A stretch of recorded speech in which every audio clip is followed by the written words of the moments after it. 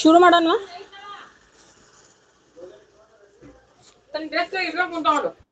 Yes madam, ಶುರು ಮಾಡಿ. ಓಂ ಶ್ರೀ ಗುರು ಬಸವಲಿಂಗಾಯ ನಮಃ.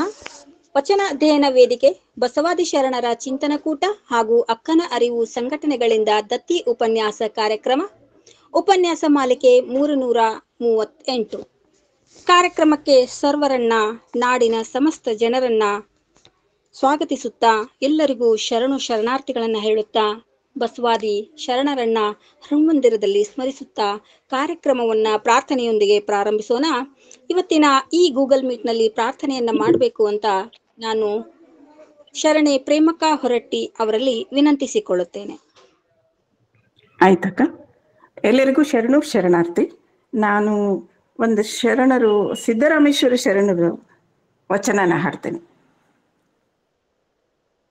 ಅಯ್ಯ ನಿಮ್ಮ ಹಾಡಿ ಹಾಡಿ ಹಂಬಲಿಸಿದೇನಯ್ಯ, ಅಯ್ಯ ನಿಮ್ಮ ಹಾಡಿ ಹಾಡಿ ಹಂಬಲಿಸಿದೇನಯ್ಯ, ನಿಮ್ಮ ಬೇಡಿ ಬೇಡಿ ಬಾಯಿ ಬೋಳಾದೆನಯ್ಯ, ನಿಮ್ಮ ಬೇಡಿ ಬೇಡಿ ಬಾಯಿ ಬೋಳಾದೆನಯ್ಯ, ಅಯ್ಯ ನಿಮ್ಮ ಹಾಡಿ ಹಾಡಿ ಹಂಬಲಿಸಿದೇನಯ್ಯ. ನುಡಿಗೆಟ್ಟ ಬ್ರಹ್ಮದಲ್ಲಿ ನಡೆದಿಹೇನೆಂದರೆ, ನುಡಿಗೆಟ್ಟ ಬ್ರಹ್ಮದಲ್ಲಿ ನಡೆದಿಹೇನೆಂದರೆ, ನುಡಿಗೆಟ್ಟ ಬ್ರಹ್ಮದಲ್ಲಿ ನಡೆದಿಹೇನೆಂದರೆ, ಎನ್ನೊಡಲಾಮಿಷ ಕಾಡುತ್ತಿದೆ ಅಯ್ಯ, ಎನ್ನೊಡಲಾಮಿಷ ಕಾಡುತ್ತಿದೆ ಅಯ್ಯ, ಮೃಡನೆ ಕಪಿಲ ಸಿದ್ಧ ಮಲ್ಲಿಕಾರ್ಜುನಯ್ಯ, ಮೃಡನೆ ಕಪಿಲ ಸಿದ್ಧ ಮಲ್ಲಿಕಾರ್ಜುನಯ್ಯ, ಇವನೆಲ್ಲವ ಮರೆತು ನಿಮ್ಮ ಭಕ್ತಿ ಕರುಣಿಸಯ್ಯ, ಇವನೆಲ್ಲವ ಮರೆತು, ಇವನೆಲ್ಲವ ಮರೆತು, ಇವನೆಲ್ಲವ ಮರೆತು ನಿಮ್ಮ ಭಕ್ತಿ ಕರುಣಿಸಯ್ಯ, ಅಯ್ಯ ನಿಮ್ಮ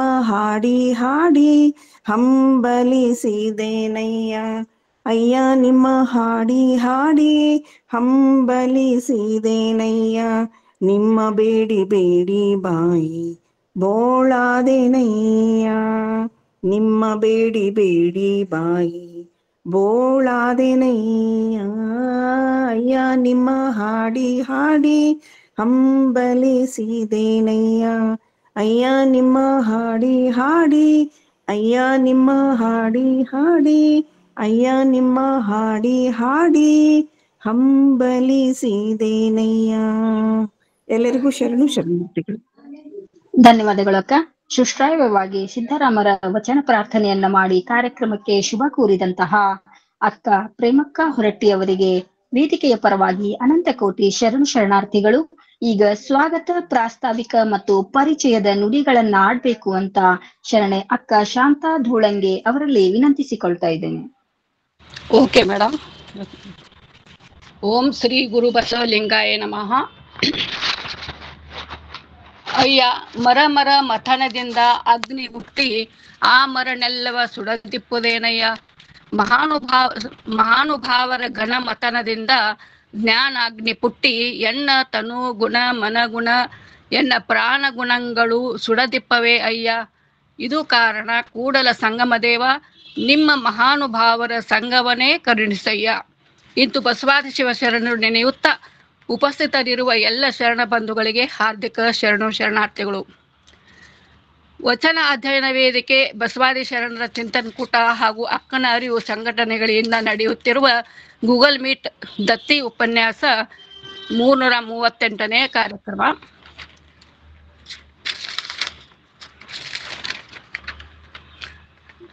ವಚನ ಅಧ್ಯಯನ ವೇದಿಕೆಯ ಪ್ರಮುಖರಾದ ಶರಣ ಡಾಕ್ಟರ್ ಶಶಿಕಾಂತ್ ಪಟ್ಟಣ್ ಸರ್, ಶರಣ ರುದ್ರಮೂರ್ತಿ ಪ್ರಭು ಸರ್ ಹಾಗೂ ಶರಣ ಕುಮಾರ್ ರಾಜಣ್ಣ ಸರ್ ಇವರೆಲ್ಲರಿಗೂ ಹಾರ್ದಿಕ ಶರಣು ಸಮರ್ಪಿಸುವೆ. ವಚನ ಅಧ್ಯಯನ ವೇದಿಕೆ ಹಾಗೂ ಅಕ್ಕನ ಅರಿವಿನ ಉಪಸ್ಥಿತರಿರುವ ಎಲ್ಲ ಶರಣು ಬಂಧುಗಳಿಗೆ ಹೃತ್ಪೂರ್ವಕ ಶರಣು ಸಮರ್ಪಿಸುವೆ ಹಾಗೂ ಸ್ವಾಗತಿಸುವೆ. ಇವತ್ತಿನ ಕಾರ್ಯಕ್ರಮವನ್ನು ಸುಮಧುರವಾದ ವಚನ ಪ್ರಾರ್ಥನೆಯೊಂದಿಗೆ ಪ್ರಾರಂಭಿಸಿದ ಶರಣೆ ಪ್ರೇಮಕ್ಕ ಹೊರಟ್ಟಿಯವರಿಗೂ ಹಾರ್ದಿಕ ಸುಸ್ವಾಗತ. ಅಂತೆ ಸುಶ್ರಾವ್ಯವಾಗಿ ವಚನ ಮಂಗಳ ಮಾಡಲಿರುವ ಶರಣೆ ಬನಶ್ರೀ ಹತ್ತಿಯವರಿಗೂ ಕೂಡ ಆತ್ಮೀಯ ಸ್ವಾಗತ ಕೋರುವೆ. ಇವತ್ತು ವಿಶೇಷ ಉಪನ್ಯಾಸ ಪರಿಸರ ಸಂರಕ್ಷಣೆ ಜಂಗಮ ಸೇವೆ ಕುರಿತು ಉಪನ್ಯಾಸ ನೀಡುವ ಶರಣೆ ಡಾಕ್ಟರ್ ಶಾರದಾಮಣಿ ಹುಣಸಾಳ್ ಇವರಿಗೂ ಆತ್ಮೀಯತೆಯ ಆದರದ ಸ್ವಾಗತ ಸುಸ್ವಾಗತ. ಮಾರ್ಗದರ್ಶನ ಮಾಡುವ ಶರಣ ಡಾಕ್ಟರ್ ಶಶಿಕಾಂತ್ ಪಟ್ಟಣ್ ಸರ್ ಮತ್ತು ಶರಣ ಸಮರ್ಪಣೆ ಮಾಡುವ ಶರಣೆ ರತ್ನಕ್ಕ ಬಿರಾದಾರ್ ಹಾಗೂ ಕಾರ್ಯಕ್ರಮ ನಿರ್ವಹಣೆ ಮಾಡುತ್ತಿರುವ ಶರಣೆ ಜಯಶ್ರೀ ಆಲೂರ್ ಅವರಿಗೂ ಹೃತ್ಪೂರ್ವಕ ಸ್ವಾಗತ ಹೇಳಿ ವೇದಿಕೆಗೆ ಬರಮಾಡಿಕೊಳ್ಳುವೆ. ಇವತ್ತಿನ ಕಾರ್ಯಕ್ರಮದ ಸಂಯೋಜಕರಾದ Sharan KB Mahadevappa, Sharan Shankar Amar Shetty, doctor GV Manjunath, Sharane Ashwini Basavaraj Patil, Sharane Shreya Potdar, Sharane Nirmala Patil ಇವರೆಲ್ಲರಿಗೂ ಆಧಾರದ ಸ್ವಾಗತದೊಂದಿಗೆ ವೇದಿಕೆ ಬರಮಾಡಿಕೊಳ್ಳುವೆ. ನಿರಂತರ ತಾಂತ್ರಿಕ ಸೇವೆಯೊಂದಿಗೆ ಕಾರ್ಯಕ್ರಮ ನಡೆಸಿಕೊಡುವ ಶರಣೆ ಡಾಕ್ಟರ್ ದಾನಮ್ಮ ಜಳಕಿ ಅವರಿಗೆ ಹಾರ್ದಿಕ ಸ್ವಾಗತ ಕೋರುವೆ. ಅದೇ ರೀತಿ ಕಾರ್ಯಕ್ರಮವನ್ನು ಸಂಘಟಿಸಿ ಮುನ್ನಡೆಸುತ್ತಿರುವ ಶರಣೆ ಪ್ರೊಫೆಸರ್ ಶಾರದಮ್ಮ ಪಾಟೀಲ್ ಮೇಟಿ, ಶರಣೆ ಗೌರಮ್ಮ ಕಾಣಾಶಿ, ಶರಣೆ ಸುಧಾ ಪಾಟೀಲ್ ಅವರಿಗೆಲ್ಲ ಆತ್ಮೀಯ ಸ್ವಾಗತ ಕೋರುವೆ. ಮತ್ತೊಮ್ಮೆ ಉಪಸ್ಥಿತರು ಎಲ್ಲ ಶರಣ ಬಂಧುಗಳಿಗೆ ಸ್ವಾಗತ ಸುಸ್ವಾಗತ. ಪ್ರಾಸ್ತಾವಿಕವಾಗಿ ಒಂದೆರಡು ನುಡಿಗಳನ್ನು ಹೇಳುವೆ. ಕಳೆದ 4-5 ವರ್ಷಗಳಿಂದ ಅವ್ಯಾಹತವಾಗಿ ನಡೆಯುತ್ತಿರುವ ಈ ಸಂಘಟನೆಯು ಎಲ್ಲರ ಅಚ್ಚುಮೆಚ್ಚಿನ ಸಂಘಟನೆ ಎಂದು ಹೇಳಲು ತುಂಬಾ ಸಂತೋಷವೆನಿಸುತ್ತದೆ. ಹಾಗೆ ಅಕ್ಕನ ಅರಿವು ಈ ಸಂಘಟನೆ ನಮಗೆಲ್ಲ 12ನೇ ಶತಮಾನದ ಬಸವಾದಿ ಶಿವಶರಣರ ಅನುಭವ ಮಂಟಪವೇ ಆಗಿರುವುದೆಂದು ಹೇಳಲು ಹರ್ಷದೊಂದಿಗೆ ಹೆಮ್ಮೆಯೂ ಎನಿಸುತ್ತದೆ. ಪ್ರತಿ ಶನಿವಾರ ರವಿವಾರ ನಡೆಯುವ ಗೂಗಲ್ ಮೀಟದಲ್ಲಿ ಶರಣ ಚಿಂತನೆ, ವಚನ ವಿಶ್ಲೇಷಣೆ, ಸಾವಿಲ್ಲದ ಶರಣರು, ಸಾಹಿತಿಗಳು, ಅಜ್ಞಾತ ಶರಣರ ಕುರಿತು ಉಪನ್ಯಾಸ, ಹೀಗೆ ಹಲವಾರು ಹೊಸ ಜ್ಞಾನ ಪಡೆದುಕೊಳ್ಳುವ ಹಾಗೂ ನಮಗೆಲ್ಲರಿಗೂ ಕೇಳುವ ಹೇಳುವ ಅವಕಾಶ ದೊರೆತದ್ದು ದೊಡ್ಡ ಭಾಗ್ಯವೇ ಸರಿ. ಶ್ರಾವಣ ಮಾಸ ಪೂರ್ತಿ ದತ್ತಿ ಉಪನ್ಯಾಸಗಳನ್ನಿಟ್ಟು ಸಾಮಾಜಿಕ, ಧಾರ್ಮಿಕ ಹಾಗೂ ಆಧ್ಯಾತ್ಮಿಕವಾಗಿ ನಿರಂತರ ಜ್ಞಾನದಾಸೋಹದ ಜೊತೆಗೆ ಅನುಭವ ಪಡೆಯುವ ಸದಾವಕಾಶ ದೇಶ ವಿದೇಶದವರಿಗೂ ಕೂಡ ಅನುವು ಮಾಡಿಕೊಟ್ಟಿರುವುದು ಈ ಮಹಾವೇದಿಕೆ. ವಚನ ಸಾಹಿತ್ಯವನ್ನು, ಕಾಯಕ ದಾಸೋಹ, ಶರಣ ಸಂಸ್ಕೃತಿಯನ್ನು ಜಗದ ಮೂಲ ಮೂಲೆಗೂ ಪ್ರಚಾರಿಸುತ್ತಲಿದೆ. ಈಗಾಗಲೇ ಈ ವೇದಿಕೆಯ ಮುಖಾಂತರ ಸಾಕಷ್ಟು ಪುಸ್ತಕಗಳನ್ನು ಪ್ರಕಟಿಸಿದ್ದಾರೆ. ಇನ್ನು ನಾವೆಲ್ಲರೂ ಬರೆದ ಶರಣರ ವಚನ ವಿಶ್ಲೇಷಣೆ, ಶರಣರ ಜೀವನ ಚರಿತ್ರೆ, ಇನ್ನೂ ಹಲವಾರು ಗ್ರಂಥಗಳು ಬಿಡುಗಡೆಯಾಗುತ್ತಲಿವೆ. ಬಹಳ ಹೆಮ್ಮೆಯ ವಿಷಯ. ಹೀಗೆ ಬಸವಾದಿ ಶರಣರ ಪ್ರಚಾರ, ತನ್ನನ್ನು ತಾನು ಅರಿಯುವ, ಜ್ಞಾನ ನೀಡುವ ಸತ್ಕಾರ್ಯ ಹಾಗೂ ಮಹತ್ ಕಾರ್ಯಗಳನ್ನು ಮಾಡುತ್ತಿರುವ ವೇದಿಕೆಯ ಅಧ್ಯಕ್ಷರಾದ ಶರಣ ಡಾಕ್ಟರ್ ಶಶಿಕಾಂತ್ ಪಟ್ಟಣ್ ಸರ್ ಅವರಿಗೆ ಎಷ್ಟು ಕೃತಜ್ಞತೆಯನ್ನು ಸಲ್ಲಿಸಿದರೂ ಸಾಲದು. ಹಾಗೆ ಇಂಥ ವೈವಿಧ್ಯಮಯವಾದ ಕಾರ್ಯಕ್ರಮಗಳನ್ನು ಮಾಡುತ್ತಾ ಈ ವೇದಿಕೆಯನ್ನು ಉನ್ನತ ಸ್ಥಾನಕ್ಕೆ ಕೊಂಡು ಹೋಗುತ್ತಿರುವ ಅಕ್ಕನ ಅರಿವಿನ ರೂವಾರಿಗಳಾದ ಶರಣ ಡಾಕ್ಟರ್ ಶಶಿಕಾಂತ್ ಪಟ್ಟಣ್ ಸರ್ ಅವರಿಗೆ ನಮ್ಮೆಲ್ಲರ ಪರವಾಗಿ ಆತ್ಮೀಯ ಆದರದ ಧನ್ಯವಾದ ಹೇಳುತ್ತಾ ಈ ವೇದಿಕೆಯು ಮುಗಿಲೆತ್ತರಕ್ಕೆ ಬೆಳೆಯಲೆಂದು ಆಶಿಸುವೆ. ಈಗ ಇವತ್ತಿನ ಉಪನ್ಯಾಸಕರ ಪರಿಚಯ. ಶರಣೆ ಡಾಕ್ಟರ್ ಶಾರದಾಮಣಿ ಹುಣಸಾಳ್ ಇವರು ಬಸವಾದಿ ಶರಣರ ಚಿಂತನ ಕೂಟ ವೇದಿಕೆಯ ಸದಸ್ಯರು ಹಾಗೂ ಅಕ್ಕನವರು ಗ್ರೂಪಿನ ಸದಸ್ಯರಿರುವರು. ವಿಜಯಪುರದ ಅಂಜುಮನ್ ಶಿಕ್ಷಣ ಮಹಾವಿದ್ಯಾಲಯದಲ್ಲಿ ಪ್ರಾಚಾರ್ಯರಿರುವರು. ಇವರು ತಮ್ಮ ಪರಿಚಯ ಸಂಕ್ಷಿಪ್ತವಾಗಿರಲಿ ಎಂದು ಆಶಿಸಿ ಇಷ್ಟೇ ಇರಲಿ ಎಂದು ತಿಳಿಸಿದ್ದಾರೆ. ಇವರು ವೇದಿಕೆಗೆ ಚಿರಪರಿಚಿತರು, ಶಾಂತ ಹಾಗೂ ಮೃದು ಸ್ವಭಾವದವರು. ಅವರಿಗೆ ಕೊಟ್ಟ ಯಾವುದೇ ಕಾರ್ಯವಾಗಿರಲಿ ಅಚ್ಚುಕಟ್ಟಾಗಿ ಮಾಡಿಯೂ ಮಾಡದಂತೆ ಸಹಜವಾಗಿ ನಿರ್ವಹಿಸುತ್ತಿದ್ದಾರೆ. ಇದು ಹೆಮ್ಮೆಯ ವಿಷಯ. ಸಾಹಿತ್ಯಿಕ, ಸಾಮಾಜಿಕ, ಧಾರ್ಮಿಕ ಕಾರ್ಯಗಳಲ್ಲಿ ಸದಾ ನಿರತರಾಗಿರುವರೆಂದು ಹೇಳಿ ಡಾಕ್ಟರ್ ಶಾರದಾಮಣಿ ಹುಣಸಾಳ್ ಮೇಡಮ್ ಅವರಿಗೆ ವೇದಿಕೆಗೆ ಆದರ ಸ್ವಾಗತ ಕೋರುವೆ. ಇವತ್ತು ಸ್ವಾಗತ, ಪ್ರಾಸ್ತಾವಿಕ ಹಾಗೂ ಪರಿಚಯ ಮಾಡಿಕೊಡುವ ಸೇವೆಗೆ ಅವಕಾಶ ಕೊಟ್ಟಿರುವ ವೇದಿಕೆಯ ಸಂಘಟನೆಗೆ ಧನ್ಯವಾದಗಳು. ಸರ್ವರಿಗೂ ಶರಣು ಶರಣಾರ್ಥಿಗಳು. ಜೈ ಗುರು ಬಸವ. ಶರಣೆ ಶಾಂತಾ ಧೂಳಂಗೆ ಅವರಿಗೆ ವೇದಿಕೆ ಪರವಾಗಿ ಅನಂತ ಕೋಟಿ ಶರಣಾರ್ಥಿಗಳು. ಈಗ ನೇರವಾಗಿ ಉಪನ್ಯಾಸಕ್ಕೆ ತೆರಳೋಣ. ನಾವು ಕಿವಿಯಾಗೋಣ ಆ ಉಪನ್ಯಾಸಕ್ಕೆ ಅಂತ ಹೇಳ್ತಾ, ಪರಿಸರ ಸಂರಕ್ಷಣೆ ಜಂಗಮ ಸೇವೆ, ಡಾಕ್ಟರ್ ಶಾರದಾಮಣಿ ಹುಣಶಾ, ಪ್ರಾಚಾರ್ಯರು, ಅಂಜುಮನ್ ಶಿಕ್ಷಣ ಮಹಾವಿದ್ಯಾಲಯ ವಿಜಯಪುರ ಇವರಿಂದ. ಎಲ್ಲರಿಗೂ ಶರಣಾರ್ಥಿಗಳು. ತಾಳಮಾನ ಸರಿಸವನರಿಯೇ, ಓಜ ಬಜಾವಣೆಯ ಲೆಕ್ಕವನರಿಯೇ, ಅಮೃತಗಣ ದೇವಗಣವನರಿಯೇ, ಕೂಡಲ ಸಂಗಮ ದೇವ ನಿನಗೆ ಕೇಳಿಲ್ಲವಾಗಿ ಆನು ಒಲಿದಂತೆ ಹಾಡುವೆ. ಎಲ್ಲರಿಗೂ ಭಕ್ತಿಯ ಪ್ರಣಾಮಗಳು. ಬಸವಾದಿ ಶಿವಶರಣರನ್ನ ಹರಿನ್ಮಂದಿರದಿ ಸ್ಮರಿಸುತ್ತಾ, ವಚನ ಅಧ್ಯಯನ ವೇದಿಕೆ, ಬಸವಾದಿ ಶರಣರ ಚಿಂತನಕೂಟ ಹಾಗೂ ಅಕ್ಕನ ಅರಿವು ಸಂಘಟನೆಗಳಿಂದ ಹಮ್ಮಿಕೊಂಡ 338ನೇ ದತ್ತಿ ಉಪನ್ಯಾಸ ಮಾಲಿಕೆ.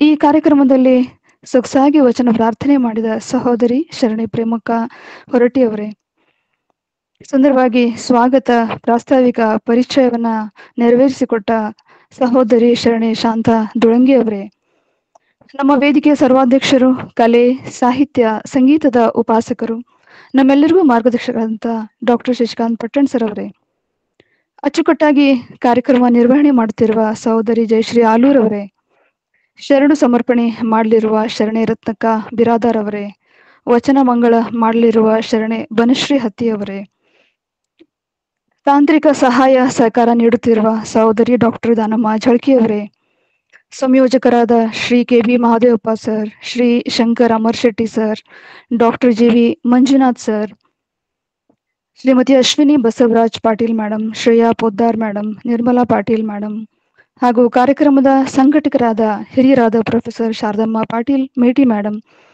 ಶರಣಿ ಗೌರಮ್ಮ ನಾಶಿ ಮೇಡಮ್ ಅವರೇ, ಶರಣಿ ಸುಧಾ ಪಾಟೀಲ್ ಅವರೇ, ಹಾಗೂ ಇಲ್ಲಿ ಪಾಲ್ಗೊಂಡ ಎಲ್ಲ ಬಸವ ಭಕ್ತರೇ, ತಮ್ಮೆಲ್ಲರಿಗೂ ಬಸವ ಜನ್ಮಭೂಮಿ ವಿಜಯಪುರದಿಂದ ಡಾಕ್ಟರ್ ಶಾರದಾಮಣಿ ಹುಣಶಾಳ್ ಮಾಡುವ ಅನಂತ ಭಕ್ತಿಯ ಶರಣಾರ್ಥಿಗಳು. ಇವತ್ತು ನನಗೆ ಕೊಟ್ಟಂಥ ಉಪನ್ಯಾಸ ಶೀರ್ಷಿಕೆ ಪರಿಸರ ಸಂರಕ್ಷಣೆ ಜಂಗಮ ಸೇವೆ. ಇಲ್ಲಿ ಭಾಗವಹಿಸಿದಂಥ ಎಲ್ಲ ಶರಣು ಬಂಧುಗಳಿಗೆ ಮತ್ತೊಮ್ಮೆ ಶರಣಾರ್ಥಿಗಳನ್ನ ತಿಳಿಸ್ತಾ,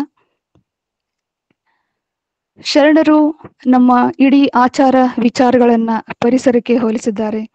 ಪರಿಸರದ ಪ್ರತಿಯೊಂದು ಅಂಶವನ್ನ ತಮ್ಮ ವಚನಗಳಲ್ಲಿ ಹಿಡಿದಿಡುವಂತಹ ಒಂದು ಪ್ರಯತ್ನವನ್ನ ಮಾಡಿದ್ದಾರೆ. ಸುಮಾರು 800 ವರ್ಷಗಳ ಹಿಂದೆ ನಾಡಿನಲ್ಲಿ ನಡೆದಂತಹ ಶರಣರ ಒಂದು ಚಳುವಳಿಯನ್ನ ಕೇವಲ ಸಾಮಾಜಿಕ ಧಾರ್ಮಿಕ ಆಯಾಮಕ್ಕೆ ಮಾತ್ರ ಸೀಮಿತಗೊಳಿಸದೆ, ಅದನ್ನ ಇಂದು ನಡೆಯುತ್ತಿರುವಂತಹ ಅನೇಕ ಪ್ರಚಲಿತ ಗಂಭೀರ ಸಮಸ್ಯೆಗಳಿಗೂ ಕೂಡ ಅದನ್ನು ಸ್ಪಂದಿಸುವಂತೆ ಮಾಡಲು ಸಾಧ್ಯ ಆಗಿದೆ. 12ನೇ ಶತಮಾನದ ವಚನಕಾರರು ವರ್ಗ ವರ್ಣ ಲಿಂಗಭೇದ ಹೋಗಲಾಡಿಸಿ ದೀನ ದಲಿತರಿಗೆ ಆಶಾಕಿರಣವಾಗಿ ನವ ಸಮಾಜವನ್ನ ನಿರ್ಮಿಸಿದ್ದಾರೆ. ಆತ್ಮವಿಶ್ವಾಸವನ್ನ ಮೂಡಿಸುವ ದೆಸೆಯಲ್ಲಿ ಜನಮಾನಸದ ಸಂಗಾತಿಗಳಾಗಿ ಕಾರ್ಯನಿರ್ವಹಿಸಿದ್ದಾರೆ. ಅವರು ರಚಿಸಿದ ವಚನಗಳು ಕನ್ನಡ ಪರಂಪರೆಯ ಅಪೂರ್ವ ಸಾಹಿತ್ಯಿಕ, ಸಾಂಸ್ಕೃತಿಕ, ಆಧ್ಯಾತ್ಮಿಕ ಸಂಪತ್ತು ಎಂದು ಹೇಳಿದ್ರೆ ತಪ್ಪಾಗದು.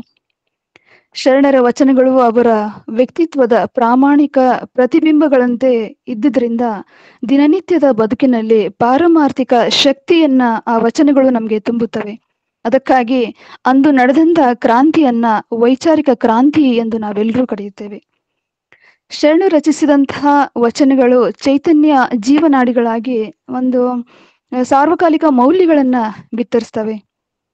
ಇವೆಲ್ಲದರ ಪರಿಣಾಮವಾಗಿ ಇಂದು ಪರಿಪೂರ್ಣ ಆದರ್ಶ ಸಮಾಜ ಕನಸನ್ನ ಕೂಡ ಅಂದಿನಿಂದ ಇಂದಿನವರೆಗೆ ನಾವೆಲ್ಲರೂ ಕಾಣ್ತಾ ಇದ್ದೇವೆ.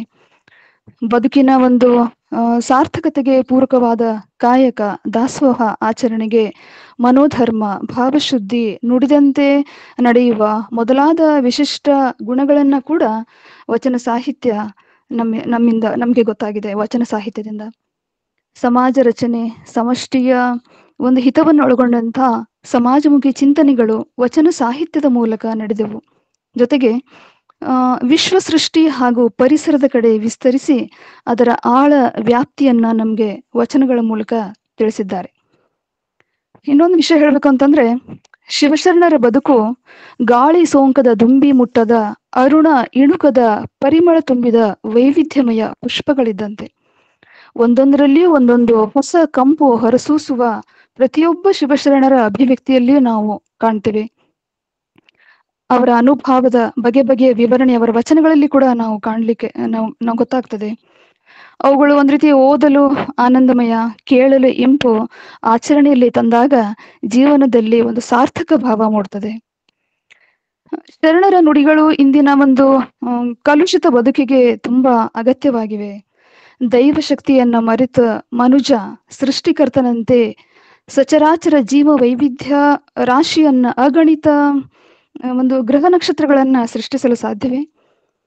ಸೃಷ್ಟಿಕರ್ತನಿಗೆ ಮನಸ್ಸು ತುಂಬಿ ಭಕ್ತಿಯಿಂದ ಆರಾಧಿಸುವುದು ಜೀವನದಲ್ಲಿ ಇಂದು ತುಂಬಾ ಅಗತ್ಯವಿದೆ.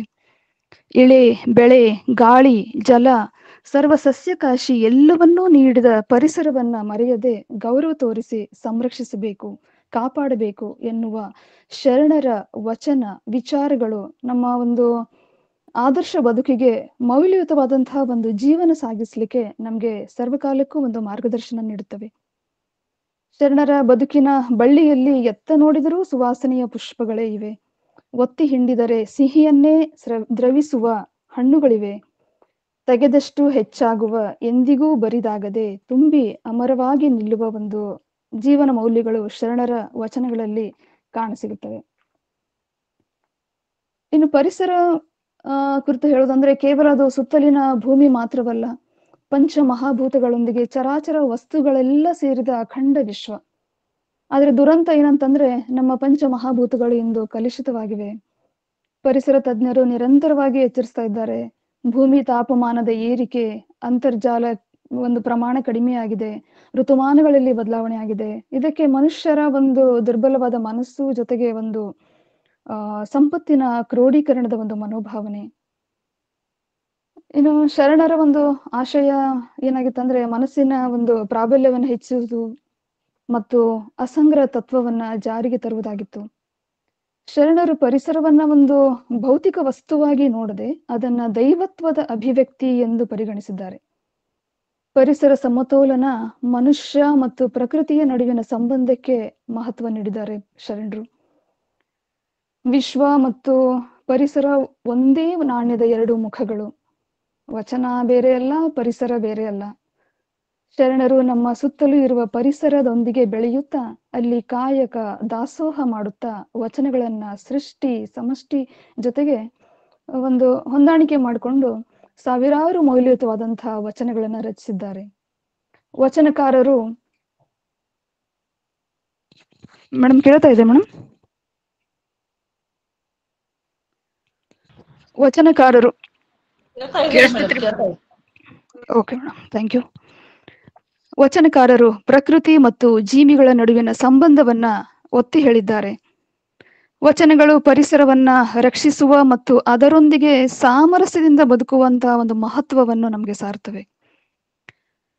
ಒಂದು ತುಂಬಾ ಇಷ್ಟವಾದಂತಹ ವಚನ, ಬೀಜದಿಂದ ಹಣ್ಣಿನವರೆಗೆ ವಿಕಾಸ ಹೊಂದುವ ಮರದ ಪ್ರತಿಮೆಯ ಮೂಲಕ ಲಿಂಗ ಭಕ್ತಿ ವೃಕ್ಷದ ಕಥನ ಬಸವಣ್ಣವರ ಈ ಒಂದು ಸುಂದರ ವಚನದಲ್ಲಿದೆ.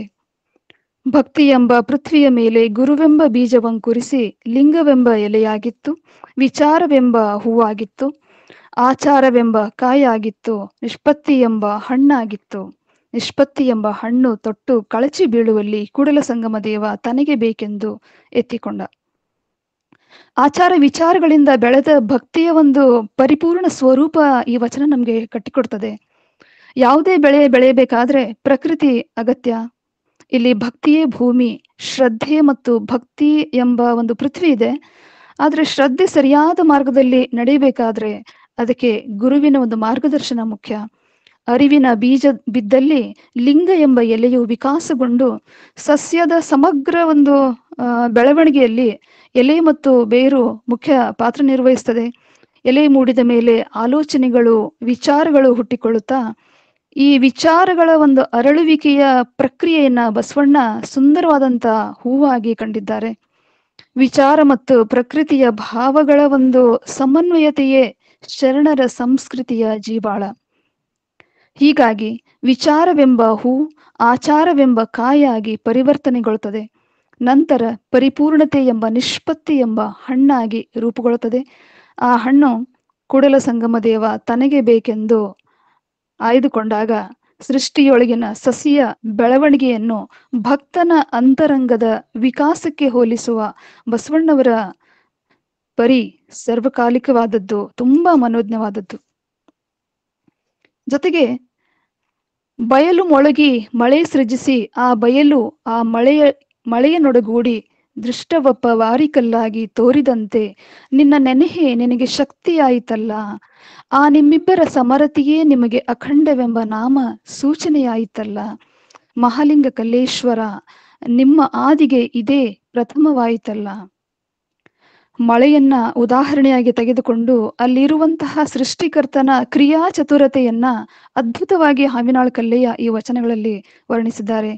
ಗುಡುಗು ಸಿಡಿಲು ಮೊಳಗಿ ಗಾಳಿ ಬಿರುಗಾಳಿ ಬೀಸಿ ಪ್ರಕೃತಿಯಲ್ಲಿ ಉಂಟಾಗುವ ಜಲಚಕ್ರದ ಕುರಿತು ಶರಣರು ಈ ಎಲ್ಲ ನಮ್ಮ ವೈಜ್ಞಾನಿಕ ಆವಿಷ್ಕಾರಗಳಿಗಿಂತ ಮುಂಚೆನೆ ಅವರು ಕಂಡುಕೊಂಡಿದ್ರು.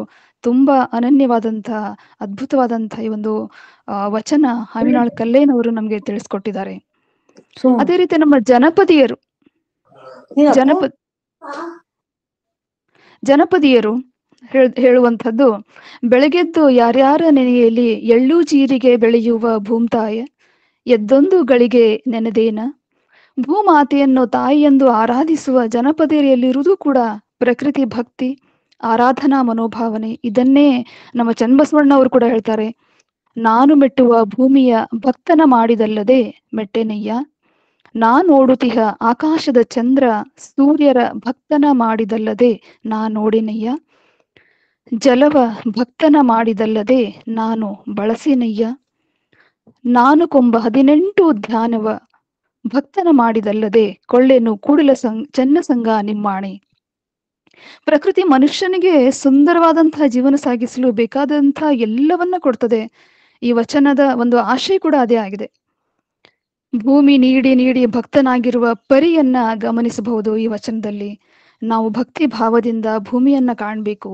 ಆಕಾಶದಲ್ಲಿರುವ ಸೂರ್ಯ ಚಂದ್ರರು, ಬೇಸಾಯಕ್ಕೆ ಬಳಸುವ ನೀರು, ಬೆಳೆದ ಬೆಳೆ ಕೊಳ್ಳುವ ಬಗೆ, ಅಗ್ನಿ ವಾಯು ಪೃಥ್ವಿ ಎಲ್ಲವನ್ನೂ ನಾವು ಅತ್ಯಂತ ಭಕ್ತಿ ಗೌರವದಿಂದ ಕಾಣಬೇಕು ಅಂತ ಇಲ್ಲಿ ತಮ್ಮ ವಚನಗಳ ಮೂಲಕ ನಮ್ಗೆ ಗೊತ್ತಾಗ್ತದೆ. ಅದೇ ರೀತಿ ಜೇಡ್ರ ದಾಸಿಮಯ್ಯ ಅವರು ಕೂಡ ಸರ್ವಸ್ವೂ ಕೂಡ ಪ್ರಕೃತಿಗೆ ಅರ್ಪಿತ ಅಂತ ಹೇಳ್ತಾರೆ. ಎಳೆ ನಿಮ್ಮ ದಾನ ಬೆಳೆ ನಿಮ್ಮ ದಾನ, ಸುಳಿದು ಬೀಸುವ ಗಾಳಿ ಅದು ನಿಮ್ಮ ದಾನ. ನಿಮ್ಮ ದಾನವನ್ನುಂಡು ಅನ್ಯರ ಹೊಗಳುವ ಕುನ್ನಿಗಳ ನೇನೆಂಬೆ ರಾಮನಾಥ. ಈ ವಚನದಲ್ಲಿ ಮಾನವನ ಒಂದು ಸ್ವಾರ್ಥಪರ ದೃಷ್ಟಿಕೋನ ಮತ್ತು ಕೃತಜ್ಞತೆ, ನಮ್ರತೆ ಮತ್ತು ಒಂದು ಪ್ರಕೃತಿಯ ಒಂದು ಆರಾಧನೆಯ ಮಹತ್ವವನ್ನ ನಮ್ಗೆ ತಿಳಿಸ್ಕೊಡ್ತದೆ. ನಾವು ಪರಿಸರದಿಂದ ಪಡೆದ ಅನುಗ್ರಹಗಳನ್ನ ಗುರುತಿಸುವ ಮತ್ತು ಕೃತಜ್ಞತಾ ಭಾವವನ್ನ ಕುರಿತು ಕೂಡ ನಮ್ಗೆ ಗೊತ್ತಾಗ್ತದೆ. ಇಲ್ಲಿ ಯಾವುದೇ ಪ್ರಕೃತಿ ನಿರ್ಮಿತ ವಸ್ತುವನ್ನ ಉಪಯೋಗಿಸಲು ಬಂದವರು ಹೊರತು ದಾನವನ್ನ ಕೊಡುವಷ್ಟು ದೊಡ್ಡವರಲ್ಲ.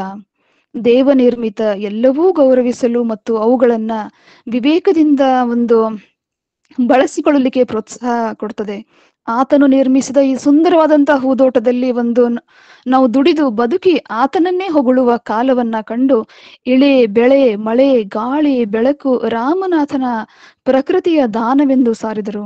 ದಾಸಿಮಯ್ಯ ಪ್ರಕೃತಿಯ ಅತ್ಯಂತ ಧನ್ಯತಾ ಭಾವದಿಂದ ಕಾಣ್ಬೇಕು ಅಂತ ತಮ್ಮ ವಚನದ ಮೂಲಕ ನಮ್ಗೆ ಹೇಳ್ತಾರೆ. ಜೊತೆಗೆ ಅಕ್ಕ ಮಹಾದೇವಿ ಅವ್ರ ಬಗ್ಗೆ ಬಹಳ ಸುಂದರವಾಗಿ ತಮ್ಮ ವಚನಗಳಲ್ಲಿ ಹೇಳ್ತಾರೆ. ಅವರು ಅಕ್ಕನ ಭಾವದಲ್ಲಿ ಕೂಡ ಈ ಪ್ರಕೃತಿಯ ಕಣ ಕಣವು ಜೀವಂತಿಕೆಯಿಂದ ತುಂಬಿದೆ. ಅದಕ್ಕಾಗಿ ತನ್ನ ಚೆನ್ನಮಲ್ಲಿಕಾರ್ಜುನನ ಹುಡುಕಾಟದಲ್ಲಿ ತನ್ನ ಸುತ್ತಮುತ್ತಲೂ ಆವರಿಸಿರುವ ಇಡೀ ಪ್ರಕೃತಿಯ ಮೊರೆ ಹೋಗ್ತಾಳೆ. ಒಬ್ಬಂಟಿಯಾಗಿ ಕಾನನದಲ್ಲಿ ಆಕೆ ಹೊರಟಾಗ ಇವರೆಲ್ಲರೂ ಅವಳಿಗೆ ಅತ್ಯಂತ ಆತ್ಮೀಯ ಸಂಗಾತಿಗಳಾಗಿದ್ರು. ವನದಲ್ಲಿರುವ ಪಶು ಪಕ್ಷಿ ಗಿಡ ಮರ ಬಳ್ಳಿಗಳನ್ನ ಕರುಳು ಬಗೆದು ಅತ್ಯಂತ ವಿನಯತೆಯಿಂದ ನಿವೇದಿಸ್ಕೊಳ್ತಾಳೆ. ಮೇಲ್ನೋಟಕ್ಕೆ ಅದು ಒಂದು ಬಾಹ್ಯ ಹುಡುಕಾಟ ಅಂತ ಅನಿಸಿದ್ರು ಅಲ್ಲಿ ಆಂತರಿಕ ಹುಡುಕಾಟವನ್ನ ನಾವು ಗಮನಿಸುವಂಥದ್ದು. ಅಳಿ ಸಂಕುಲವೇ ಮಾಮರವೇ ಬೆಳದಿಂಗಳೇ ಕೋಗಿಲೆಯೇ ನಿಮ್ಮೆಲ್ಲರನ್ನೂ ಒಂದು ಬೇಡುವೆನು ಎನ್ನೊಡೆಯ ಚೆನ್ನಮಲ್ಲಿಕಾರ್ಜುನ ದೇವ ಕಂಡೆಡೆ ಕರೆದು ತೋರಿರೆ. ಮಧುವಿಗಾಗಿ ಹಾರುತ್ತಾ ಝೇಂಕರಿಸುತ್ತಾ ಸುತ್ತುತ್ತಿರುವ ದುಂಬಿಗಳನ್ನ ಮಾವಿನ ಮರವನ್ನ ಬಳಕುವ ತರುಲತೆಗಳನ್ನ ಜೀವ ಜಗತ್ತಿಗೆ ಒಂದು ಬೆಳಕು ಕೊಡುವ ಚಂದ್ರನನ್ನ ಮಧುಮಧುರವಾಗಿ ಹಾಡುವ ಕೋಗಿಲೆಯನ್ನು ಅಕ್ಕ ನಿವೇದಿಸ್ಕೊಳ್ತಾಳೆ. ಬಹಳ ಸುಂದರವಾದಂಥ ಈ ವಚನ. ಜೊತೆಗೆ ಅಲ್ಲಮರು ಕೂಡ ತಮ್ಮ ವಚನದ ಮೂಲಕ ಹೇಳ್ತಾರೆ, ಎತ್ತಣ ಮಾಮರ ಎತ್ತಣ ಕೋಗಿಲೆ ಎತ್ತಣಿಂದೆತ್ತ ಸಂಬಂಧವಯ್ಯ, ಬೆಟ್ಟದ ಮೇಲಿನ ನೆಲ್ಲಿಯ ಕಾಯಿ ಸಮುದ್ರದೊಳಗಿನ ಉಪ್ಪಿನ ಎತ್ತಣಿಂದೆತ್ತ ಸಂಬಂಧವಯ್ಯ, ಗುಹೇಶ್ವರ ಲಿಂಗಕ್ಕೂ ಯಮಗೂ ಎತ್ತಣಿಂದೆತ್ತ ಸಂಬಂಧವಯ್ಯ. ಬಹಳ ಸುಂದರವಾಗಿ ಅಲ್ಲಮ ಪ್ರಭುಗಳು ತಮ್ಮ ವಚನಗಳಲ್ಲಿ ಪ್ರಕೃತಿ ಮಾತೆಯನ್ನ ಆರಾಧನೆ ಮಾಡ್ತಾ, ಪ್ರಕೃತಿ ಮಾತೆಯಲ್ಲಿ ನಮ್ಗೆ ಕಾಣಸಿಗುವ ಮಾವು ಮತ್ತು ಕೋಗಿಲೆ, ನೆಲ್ಲಿಕಾಯಿ ಮತ್ತು ಉಪ್ಪು ಇವುಗಳ ಸಂಬಂಧ ಯಾವ ರೀತಿ ಸಹಜವಾಗಿದೆಯಲ್ಲ, ಅದೇ ರೀತಿ ಗುಹೇಶ್ವರ ಮತ್ತು ನಮ್ಮ ನಡುವಿನ ಒಂದು ಬಾಂಧವ್ಯ. ವಸಂತ ಋತುವಿನಲ್ಲಿ ಬರುವ ಫಲ ಮಾವಿಗೂ ಕೋಗಿಲೆಯ ಸಂತಸದ ಕುಹು ಕುಹು ಗಾನಕ್ಕೂ ಇರುವ ಒಂದು ಅವಿನಾಭಾವ ಸಖ್ಯ. ಅದೇ ರೀತಿ ಎಲ್ಲೋ ದೂರದ ಬೆಟ್ಟದಲ್ಲಿ ಬೆಳೆಯುವ ನೆಲ್ಲಿಕಾಯಿಗೂ ಒಂದು ಸಮುದ್ರದಲ್ಲಿ ಒಂದು ಸಂಸ್ಕರಣೆಗೂ ಮುನ್ನ ಅಡಗಿರುವ ಉಪ್ಪಿಗೂ ಇರುವಂತಹ ಒಂದು ನಂಟು, ಅದೇ ಮನುಷ್ಯನಿಗೂ ಗುಹೇಶ್ವರನಿಗೂ ಇರುವಂತಹ ಅವಿನಾಭಾವ ಸಂಬಂಧ. ಅದೇ ವಿನೂತನ ಅರಿವಿನ ಒಂದು ಪಥ. ಸೃಷ್ಟಿಯ ಒಂದು ಆರಂಭದಿಂದಲೂ ಪ್ರಕೃತಿ ತನ್ನ ಕೊಡುಗೆಯನ್ನು ಬಹಳ ಹೇರಳವಾಗಿ ನೀಡುತ್ತಲೇ ಬಂದಿದ್ದಾಳೆ. ಅದರೊಳಗಿನ ವಿಸ್ಮಯವನ್ನ ಕೌತುಕವಾಗಿ ಕಾಣುವ ಒಂದು ರೀತಿ, ಪ್ರಶ್ನಿಸುವ ರೀತಿ, ಚನ್ನಮಲ್ಲಿಕಾರ್ಜುನನ ಪರಿಯನ್ನ ಕಂಡುಕೊಳ್ತಾಳೆ ನಮ್ಮ ಅಕ್ಕ ಮಹಾದೇವಿ. ಇಳೆನೆಂಬೆ ಮಾವು ಮಾದಲಕ್ಕೆ ಹುಳಿ ನೀರೆರೆದವರಾರಯ್ಯ, ಕಬ್ಬು ಬಾಳೆ ಹಲಸು ನಾರಿವಾಳಕ್ಕೆ ಸಿಹಿ ನೀರೆರೆದವರಾರಯ್ಯ, ಕಳವೆ ರಾಜಾನ್ನ ಶಾಲೆಯನ್ನಕ್ಕೆ ಓಗರದ ಉದಕವನೆರೆದವರಾರಯ್ಯ, ಮರುಗ ಮಲ್ಲಿಗೆ ಪಚ್ಚೆ ಮಾಡಿವಾಳಕ್ಕೆ ಪರಿಮಳದುದಕವನೆರೆದವರಾರಯ್ಯ, ಇಂತಿ ಜಲವೊಂದೇ ನೆಲವೊಂದೇ ಆಕಾಶವೊಂದೇ ಒಂದೇ ಜಲವು ಹಲವು ದ್ರವ್ಯಗಳು ಕೂಡಿ ತನ್ನ ಪರಿ ಬೇರಾಗಿಯ ಹಾಗೆ, ಎನ್ನ ದೇವ ಚನ್ನಮಲ್ಲಿಕಾರ್ಜುನನಯ್ಯು ಹಲವು ಜಗಂಗಳ ಕೂಡಿಕೊಂಡಿರ್ದಡೇನು ತನ್ನ ಪರಿ ಬೇರೆ. ಬಹಳ ಸುಂದರವಾದಂತಹ ವಚನ. ಅಕ್ಕ ಮಹಾದೇವಿ ಪ್ರಕೃತಿಯಲ್ಲಿ ಅಡಗಿರುವ ರುಚಿಯ ಒಂದು ವಿಸ್ಮಯವನ್ನ ಅಕ್ಕನ ವಚನ ಬಹಳ ಸುಂದರವಾಗಿ ಸೊಗಸಾಗಿ ಅನಾವರಣ ಮಾಡಿಕೊಡ್ತಾರೆ.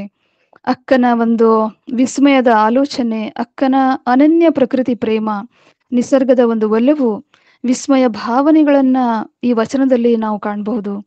ಅದೇ ವಿಸ್ಮಯದ ಸಂಗತಿಗಳೊಳಗೆ ತನ್ನ ಆರಾಧ್ಯ ದೇವ ಚನ್ನಮಲ್ಲಿಕಾರ್ಜುನನನ್ನ ಅರಸುವ, ಅರಿಯುವ, ಕಾಣುವ ಹಂತದವರೆಗೂ ಕೂಡ ತಲುಪ್ತಾಳೆ.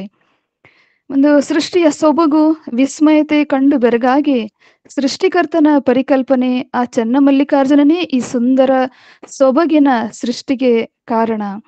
ಹೀಗೆ ಪ್ರಕೃತಿಯ ವೈವಿಧ್ಯತೆ ಮತ್ತು ವೈಶಿಷ್ಟ್ಯಗಳಲ್ಲಿ ಪರಮಾತ್ಮನನ್ನು ಕಾಣುವ ಅಚಲತೆ, ಭಗವಂತನ ಇರುವನ್ನು ಚಿತ್ರಿಸುತ್ತಾ ಅನಾವರಣಗೊಳಿಸ್ತಾ ಅಕ್ಕ ಪ್ರಕೃತಿಯನ್ನ ನೋಡುವ ವಿಭಿನ್ನ ವಿನೂತನ ಒಂದು ಆಧ್ಯಾತ್ಮಿಕ ದೃಷ್ಟಿಕೋನ ಬಹಳ ಅನನ್ಯವಾದದ್ದು. ಪರಿಸರದೊಂದಿಗೆ ಪ್ರೀತಿ ವಾತ್ಸಲ್ಯ ಅಕ್ಕರೆಯಿಂದ ಮಾತನಾಡಿದ, ಆರಾಧಿಸಿದ ಶರಣ ಸಂಕುಲದಲ್ಲಿ ಯಾರಾದರೂ ಶರಣೆ ಇದ್ರೆ ಅವಳು ಅಕ್ಕ ಮಹಾದೇವಿ, ಕನ್ನಡದ ಮೊದಲು ಕವಿಯಿತ್ರಿ ಅಕ್ಕ ಮಹಾದೇವಿ ಅಂತ ತುಂಬಾ ಸಂತೋಷದಿಂದ ಹೇಳಲಿಕ್ಕೆ ಒಂದು ಹೆಮ್ಮೆ ಅನಿಸ್ತದೆ. ತನ್ನ ಚನ್ನಮಲ್ಲಿಕಾರ್ಜುನನನ್ನ ಕಾಣಲು ಪರಿಸರ ಒಂದು ಅಕ್ಷಯ ಪಾತ್ರೆಯಾಗಿತ್ತು. ಅವಳಿಗೆ ಪರಿಸರ ಮಾನವನ ಅಂತರಂಗದ ಭಾವನೆಗಳನ್ನು ಮತ್ತು ಒಂದು ಆಧ್ಯಾತ್ಮಿಕ ಒಂದು ತುಡಿತಗಳನ್ನ ವ್ಯಕ್ತಪಡಿಸುವ ಒಂದು ಪ್ರಬಲ ರೂಪಕ. ಅವರ ಆಧ್ಯಾತ್ಮಿಕ ಒಂದು ಸಾಧನೆಗೆ ಒಂದು ಆಶ್ರಯ ತಾಣವೆಂದು ನಾವು ಪರಿಗಣಿಸಿ ಕೊನೆಗೂ ಕದಳಿಯಲ್ಲಿ ತನ್ನ ಅರಿವಿನ ಒಂದು ಸಾಕ್ಷಾತ್ಕಾರ ಮಾಡಿಕೊಂಡು ಅಕ್ಕ ಮಹಾದೇವಿ ಪರಿಪೂರ್ಣರಾಗ್ತಾರೆ. ಅಂದ್ರೆ ಇಲ್ಲಿ ಮಾನವ ತನ್ನ ಸಾಧನೆಯಲ್ಲಿ ಪ್ರಗತಿ ಸಾಧಿಸುವ ದೆಸೆಯಲ್ಲಿ ಪ್ರಕೃತಿಯೊಂದಿಗೆ ಸದ್ದಿಲ್ಲದೆ ಸಂಘರ್ಷಕ್ಕೆ ಇಳಿದಿದ್ದಾನೆ. ಇದು ತುಂಬಾ ಬೇಜಾರು ಆಗ್ತದೆ. ಅವರ ಹೊಸ ಆವಿಷ್ಕಾರಗಳು ಮನುಕುಲದ ಮೇಲೆ, ಪ್ರಾಣಿ ಪಕ್ಷಿ ಜಗತ್ತಿನ ಮೇಲೆ ಪ್ರತಿಕೂಲ ಪರಿಣಾಮವನ್ನ ಬೀರ್ತವೆ. ಪ್ರಕೃತಿ ಒಂದು ವಿಕೋಪಕ್ಕೆ ಒಳಗಾಗ್ತದೆ. ಇಲ್ಲಿ ಶರಣರು ಪ್ರಕೃತಿ ವಿಕೋಪಗಳನ್ನ ನೋಡುವಂತಹ ಪರಿ ಕೂಡ ಅನನ್ಯ. ಈ ಸೃಷ್ಟಿ ಸಹಜವಾಗಿ ಎಷ್ಟು ಸುಂದರವಾಗಿ ಕಾಣ್ತದಲ್ಲ, ಅಷ್ಟೇ ಸಹಜವಾಗಿ ಕಲ್ಲೋಲಗಳು ಕೂಡ ಇಲ್ಲಿ ನಡೀತವೆ. ನಮ್ಗೆ ಗೊತ್ತಿರುವಂಗೆ ಭೂಕಂಪ, ಸುನಾಮಿ, ಅತಿವೃಷ್ಟಿ, ಸುಂಟರಗಾಳಿ ಇಂಥ ನೈಸರ್ಗಿಕ ವಿಕೋಪಗಳನ್ನ ಹೇಗೆ ಎದುರಿಸಬೇಕೆಂದು ಅಲ್ಲಮರು ಅಂದೇ ತಮ್ಮ ವಚನದಲ್ಲಿ ನಮ್ಗೆ ತಿಳಿಸ್ಕೊಟ್ಟಿದ್ದಾರೆ. ಕೆಂಡದ ಮಳೆ ಕರೆವಲ್ಲಿ ಉದಕವಾಗಬೇಕು, ಜಲಪ್ರಳಯವಾದಲ್ಲಿ ವಾಯುವಿನಂತಿರಬೇಕು, ಮಹಾಪ್ರಳಯವಾದಲ್ಲಿ ಆಕಾಶದಂತಿರಬೇಕು, ಜಗತ್ತು ಪ್ರಳಯವಾದಲ್ಲಿ ತನ್ನ ತಾ ಬಿಡಬೇಕು, ಗುಹೇಶ್ವರನೆಂಬ ಲಿಂಗ ತಾನಾಗಿರಬೇಕು. ನಮ್ಮ ಒಂದು ಹುಟ್ಟಿನ ಜೊತೆಗೆ ಹುಟ್ಟುವ ಸಾವನ್ನ ಅಲ್ಲಮರು ತಮ್ಮ ವಚನದಲ್ಲಿ ಬಹಳ ಸುಂದರವಾಗಿ ಅನಾವರಣಗೊಳಿಸಿದ್ದಾರೆ. ನಮ್ಮ ಒಂದು ಬದುಕಿನಲ್ಲಿ ಬರುವ ಕಷ್ಟ ನೋವುಗಳನ್ನ ಊಹಿಸಲು ಸಾಧ್ಯ ಆಗುವುದಿಲ್ಲ. ಆದರೆ ಧೃತಿಗೆಡದೆ ಆತ್ಮವಿಶ್ವಾಸದಿಂದ ಆಲೋಚಿಸುತ್ತಾ, ಕೆಂಡದ ಮಳೆಯಾದಾಗ ಸ್ವಲ್ಪ ನೀರಾಗಬೇಕು, ಜಲಪ್ರಳಯವಾದಲ್ಲಿ ವಾಯುವಿನ ಸ್ವರೂಪವನ್ನ ಪಡೆಯಬೇಕು. ಇದೇ ಇಡೀ ಬ್ರಹ್ಮಾಂಡವೇ ಆಪತ್ತಿನಲ್ಲಿದ್ದರೆ ಸಂತೋಷದಿಂದ ತನ್ನ ತಾ ಬಿಟ್ಟು ನಿಸರ್ಗದಲ್ಲಿ ನಾವು ಬೆರೆತು ಬಿಡಬೇಕು ಅಂತ ಹೇಳ್ತಾರೆ. ಜಗತ್ತೇ ಪ್ರಳಯದಲ್ಲಿ ತೊಳೆದುಕೊಂಡು ಹೋಗುತ್ತಿದ್ದರೆ ಮನುಷ್ಯ ಆ ಒಂದು ಪರಿಸ್ಥಿತಿಗೆ ತಕ್ಕಂತೆ ಅನುಗುಣವಾಗಿ ತನ್ನ ತಾ ಬಿಡಲು ಹಿಂದೇಟು ಹಾಕಬಾರದು, ಧೈರ್ಯದಿಂದ ಇರಬೇಕು ಅಂತ ಅಲ್ಲಮರು ಮನುಷ್ಯ ತನ್ನ ಜೀವನದ ನೆಲೆಯನ್ನು ಅರಿವಿನ ಪಥದ ಮೂಲಕ ಪ್ರಕೃತಿಯ ಸಹಾಯದಿಂದ ಅರಿಯುವ ಪ್ರಯತ್ನ ಮಾಡಿದರೆ ಮಾತ್ರ ಆಗ ಬದುಕಿನ ವಿಸ್ಮಯದಲ್ಲಿ ತಾನು ವಿಸ್ಮಯತೆಯನ್ನ ಕಂಡುಕೊಳ್ಳಬಹುದು ಅಂತ ಹೇಳ್ತಾರೆ. ಜೊತೆಗೆ ಜಗದಗಲ ಮುಗಿಲಗಲ ಮಿಗಿಯಗಲ ನಿಮ್ಮಗಲ ಪಾತಾಳದಿಂದವೇ ಅತ್ತತ್ತ ನಿಮ್ಮ ಶ್ರೀಚರಣ, ಬ್ರಹ್ಮಾಂಡದಿಂದವೇ ಅತ್ತತ್ತ ನಿಮ್ಮ ಶ್ರೀ ಮುಕುಟ, ಅಗಮ್ಯ ಅಗೋಚರ ಅಪ್ರತಿಮ ಲಿಂಗವೇ ಕೂಡಲ ಸಂಗಮ ದೇವಯ್ಯ, ಎನ್ನ ಕರಸ್ಥಳಕ್ಕೆ ಬಂದು ಚುಳುಕಾದಿರಯ್ಯ. ಎಷ್ಟು ಸೊಗಸಾಗಿದೆ ಬಸವಣ್ಣವರ ಈ ಒಂದು ವಚನ, ಪ್ರಕೃತಿಯ ಒಂದು ಆರಾಧನೆ. ಈ ವಚನದಲ್ಲಿ ಬರೆದಿರುವ ಪ್ರತಿಯೊಂದು ನುಡಿಮುತ್ತು ವಿಜ್ಞಾನದ ವಿಶ್ವಪಾಠದ ಎಲ್ಲ ಸಾರಾಂಶವನ್ನ ಕೂಡ ಒಳಗೊಂಡಿದೆ. ಬ್ರಹ್ಮಾಂಡದ ಚಾಲನಾ ಶಕ್ತಿಯ ಲಕ್ಷಣವನ್ನ ಅರಿಯುವಲ್ಲಿ ಖಗೋಳ ವಿಜ್ಞಾನಿಗಳು ಇನ್ನೂ ಅಷ್ಟೊಂದು ಸಫಲವಾಗಿಲ್ಲ. ಬಿಗ್ ಬ್ಯಾಂಗ್ ಥಿಯರಿ ಅನ್ನುವಂಥದ್ದು ಏನು ವಿಜ್ಞಾನಿಗಳು ಆವಿಷ್ಕಾರ ಮಾಡಿದಾರಲ್ಲ, ಆ ಥಿಯರಿಯ ಒಂದು ಎಸೆನ್ಸ್ ಅನ್ನ ಅಲ್ಲಮ ಪ್ರಭುಗಳು ಎಷ್ಟೋ ಸಾವಿರಾರು ವರ್ಷಗಳ ಹಿಂದೆ ನಮ್ಗೆ ತಿಳಿಸ್ಕೊಟ್ಟಿದ್ರು ಅಂತ. ಆದ್ರೆ 12ನೇ ಶತಮಾನದಲ್ಲಿಯೇ ಬಸವಣ್ಣ ಬರೀತಾರೆ, ಮಾನವನ ಒಂದು ಬುದ್ಧಿಮಟ್ಟಕ್ಕೆ ಎಟುಕದಷ್ಟು ವಿಸ್ತಾರವಾಗಿ ಬ್ರಹ್ಮಾಂಡವು ಹರಡಿದೆ. ಇದನ್ನೇ ಅವರು ಜಗದಗಲ ಮುಗಿಲಗಲ ಮಿಗೆಲಗಲ ನಿಮ್ಮಗಲ ಎಂದಿದ್ದಾರೆ. ವಿಜ್ಞಾನಿಗಳ ಒಂದು ಅಂದಾಜಿನಂತೆ ನಮ್ಮ ಕಣ್ಣಿಗೆ ಕಾಣುವ ಒಂದು ಬ್ರಹ್ಮಾಂಡದ ಅಳತೆ, ಒಂದು ಸೈಂಟಿಫಿಕ್ ಆಗಿ ನಾವು ಹೇಳಬೇಕು ಅಂತಂದ್ರೆ 14.26 ಗಿಗಾ/ಸೆಕೆಂಡ್ ಬ್ರಹ್ಮಾಂಡದ ಉಪಗ್ರಹಗಳು, ಗ್ರಹಗಳು, ಪ್ರತಿಯೊಂದು ಉಪಗ್ರಹ, ಗ್ರಹ, ನಕ್ಷತ್ರ ಪುಂಜಗಳು, ಗ್ಯಾಲಕ್ಸಿಗಳಿರ್ಬೋದು, ಯಾವುದೋ ಒಂದು ಅಗೋಚರ ಶಕ್ತಿ ತನ್ನ ಗುರುತ್ವಾಕರ್ಷಣ ಶಕ್ತಿಯ ಮೂಲಕ ನಮ್ಗೆ ಆಕರ್ಷಿಸ್ತದೆ. ಆ ಶಕ್ತಿಯನ್ನ ಅರಿತುಕೊಳ್ಳಲು ನಮ್ಮಿಂದ ಸಾಧ್ಯ ಆಗ್ತಾ ಇಲ್ಲ, ಅಗೋಚರವಾದಂತಹ ಶಕ್ತಿ. ನಮ್ಮ ಜ್ಞಾನದ ಇತಿಮಿತಿ ಇದನ್ನೇ ಬಸವಣ್ಣವರು ಅಗಮ್ಯ ಅಗೋಚರ ಅಪ್ರತಿಮ ಜಗವನ್ನೆಲ್ಲ ಆವರಿಸಿರುವ ಶಕ್ತಿ ಎಂದು ನಮ್ಗೆ ತಿಳಿಸ್ಕೊಡ್ತಾರೆ. ಜೊತೆಗೆ ಈ ವಚನ ದೇವರ ಎಲ್ಲೆಡೆಯ ಒಂದು ಉಪಸ್ಥಿತಿಯನ್ನ ಮತ್ತು ತಾನು ಆತನನ್ನು ತನ್ನ ಹೃನ್ಮಂದಿರದಿ ಕಂಡುಕೊಂಡಿದ್ದೇನೆಂದು ಕೂಡ ತಿಳಿಸ್ಕೊಡ್ತದೆ. ಈ ವಚನ ನಮ್ಗೆ ಒಂದು ದೇವರ ವ್ಯಾಪಕತ್ವ ಮತ್ತು ಭಕ್ತರ ಪಾಲಿಗೆ ಒಂದು ದೇವರ ಸಾಮೀಪ್ಯದ ಸರಳತೆಯನ್ನ ಬಹಳ ಅದ್ಭುತವಾಗಿ ಚಿತ್ರಿಸ್ತದೆ. ಸಾರಾಂಶವಾಗಿ ಅದನ್ನ ನಾನು ಹೇಳುವುದಾದ್ರೆ, ದೇವರು ಎಲ್ಲೋ ದೂರದಲ್ಲಿಲ್ಲ, ಆಡಂಬರದ ಪೂಜೆ ಯಜ್ಞಗಳ ಅಗತ್ಯವಿಲ್ಲ. ಶುದ್ಧ ಮನಸ್ಸಿನಿಂದ ಭಕ್ತ ತನ್ನ ಹೃನ್ಮಂದಿರದಲ್ಲಿ, ಕರಸ್ಥಲದಲ್ಲಿ, ಇಷ್ಟಲಿಂಗದಲ್ಲಿ ಕಂಡಾಗ ಅದೇ ನಿಜವಾದಂತಹ ಆರಾಧನೆ. ಮನಸ್ಸನ್ನು ದೇವರಲ್ಲಿ ಸುಲುಕಿಸಿದ ಬಳಿಕ ಭವವಿಲ್ಲ ಅಂತ ಬಹಳ ಸುಂದರವಾಗಿ ಬಸವಣ್ಣ ನಮ್ಗೆ ಹೇಳ್ಕೊಡ್ತಾರೆ. ಅದೇ ರೀತಿ ಅಕ್ಕಮಹಾದೇವಿ ಇನ್ನೊಂದು ತನ್ನ ವಚನದಲ್ಲಿ ಹೇಳ್ತಾರೆ, ಲೋಕದ ಚೇಷ್ಟೆಗೆ ರವಿ ಬೀಜವಾದಂತೆ ಕರಣಂಗಳ ಚೇಷ್ಟೆಗೆ ಮನವೇ ಬೀಜ. ಎನಗೊಳಗೊಂದು ಮನ, ಆ ಮನ ನಿಮ್ಮಲ್ಲಿ ಸಿಲುಕಿದ ಬಳಿಕ ಎನಗೆ ಭವವುಂಟೇ ಚೆನ್ನ ಮಲ್ಲಿಕಾರ್ಜುನ. ಸೂರ್ಯ ಪ್ರಪಂಚದ ಎಲ್ಲ ಚಟುವಟಿಕೆಗಳಿಗೆ ಬೀಜ ಮತ್ತು ಶಕ್ತಿಯ ಮೂಲವಾಗಿದ್ದಾನೆ. ಸೂರ್ಯನಿಲ್ಲದ ಈ ಜಗತ್ತನ್ನ ಊಹೆ ಮಾಡ್ಲಿಕ್ಕೂ ಕೂಡ ಸಾಧ್ಯ ಆಗದು. ಸೂರ್ಯನಿಂದನೇ ಸಸ್ಯಲೋಕ, ಈ ಒಂದು ದ್ಯುತಿ ಸಂಶ್ಲೇಷಣ, ಪ್ರಾಸೆಸ್ ಆಫ್ ಫೋಟೋಸಿಂಥಸಿಸ್ ಅನ್ನುವಂಥದ್ದು ಪ್ರಾರಂಭವಾಗುವುದೇ ಒಂದು ಸೂರ್ಯನಿಂದ. ಪ್ರಾಣಿ ಲೋಕ, ಸಸ್ಯಕಾಶಿ ಮತ್ತು ಮಾನವ ಲೋಕಗಳು ಜೀವಂತವಾಗಿವೆ ಅಂತಂದ್ರೆ ಅದು ಸೂರ್ಯನಿಂದನೇ ಎಂಬುದು ವೈಜ್ಞಾನಿಕ ಸತ್ಯ ಕೂಡ ಹೌದು.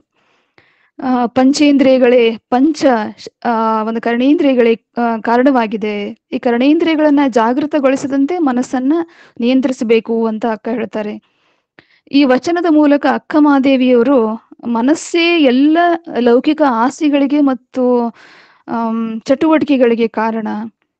ಒಮ್ಮೆ ಆ ಮನಸ್ಸನ್ನ ದೇವರಲ್ಲಿ ಸಂಪೂರ್ಣವಾಗಿ ಅರ್ಪಿಸಿದರೆ, ಆರಾಧಿಸಿದರೆ ಲೌಕಿಕ ಬಂಧನಗಳಿಂದ ಮುಕ್ತಿ ಹೊಂದಿ ಮೋಕ್ಷ ಪಡೆಯುತ್ತೇವೆ ಎಂದು ಒಂದು ಆಧ್ಯಾತ್ಮಿಕ ಒಂದು ಸತ್ಯವನ್ನ ಅವರು ಪ್ರತಿಪಾದಿಸ್ತಾರೆ. ಜೊತೆಗೆ ಪೃಥ್ವಿಯ ಕೂಡುವ ಮುನ್ನ, ಅಪ್ಪುವ ಕೂಡುವ ಮುನ್ನ, ತೇಜ ಕೂಡದ ಮುನ್ನ, ವಾಯುವ ಕೂಡದ ಮುನ್ನ, ಆಕಾಶ ಕೂಡದ ಮುನ್ನ, ಪಂಚೇಂದ್ರಿಯಗಳೆಲ್ಲ ಹಂಚು ಹರಿಯಾಗದ ಮುನ್ನ ಚನ್ನಮಲ್ಲಿಕಾರ್ಜುನನಿಗೆ ಶರಣ್ಯರೇ ಅಂತ ಹೇಳ್ತಾರೆ ಅಕ್ಕ ಮಹಾದೇವಿ. ಈ ಒಂದು ವಚನದಲ್ಲಿ ನಾವು ಗಮನಿಸುವುದಾದ್ರೆ, ಜೀವನದ ಒಂದು ನಶ್ವರತೆಯನ್ನು ಮತ್ತು ದೇಹವು ಪ್ರಕೃತಿಯೊಂದಿಗೆ ಹೊಂದಿರುವ ನಿಕಟವಾದ ಸಂಬಂಧವನ್ನ ನಮ್ಗೆ ವಚನ ಕಟ್ಕೊಡ್ತದೆ. ಒಂದು ವಿಶಿಷ್ಟವಾದಂತಹ ಅಕ್ಕನ ವಚನೋಕ್ತಿ ಇದು. ಸೃಷ್ಟಿಯ ತತ್ವಗಳಾದ ಪಂಚ ಮಹಾಭೂತಗಳು ಮತ್ತು ಮನುಷ್ಯನೊಳಗಿರುವ ಪಂಚಭೂತ ತತ್ವಗಳು ಎರಡೂ ಒಂದೇ ಎಂದು ಅರಿವಿಗೆ ದಕ್ಕಿದಾಗ ಮೇಲಿನ ವಚನ ಹೆಚ್ಚು ಹೆಚ್ಚು ನಮ್ಮ ಹೃನ್ಮನವನ್ನ ತಲುಪ್ತದೆ.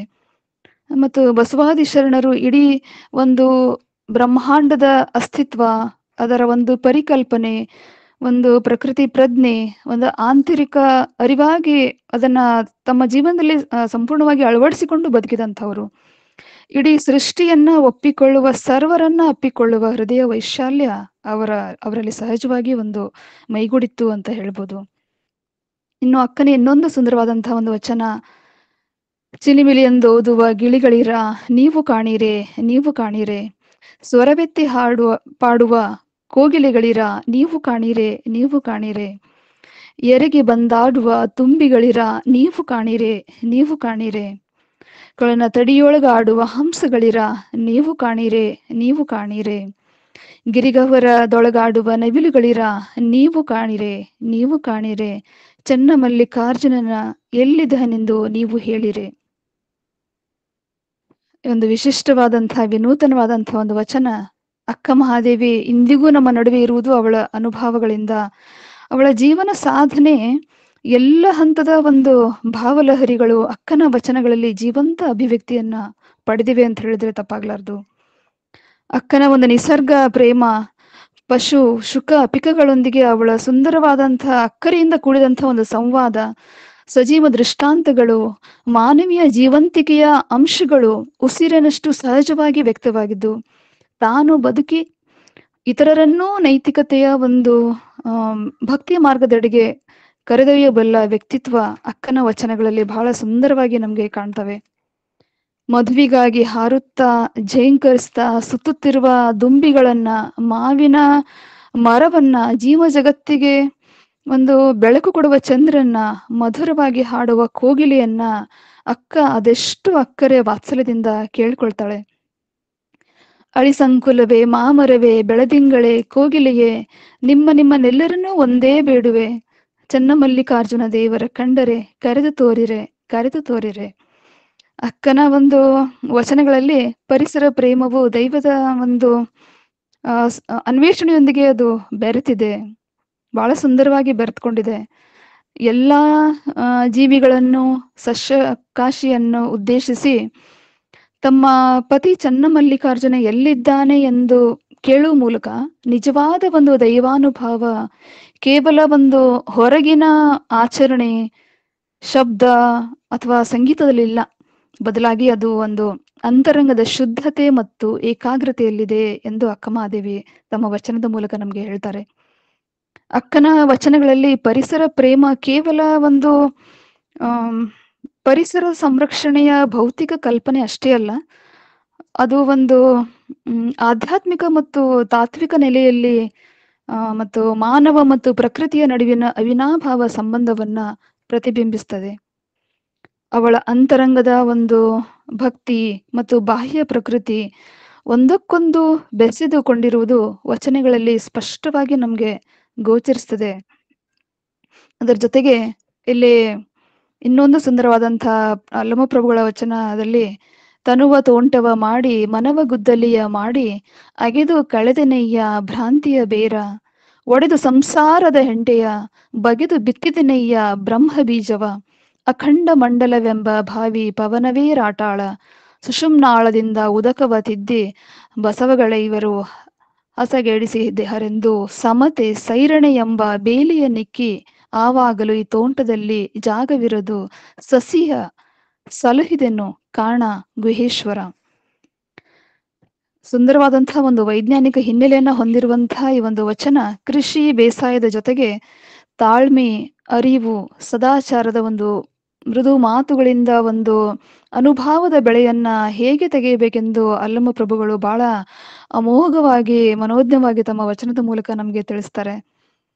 ಅಲ್ಲಮರು ತಮ್ಮ ದೇಹವನ್ನ ಉಳುಮೆ ಮಾಡುವ ತೋಟವನ್ನಾಗಿಸಿ ಮನವನ್ನೇ ಗುದ್ದಲಿಯನ್ನಾಗಿ ಮಾಡಿ ತೋಟದಲ್ಲಿ ಬೆಳೆದ ಕಸ ಕಳೆ ತೆಗೆಯುವಂತೆ ಮನದ ಒಂದು ಭ್ರಾಂತಿಯ ಬೇರನ್ನ, ಅಸತ್ಯ, ಭ್ರಮೆ, ಅಜ್ಞಾನ ಎಂಬ ಭ್ರಾಂತಿಯ ಒಂದು ಬೇರುಗಳನ್ನ ಕಿತ್ತೆಗೆದು ತೋಟದ ಮಣ್ಣಿನ ಹೆಂಟೆಗಳನ್ನ ಒಡೆದಂತೆ ನಮ್ಮ ಜೀವನದಲ್ಲಿರುವಂತಹ ಅಹಂಭಾವ, ಸಂಸಾರ ಮೋಹ ಎಂಬ ಹೆಂಟೆಗಳನ್ನ ನಾನು ಒಡಿತೇನೆ ಅಂತ ಹೇಳ್ತಾರೆ. ಉತ್ತಮವಾದಂತಹ ಒಂದು ಫಸಲು ಬೆಳೆಯಲು ಉತ್ತಮವಾದ ಬೀಜಗಳನ್ನ, ಆರೋಗ್ಯವಾದಂತಹ ಬೀಜಗಳನ್ನ ಬಿತ್ತುವಂತೆ ನಾನು ಆಧ್ಯಾತ್ಮದ ಜಾಗೃತಿಯೊಂದಿಗೆ ಆತ್ಮ ಸಾಕ್ಷಾತ್ಕಾರವನ್ನ ನಾನು ಪಡೀತೇವೆ ಅಂತ, ಜೊತೆಗೆ ಸಮಾನತೆಯ ಒಂದು ತತ್ವದೊಂದಿಗೆ ಸಂಯಮದ ಒಂದು ಪಾಠವನ್ನ ಕೂಡ ಈ ವಚನದ ಮೂಲಕ ನಮ್ಗೆ ತಿಳಿಸ್ಕೊಡ್ತಾರೆ ಅಲ್ಲಮ ಪ್ರಭುಗಳು. ಜೊತೆಗೆ ಅಕ್ಕ ಮಹಾದೇವಿ ಇನ್ನೊಂದು ವಚನಗಳಲ್ಲಿ ತಿಳಿಸ್ಕೊಡ್ತಾರೆ. ನೆಲದ ಮರೆಯ ನಿಧಾನದಂತೆ, ಫಲದ ಮರೆಯ ರುಚಿಯಂತೆ, ಶಿಲೆಯ ಮರೆಯ ಹೇಮದಂತೆ, ತಿಲದ ಮರೆಯ ತೈಲದಂತೆ, ಮರದ ಮರೆಯ ತೇಜದಂತೆ, ಭಾವದ ಮರೆಯ ಬ್ರಹ್ಮವಾಗಿಪ್ಪ ಚನ್ನಮಲ್ಲಿಕಾರ್ಜುನನ ನಿಲುವನಾದರೂ ಅರಿಯಬಾರದು. ಅಕ್ಕ ನಿರೂಪಿಸಿರುವ ಮೇಲಿನ 5 ದೃಷ್ಟಾಂತಗಳನ್ನು ನಾವು ಪರಿಭಾವಿಸಿದರೆ ಚನ್ನಮಲ್ಲಿಕಾರ್ಜುನ ಸರ್ವಾಂತರ್ಯಾಮಿಯಾಗಿರುವುದು ಬಹಳ ಸ್ಪಷ್ಟವಾಗ್ತದೆ. ಸರ್ವಸ್ವದಲ್ಲಿದ್ದರೂ ಆತ ಅಷ್ಟು ಸುಲಭವಾಗಿ ನಮ್ಮ ಕಾಣಿಸೋದಿಲ್ವಲ್ಲ, ಮನಸ್ಸಿಗೆ ಗೋಚರಿಸ್ತಾ ಇಲ್ಲಲ್ಲ. ಇಲ್ಲಿ ಉದ್ಭವಿಸುವ ಸಕಲ ಭಾವಗಳಿಗೂ ಚನ್ನಮಲ್ಲಿಕಾರ್ಜುನನೇ ಪ್ರೇರಕ ಶಕ್ತಿ ಅಂತ ಹೇಳ್ತಾರೆ ಅಕ್ಕ ಮಹಾದೇವಿ.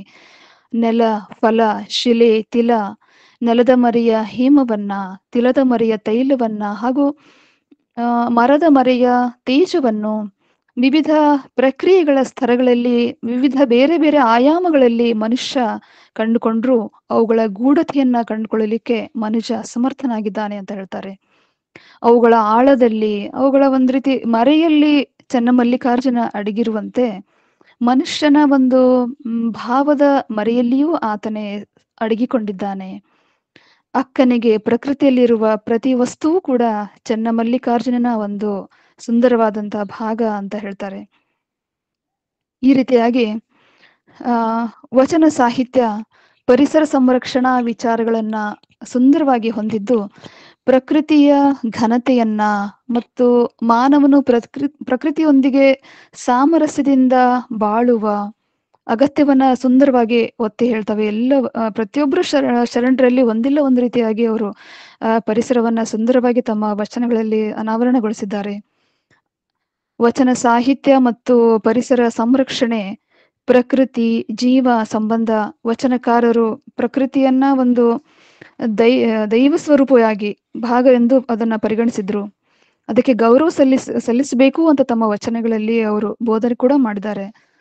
ವಚನಕಾರರು ಮತ್ತು ಪರಿಸರವನ್ನ ದೇವರ ಸಮಾನವಾಗಿ ಕಂಡು ಅದನ್ನ ಪೂಜಿಸುವುದು ಮತ್ತು ಸಂರಕ್ಷಿಸುವುದು ಪ್ರತಿಪಾದಿಸಿದ್ದಾರೆ ಪ್ರತಿಯೊಬ್ಬರು ಶರಣರು ಪರಿಸರವನ್ನ ಒಂದು ಭೌತಿಕ ವಸ್ತುವಾಗಿ ನೋಡ್ಲಿಲ್ಲ. ಅವರು ಅದನ್ನ ದೈವತ್ವದ ಒಂದು ಅಭಿವ್ಯಕ್ತಿಯಾಗಿ ಪರಿಗಣಿಸಿ ಅದನ್ನ ಅವರು ಮನಸಾರೆ ಆರಾಧಿಸಿದ್ರು.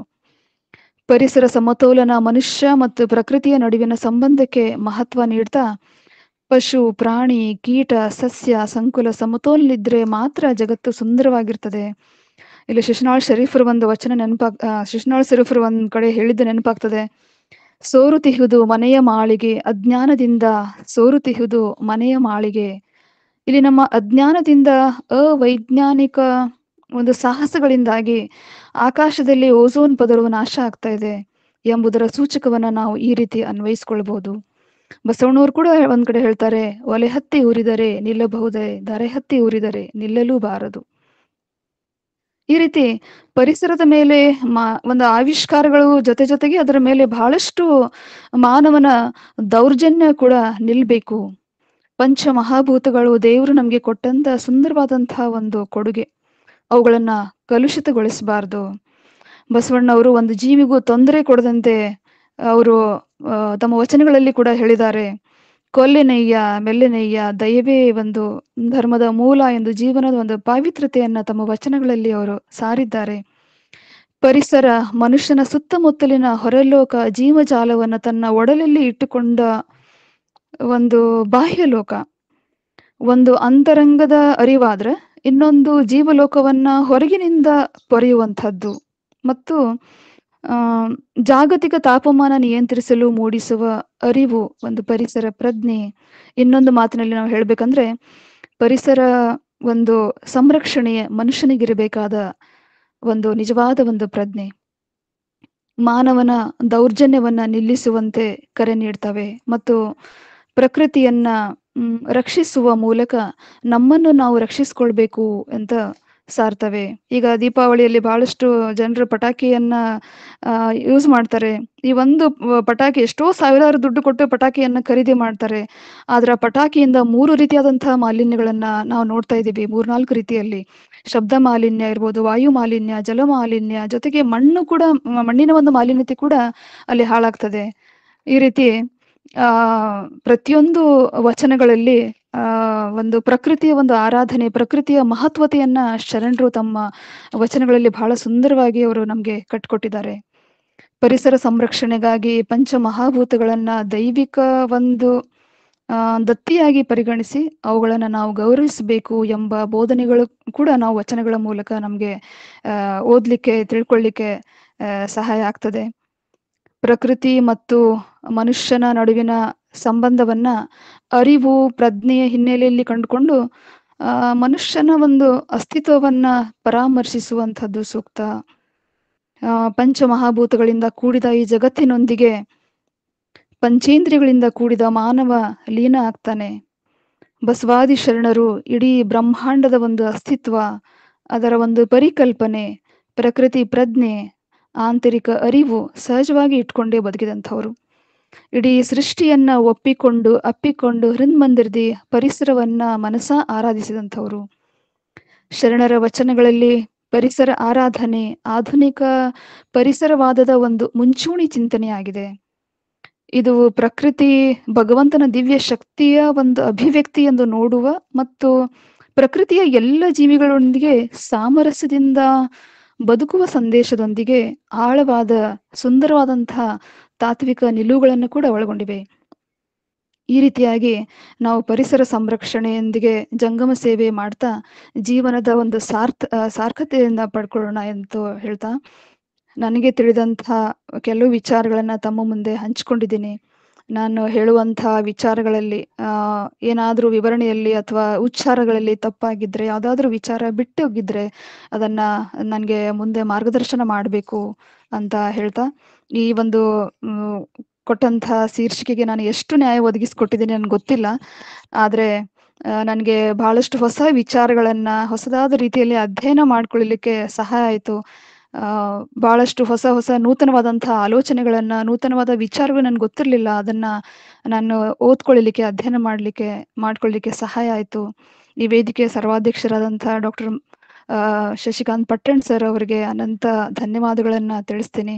ಈ ಕಾರ್ಯಕ್ರಮದ ಸಂಯೋಜಕರು, ಸಂಘಟಕರು ಹಾಗೂ ಇಲ್ಲಿ ಪಾಲ್ಗೊಂಡ ಎಲ್ಲ ಬಸವ ಭಕ್ತರಿಗೆ ನಾನು ಮತ್ತೊಮ್ಮೆ ಶರಣಾರ್ಥಿಗಳನ್ನ ತಿಳಿಸುವುದರ ಜೊತೆಗೆ ಈ ಒಂದು ವಿಷಯ ಪರಿಸರ ಸಂರಕ್ಷಣೆ, ಒಂದು ಜಂಗಮ ಸೇವೆ ಅನ್ನುವಂಥ ಈ ಒಂದು ಪರಿಕಲ್ಪನೆ ಮಾತನಾಡಲಿಕ್ಕೆ ನನಗೆ ಅವಕಾಶ ಮಾಡಿಕೊಟ್ಟಂತ ತಮ್ಮೆಲ್ಲರಿಗೂ ಮತ್ತೊಮ್ಮೆ ನನ್ನ ಅನಂತ ಶರಣಾರ್ಥಿಗಳನ್ನ ತಿಳಿಸ್ತಾ, ಈ ಒಂದು ನನ್ನ ಉಪನ್ಯಾಸಕ್ಕೆ ನಾನು ಕೆಲವು ಗ್ರಂಥ ಸೂಚಿಗಳನ್ನ ರೆಫರೆನ್ಸ್ ಆಗಿ ನಾನು ತಗೊಂಡಿದ್ದೆ. ಅದರಲ್ಲಿ ಮೊದಲನೇದು ಸಮಗ್ರ ವಚನ ಸಂಪುಟ, ಸಂಪಾದಕರು ಡಾಕ್ಟರ್ MM ಕಲಬುರ್ಗಿ ಅವರು 1994. ಅದೇ ರೀತಿ ಡಾಕ್ಟರ್ ಶಶಿಕಾಂತ್ ಪಟ್ಟಣ್ ಸರ್ ಅವರು 2022ನೇ ಇಸ್ವಿಯಲ್ಲಿ ಬರೆದಂತ ಭಕ್ತಿ ಎಂಬ ಪೃಥ್ವಿಯ ಮೇಲೆ ಎನ್ನುವಂತ ಕೃತಿ. ವೀರಣ್ಣ ರಾಜೂರವರು 2001ರಲ್ಲಿ ಬರೆದಂತ ಶಿವಶರಣೆಯರ ವಚನಗಳು ಸಂಪುಟ 1, ಗುರುದತ್ ಪ್ರಿಂಟರ್ಸ್ ಬೆಂಗಳೂರು. ಅದೇ ರೀತಿ ಅಲ್ಲಮ್ಮ ಪ್ರಭುದೇವರ ವಚನ ಸಂಪುಟ 1, 2 ಕನ್ನಡ ಸಾಹಿತ್ಯ ಪರಿಷತ್ ಬೆಂಗಳೂರು.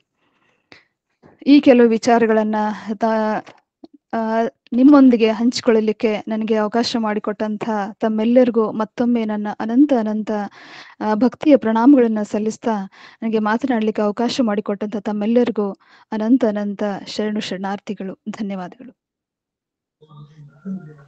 ಕೋಗಿಲೆಯ ಹಾಡಿನಂತೆ ಮಧುರವಾಗಿ, ಸರಾಗವಾಗಿ, ಸರಳವಾಗಿ, ಎಲ್ಲರ ಮನ ಮುಟ್ಟುವಂತೆ ಮಾತನಾಡಿದಂತಹ ಅಕ್ಕ ಹುಂಶಾಳಕ್ಕ ಅವರಿಗೆ, ಶಾರದಕ್ಕ ಅವರಿಗೆ ವೇದಿಕೆ ಪರವಾಗಿ ಅನಂತ ಕೋಟಿ ಶರಣಾರ್ಥಿಗಳು. ಒಬ್ಬ ವ್ಯಕ್ತಿಯ ಬಗ್ಗೆ, ಒಬ್ಬ ವಚನಕಾರರ ಬಗ್ಗೆ ಕೊಟ್ಟಾಗ ಮಾತನಾಡೋದು ಬಹಳ ಸರಳ, ಯಾಕಂದ್ರೆ ಒಂದೇ ಒಂದು ಗ್ರಂಥವನ್ನ ನಾವಿಲ್ಲಿ ಅಧ್ಯಯನ ಮಾಡ್ಬೇಕಾಗತ್ತೆ. ಆದ್ರೆ ಇಂತಹ ವಿಚಾರಗಳನ್ನ ನನ್ಗೆ ಬಹಳ ಕುತೂಹಲ ಇತ್ತು, ಏನ್ ಮಾತಾಡ್ಬಹುದು, ಹೇಗ್ ಮಾತಾಡ್ಬಹುದು ಅಂತ. ನಿಜವಾಗ್ಲು ಬಹಳಷ್ಟು ಅತ್ಯದ್ಭುತವಾಗಿ ಮಾತನಾಡಿದ್ರು. ಹೂವಿನ ಬಾಣದಂತೆ ಯಾರಿಗೂ ಕಾಣದಂತೆ, ಹಾಡಿನ ಸಾಲಿನಲ್ಲಿ ಮೂಡುವ ಪ್ರಾಣದಂತೆ ಅಂತಕ್ಕಂತ ಹಾಡು ನೆನಪಾಯ್ತು. ಅಷ್ಟೊಂದು ಸರಾಗವಾಗಿ ಸುಂದರವಾಗಿ ಮಾತನಾಡಿದ್ರಿ ಅಕ್ಕ, ನಿಜವಾಗ್ಲು ಅದ್ಭುತ. ತಮಗೆ ವೇದಿಕೆ ಪರವಾಗಿ ಮತ್ತೊಮ್ಮೆ ಧನ್ಯವಾದಗಳು. ಈಗ ಮಾರ್ಗದರ್ಶನ ಪರ ನುಡಿಗಳು ಡಾಕ್ಟರ್ ಶಶಿಕಾಂತ್ ಪಟ್ಟಣ್ ಸರ್ ಅವರಿಂದ. ಓಂ ಶ್ರೀ ಗುರು ಬಸವಲಿಂಗಾಯ ನಮಃ. ನರದ ಎಲ್ಲ ಶರಣೆಯರಲ್ಲಿ ಭಕ್ತಿಪೂರ್ವಕ ಶರಣಾರ್ಥಿಗಳನ್ನ ಅರ್ಪಿಸ್ತಾ, ನಾನು ಮೂಲ ವಿಷಯಕ್ಕೆ ಬರುವಕ್ಕಿಂತ ಮುಂಚೆ ನಮ್ಮ ಶರಣ ಧರ್ಮ, ಲಿಂಗಾಯತ ಧರ್ಮ, ಇದರ ಮೇಲೆ ಪ್ರಹಾರ ಮಾಡ್ತಕ್ಕಂಥ ನಮ್ಮವರು ಮತ್ತು ಬೇರೆಯವರು, ತಾವೆಲ್ಲ ನೋಡಿರ್ಬೋದು. ಇತ್ತೀಚೆಗೆ ಜತ್ ತಾಲೂಕಿನ ಸಾಂಗ್ಲಿ ಜಿಲ್ಲೆ ಜತ್ ತಾಲೂಕಿನ ಬೀಳೂರು ಗುರುಬಸವ ಸ್ವಾಮಿಗಳು ಅಪ್ಪಟ ಹತ್ತನೇ ಶಿಷ್ಯರು ಮತ್ತು ಅವರ ಒಡನಾಡಿಗಳು, ಬಸವೇಶ್ವರ ಬಾಗಲಕೋಟೆ ಬಸವೇಶ್ವರ ವಿದ್ಯಾ ಸಂಸ್ಥೆಯನ್ನು ಹುಟ್ಟಾಕಿದವರು. ಆ ಮಠದೊಳಗೆ ನಿಂತ್ಕೊಂಡು ಒಬ್ಬ ಸ್ವಾಮಿಗಳು ಈ ಮಠಾಧೀಶರನ್ನ, ಸೊಳೆ ಮಕ್ಕಳನ್ನ ಮೆಟ್ಲು ಹೊಡಿಬೇಕು ಅಂತಕ್ಕಂಥ ಒಂದು ಪದಗಳನ್ನು ಬಳಸ್ಯಾರ. ಇದನ್ನು ನಾವು ಅತ್ಯಂತ ಉಗ್ರವಾಗಿ ಖಂಡಿಸೋದ್ರ ಜೊತೆಗೆ, ಯಾಕೆ ಕೆಲವೊಂದು ರಾಜಕಾರಣಿಗಳಿಂದ ಬರ್ತಾ ಇದ್ದಾರೆ, ಯಾಕೆ ಇದಕ್ಕೆ ಬಣ್ಣ ಹಾಕ್ತಾ ಇದ್ದಾರೆ, ನಾವು ನಮ್ಮ ನ್ಯಾಯಸಮ್ಮತ ಕಾನೂನು ಸಮ್ಮತ ಹೋರಾಟಕ್ಕೆ ಯಾಕೆ ಇವರು ಅಡ್ಡಗೋಡಿಯನ್ನ ಇಡ್ತಾ ಇದ್ದಾರೆ ಅಂತಕ್ಕಂಥದ್ದು. ಇದ್ರ ಜೊತೆಗೆ ಬಿಜಾಪುರ್ಗೆ ಜಿಲ್ಲಾಧಿಕಾರಿ ಡಾಕ್ಟರ್ ಆನಂದ್ ಅವರು, ಡಾಕ್ಟರ್ ಸಂಗಪ್ಪ DC ಬಾಗಲಕೋಟೆ ಅವರು ಬಹಳ ಉಗ್ರ ಕ್ರಮ ತಗೊಂಡ್ರು. ಅವರು ಬಿಜಾಪುರ ಮತ್ತು ಬಾಗಲಕೋಟೆ ಜಿಲ್ಲೆಯೊಳಗೆ 2 ತಿಂಗಳವರೆಗೆ ಅವ್ರಿಗೆ ಗಡಿಪಾರು ಅಂದ್ರೆ ಅವ್ರಿಗೆ ಪ್ರವೇಶ ಬರದಂಗೆ ನಿಷೇಧ ಹೇಳಿದ್ದಾರೆ. ಇದನ್ನು ನಾವು ಸ್ವಾಗತ ಮಾಡ್ತೀವಿ. ಮತ್ತು ಕನ್ನೇರಿ ಶ್ರೀಗಳು ಇನ್ನು ಮುಂದಾದರೂ ಕೂಡ ತಮ್ಮ ಬಾಯಿ ಚಪ್ಪಲವನ್ನ ಬಿಟ್ಟು ಸರಿಯಾಗಿ ಸುಧಾರಿಸಿಕೊಂಡು ಸಮಾಜ ಜೊತೆಗೆ ಇರಬೇಕು ಅಂತ ಅವ್ರನ್ನ ಕೇಳ್ಕೊಂತೀನಿ. ಡಾಕ್ಟರ್ ಸುಧಾಮಣಿ ಹುಣಸಾಳ್, ಇವರ ತಂದೆಯವರು ಪ್ರೊಫೆಸರ್ SM ಹುಣಸಾಳ್ ಅವರು ನನಗೆ ಕನ್ನಡ ಮೇಸ್ಟ್ರು ಸೈನಿಕ್ ಸ್ಕೂಲ್ ಇದ್ದಾಗ. ಬಹುಶಃ ನನ್ನ ಕನ್ನಡದ ಅಭಿರುಚಿ, ಆಸಕ್ತಿ, ಬರಹ ಓದೊಳಗ ಅವರು ಒಬ್ರು ಒಂದು ಅಕ್ಷರ ಕಲಿಸಿದವರು ಅಂತ ಕಂಡು ಅವ್ರು ನೆನೆಸ್ತಾ, ಅವರು ಮೂಲತಃ ಜೀವಶಾಸ್ತ್ರ, ಅದರಲ್ಲೂ ವಿಶೇಷವಾಗಿ ಸಸ್ಯಶಾಸ್ತ್ರ ಓದ್ಕೊಂಡವರು. ಶರಣರು ಯಾವ ವಿಷಯವನ್ನು ಬಿಟ್ಟಿಲ್ಲ ಅಂತಕ್ಕಂಥ ಹೇಳುವಂತ ಹಲವಾರು ದೃಷ್ಟಾಂತ ವಚನಗಳನ್ನ ನಿರರ್ಗಳವಾಗಿ 45 ನಿಮಿಷ ಒಂದು ಪೀರಿಯಡ್ ಹೊಡೆದು ಹೆಂಗೆ ಹೇಳ್ತಾರ ಹಂಗೆ ಹೇಳಿದ್ರು. ಮರಕ್ಕೆ ಬಾಯಿ ಬೇರೆಂದು ಬುಡಕ್ಕೆ ನೀರಿದರೆ ಮೇಲೆ ಪಲ್ಲವಿಸಿತ್ತು ನೋಡ. ಶರಣರು ಒಂದಲ್ಲ ಎರಡಲ್ಲ ಹಲವಾರು ವಿಷಯಗಳನ್ನು ಹೇಳಿದ್ರು. ಮರದ ಬಾಯಿ ಗಿಡ ಅಲ್ಲ, ಟೊಂಗೆ ಅಲ್ಲ, ಬಾಯಿ ಅಲ್ಲ, ಎಲೆ ಅಲ್ಲ ಅಂತಕ್ಕಂಥದ್ದು, ಅದ್ರ ಬಾಯಿ ಬೇರು. ಅದೇ ರೀತಿ ಭಕ್ತಿ ಎಂಬ ಪೃಥ್ವಿಯ ಮೇಲೆ ಈ ಶರೀರ ಅಂತಕ್ಕಂಥದ್ದು, ಈ ಸೃಷ್ಟಿ ಅಂತಕ್ಕಂಥದ್ದು ಭಕ್ತಿ ಎಂಬ ಪೃಥ್ವಿಯ ಮೇಲೆ ಗುರುವು ಅರಿಯುವಂತಕ್ಕಂಥ ಬೀಜ ಉಂಕರಿಸಿ ಲಿಂಗವೆಂಬ ಎಲೆ ಆಯ್ತು. ಲಿಂಗ ಅಂತಕ್ಕಂಥದ್ದು ದ್ಯುತಿ ಸಂಶ್ಲೇಷಣೆ, ಮೊಟ್ಟ ಮೊದಲಿಗೆ ಹುಟ್ಟುವುದೇ ಲಿಂಗ, ಎಲೆ ದ್ಯುತಿ ಸಂಶ್ಲೇಷಣೆ ಕ್ರಿಯೆ, ಆಹಾರ ತಯಾರಿಕೆ ಘಟಕ. ವಿಚಾರವೆಂಬ ಹೂವಾಯಿತು, ಆಚಾರವೆಂಬ ಕಾಯ ಆಯ್ತು, ನಿಷ್ಪತ್ತಿ ಎಂಬ ಹಣ್ಣಾಯಿತು. ನೋಡ್ರಿ, ನಿಸರ್ಗದ ಜೊತೆಗೆ ಪರಿಸರವನ್ನ ನೋಡ್ಕೊಳ್ತಕ್ಕಂಥ ರೀತಿ ಶರಣರು ಹೇಳಿದರು. ಬಸವಣ್ಣನವ್ರು ಇನ್ನೊಂದು ವಚನ ಬಹಳ ನಾನು ಹಾಗೆ ತಗೊಂತೀವಿ ನಾವು ಲೌಕಿಕವಾಗಿ. ನೀರ ಕಂಡಲ್ಲಿ ಮುಳುಗುವರಯ್ಯ, ಮರವ ಕಂಡಲ್ಲಿ ಸುತ್ತುವರಯ್ಯ, ಬತ್ತುವ ಜಲ ಒಣಗುವ ಮರ, ನೆಚ್ಚಿದವರ ನಿಮ್ಮ ನೆತ್ತಬಲ್ಲರು. ನಾವು ಆಗಸ್ಟ್ ಸೆಪ್ಟೆಂಬರ್ದಾಗ ಗಣಪತಿ ಹಬ್ಬದಾಗ ಇಡೀ ರಾಷ್ಟ್ರದೊಳಗ ನದಿ ಒಳಗೆ ಹೋಗಿ ಗಣಪತಿ ಚೆಲ್ತೀವಿ. ಅದಕ್ಕೆ ಬತ್ತೂಕ ನಾಮಕರಣಕ್ಕೆ ಅಂದ್ರ ಅಂತರ್ಗಂಗೆಯನ್ನ ಕುಸಿಲಿಕ್ಕೆ ಅಥವಾ ಅದಕ್ಕೆ ನಾವೇ ಕಾರಣಕ್ಕಿವಿ. ಇನ್ನು ಮರದ ಸುತ್ತು ಅವು ಮರಗಳಿಗೆ ನಿಸರ್ಗವಾಗಿ ಬೆರೀತಿರ್ತಾವ. ನಾವು ಅದಕ್ಕೆ ಹೋಗಿ ದಾರ ಕಟ್ಟೋದು, ಅರ್ಶನ ಹಚ್ಚೋದು, ಕುಂಕುಮ ಹಚ್ಚೋದು. ಕುಂಕುಮದೊಳಗ ಬಹಳ ಮಂದಿ ಗೊತ್ತಿಲ್ಲ, ಇಟ್ ಇಸ್ ಅ ಪಾಯ್ಸನ್. ಗಿಡದ ಸುತ್ತಮುತ್ತಲ ಗಿಡ ಒಣಗಿ ಹೋಗ್ಬಿಡ್ತೈತಿ. ನೋಡ್ರಿ ಸೃಷ್ಟಿಯ ಪರಿಸರದ ಪ್ರಜ್ಞೆ ಹೆಂಗ ಕಾಳಜಿ ಐತೆ ಅಂತ. ಈಳೆ, ನಿಂಬೆ, ಮಾವು, ಮಾದಲಕ್ಕೆ, ಹುಳಿ ನೀರದವರಾರ. ಯಾವತ್ತು ಜಿನೋಮಿಕ್ಸ್ ಒಳಗ ನಾವು ವರ್ಣ ಸಂಕರ ಅಥವಾ ವರ್ಣದ ಬಗ್ಗೆ ನಾವು ಮಾತಾಡ್ಬೇಕಾದ್ರೆ ಜಿನೋಮಿಕ್ಸು ಅದ್ರೊಳಗೆ ನಾವು ಗ್ರೆಗರ್ ಮಂಡಲ್ನ ಹೇಳ್ತೀವಿ, ನಾವು ಡ್ವಾರ್ಫ್ ಎಲ್ಲ ಹೇಳ್ತೀವಿ ನಾವು.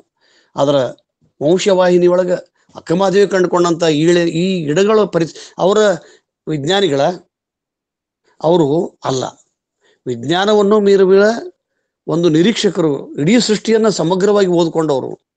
ಅದಕ್ಕೆ ಸೃಷ್ಟಿ ಮತ್ತು ಸಮಷ್ಟಿ, ವ್ಯಷ್ಟಿ ಸಮಷ್ಟಿ, ಪಿಂಡ ಬ್ರಹ್ಮಾಂಡ ಇವುಗಳ ಏಕತೆಯನ್ನ ಕಂಡುಕೊಂಡ್ರು ಶರಣರು ಅಂತಕ್ಕಂಥದ್ದು. ಅವ್ರು ಎಷ್ಟು ಚಂದ ಎಲ್ಲದ್ರೊಳಗೆ ಹೇಳ್ತಾರ, ಉದಕದೊಳಗೆ ಬಾಯಾರಿ ಬಳಲಿತ್ತು ನೋಡ, ಉದಕ ಬಾಯಾರಿ ಬಳಲಿತ್ತು ನೋಡ, ಉದಕದೊಳಗೆ ಕಿತ್ತು ಹುಟ್ಟಿ ಸುಡುತ್ತಿರುವುದು ಕಂಡೆ. I can see A fire in water. ಅಲ್ಲಮ್ಮ ಹೇಳ್ತಾರ, ಗಗನದಲ್ಲಿ ಮಾಮರವ ಕಂಡೆ. ಇವತ್ತಿನ ನಾಸಾ ವಿಜ್ಞಾನಿಗಳು ಎಲ್ಲ ಗ್ರಹದೊಳಗ ಮಾವಿನ ಗಿಡ ಹಾಕಕತ್ತಾರ, ಬೆಳೆಸಾಕತ್ತಾರ. ಪಕ್ಕವಿಲ್ಲದ ಹಕ್ಕಿ, ಯಾವ ದುರಾತ್ಮಕ ಪಕ್ಕ ಇಲ್ಲ, ರೆಕ್ಕೆ ಇಲ್ಲ, ಭುವಿಯ ನುಂಗಿದ ಕಂಡೆ ಕಾಣ ಗುಹೇಶ್ವರ ನಿಮ್ಮ ಕಾಲದ ಬಿಣ್ಣಾಣ ಅಂತಕ್ಕಂಥ ಸೃಷ್ಟಿಯ ಬಗ್ಗೆ ಇವರು ಜಡದ ಸೀಮೆ. ಇಳೆ ನಿಮ್ಮ ದಾನ, ಸೃಷ್ಟಿಕರ್ತ ನಿಂದ ದಾನ, ಬೆಳೆ ನಿಮ್ಮ ದಾನ, ಸುಳಿದು ಸೂಸುವ ಗಾಳಿ ನಿಮ್ಮ ದಾನ. ಇವುಗಳನ್ನೆಲ್ಲ ಮಾಡಿದೆಯಪ್ಪ ನೀನು. ಆದ್ರೆ ಅವನ ಉಂಡು ಅನ್ಯರ ಹೊಗಳ್ತಾರ. ಆ ದೇವರಿಗೆ ಭೂಮಿ ಅದರ ಮೇಲೆ ಒಂದು ಸ್ಥಾಪನೆ ಮಾಡಿ, ಅದರ ಮೇಲೆ ಒಂದು ಬೆಳೆಯನ್ನು ಕೊಯ್ದು ನಾವು ನೋಡಿದ್ರೆ ಎಷ್ಟು ನಮ್ಮ ಹಬ್ಬ ಹರಿದಿನದೊಳಗೆ ಅಂದ್ರೆ, ಇವತ್ತು ಕರ್ನಾಟಕದೊಳಗೆ ಕನಿಷ್ಠ ನಾಳೆ ದೀಪಾವಳಿ ಪಾಡ್ಯ ದಿವಸ ಬಾಳಿ ಮರಿ 2 ಮರಿ 4 ಮರಿ 1 ಕೋಟಿ ಜನ ಭಕ್ತರು ಬಾಳಿ ಮರಿ ಕಡಿತಾರ. ಅದು ಹಣ್ಣ ಕೊಡಂಗಿಲ್ಲ. ಅದು ಶಿಶು ಹತ್ಯೆ ಮಾಡಿದಷ್ಟು. ಅದು ಶಿಶು ಹತ್ಯೆ ಮಾಡ್ತಾರೆ. ಇದನ್ನ ಎಷ್ಟು ಚಂದ ಹೇಳ್ತಾರ ಶರಣರು ಅಂತಂದ್ರ, ಪುಷ್ಪ ಇದು ಭ್ರಮರದ ಎಂಜಲು, ನೀರು ಇದು ಮೀನದ ಎಂಜಲು. ನಾವ್ ಯಾವ್ದು ಪವಿತ್ರ ಅಂತೀವಿ ನಾವು ಅಂದ್ರೆ ಪರಿಸರವನ್ನು ಕಾಪಾಡ್ಕೊಡ್ರಿ ಅಂತಕ್ಕಂಥ ರೀತಿ. ನನಗೆ ಬಹಳಷ್ಟು ಸಲ ನಾವು ಕಬ್ಬನ್ನು ಕಡಿತೀವಿ. ಆ ಬಾಳಿ ಮರಿ ಅಂತೂ ಏನು ಕಬ್ಬರ ಕಡಿದ್ರೆ ತಿನ್ನಕರ ಬರ್ತೈತಿ. ಒಂದು 2 ಫೂಟ್ 3 ಫೂಟ್ ಇರ್ತಕ್ಕಂಥ ಬಾಳಿ ಮರಿ 1 ಕೋಟಿ ಜನ ಕಡಿದ್ರೆ 4 ಕೋಟಿ ಬಾಳಿ ಅಥವಾ 2 ಕೋಟಿ ಬಾಳಿ. ಅವು ಗಡ ಬಿಟ್ಟು ಅಂದ್ರೆ 2 ಗಡ 3 ಗಡ ಬಿಟ್ಟು ಅಂದ್ರೆ ಸುಮಾರು 10 ಜನರಂಗ 2 ಕೋಟಿ ಅಂದ್ರೆ ಸುಮಾರು 20 ಕೋಟಿ ಅಂದ್ರೆ ಸುಮಾರು 2 ಕೋಟಿ ಜನರ ಹೊಟ್ಟಿ ತುಂಬಿಸುವಂತ ಬಾಳಿ ಮರಿ ಕಡಿತೀವಲ್ಲ ನಾವು. ಮಾಯಿನ ತೊಳಲು ಅದು ಎಲಿ, ಅದು ಆಹಾರ ತಯಾರು ಮಾಡ್ತಕ್ಕಂಥ ಘಟಕ, ಅದು ಗಿಡಕ್ಕೆ ಅದನ್ನ ತಂದು ಕಟ್ಟುದು. ಯಾವುದು ನಮ್ಮ ಸೃಷ್ಟಿಯ ಮೇಲೆ ಪ್ರಹಾರ ಮಾಡ್ತಕ್ಕಂಥ ಕೆಲಸವನ್ನ ಮಾಡಿದ್ರು. ಅದಕ್ಕೆ ಬಸವಣ್ಣ ಹೇಳ್ತಾನ, ಹರಣಿ ಮೂಲಿಗನಾದೆ. ಹರ ಅಂತಂದ್ರೆ ಹರಪ್ಪ ಮೋಂಜೋದರದ ಮೂಲಿಗವ. ಬಹಳ ಜನ ತನ್ನ ವಚನಗಳನ್ನು ತಪ್ಪಾಗಿ ತಿಳ್ಕೊಂಡಿವಿ. ಬಸವಣ್ಣನ ಬಹುತೇಕ ವಚನದೊಳಗ, ಎಲ್ಲ ವಚನದೊಳಗ ಸೃಷ್ಟಿಯ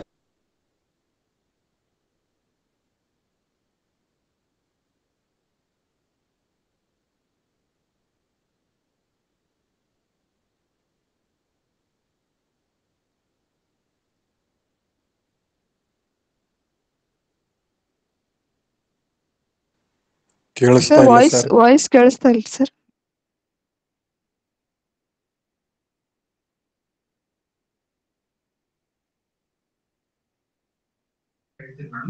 ಸರ್ ಕೇಳ್ತಾ ಇಲ್ಲ.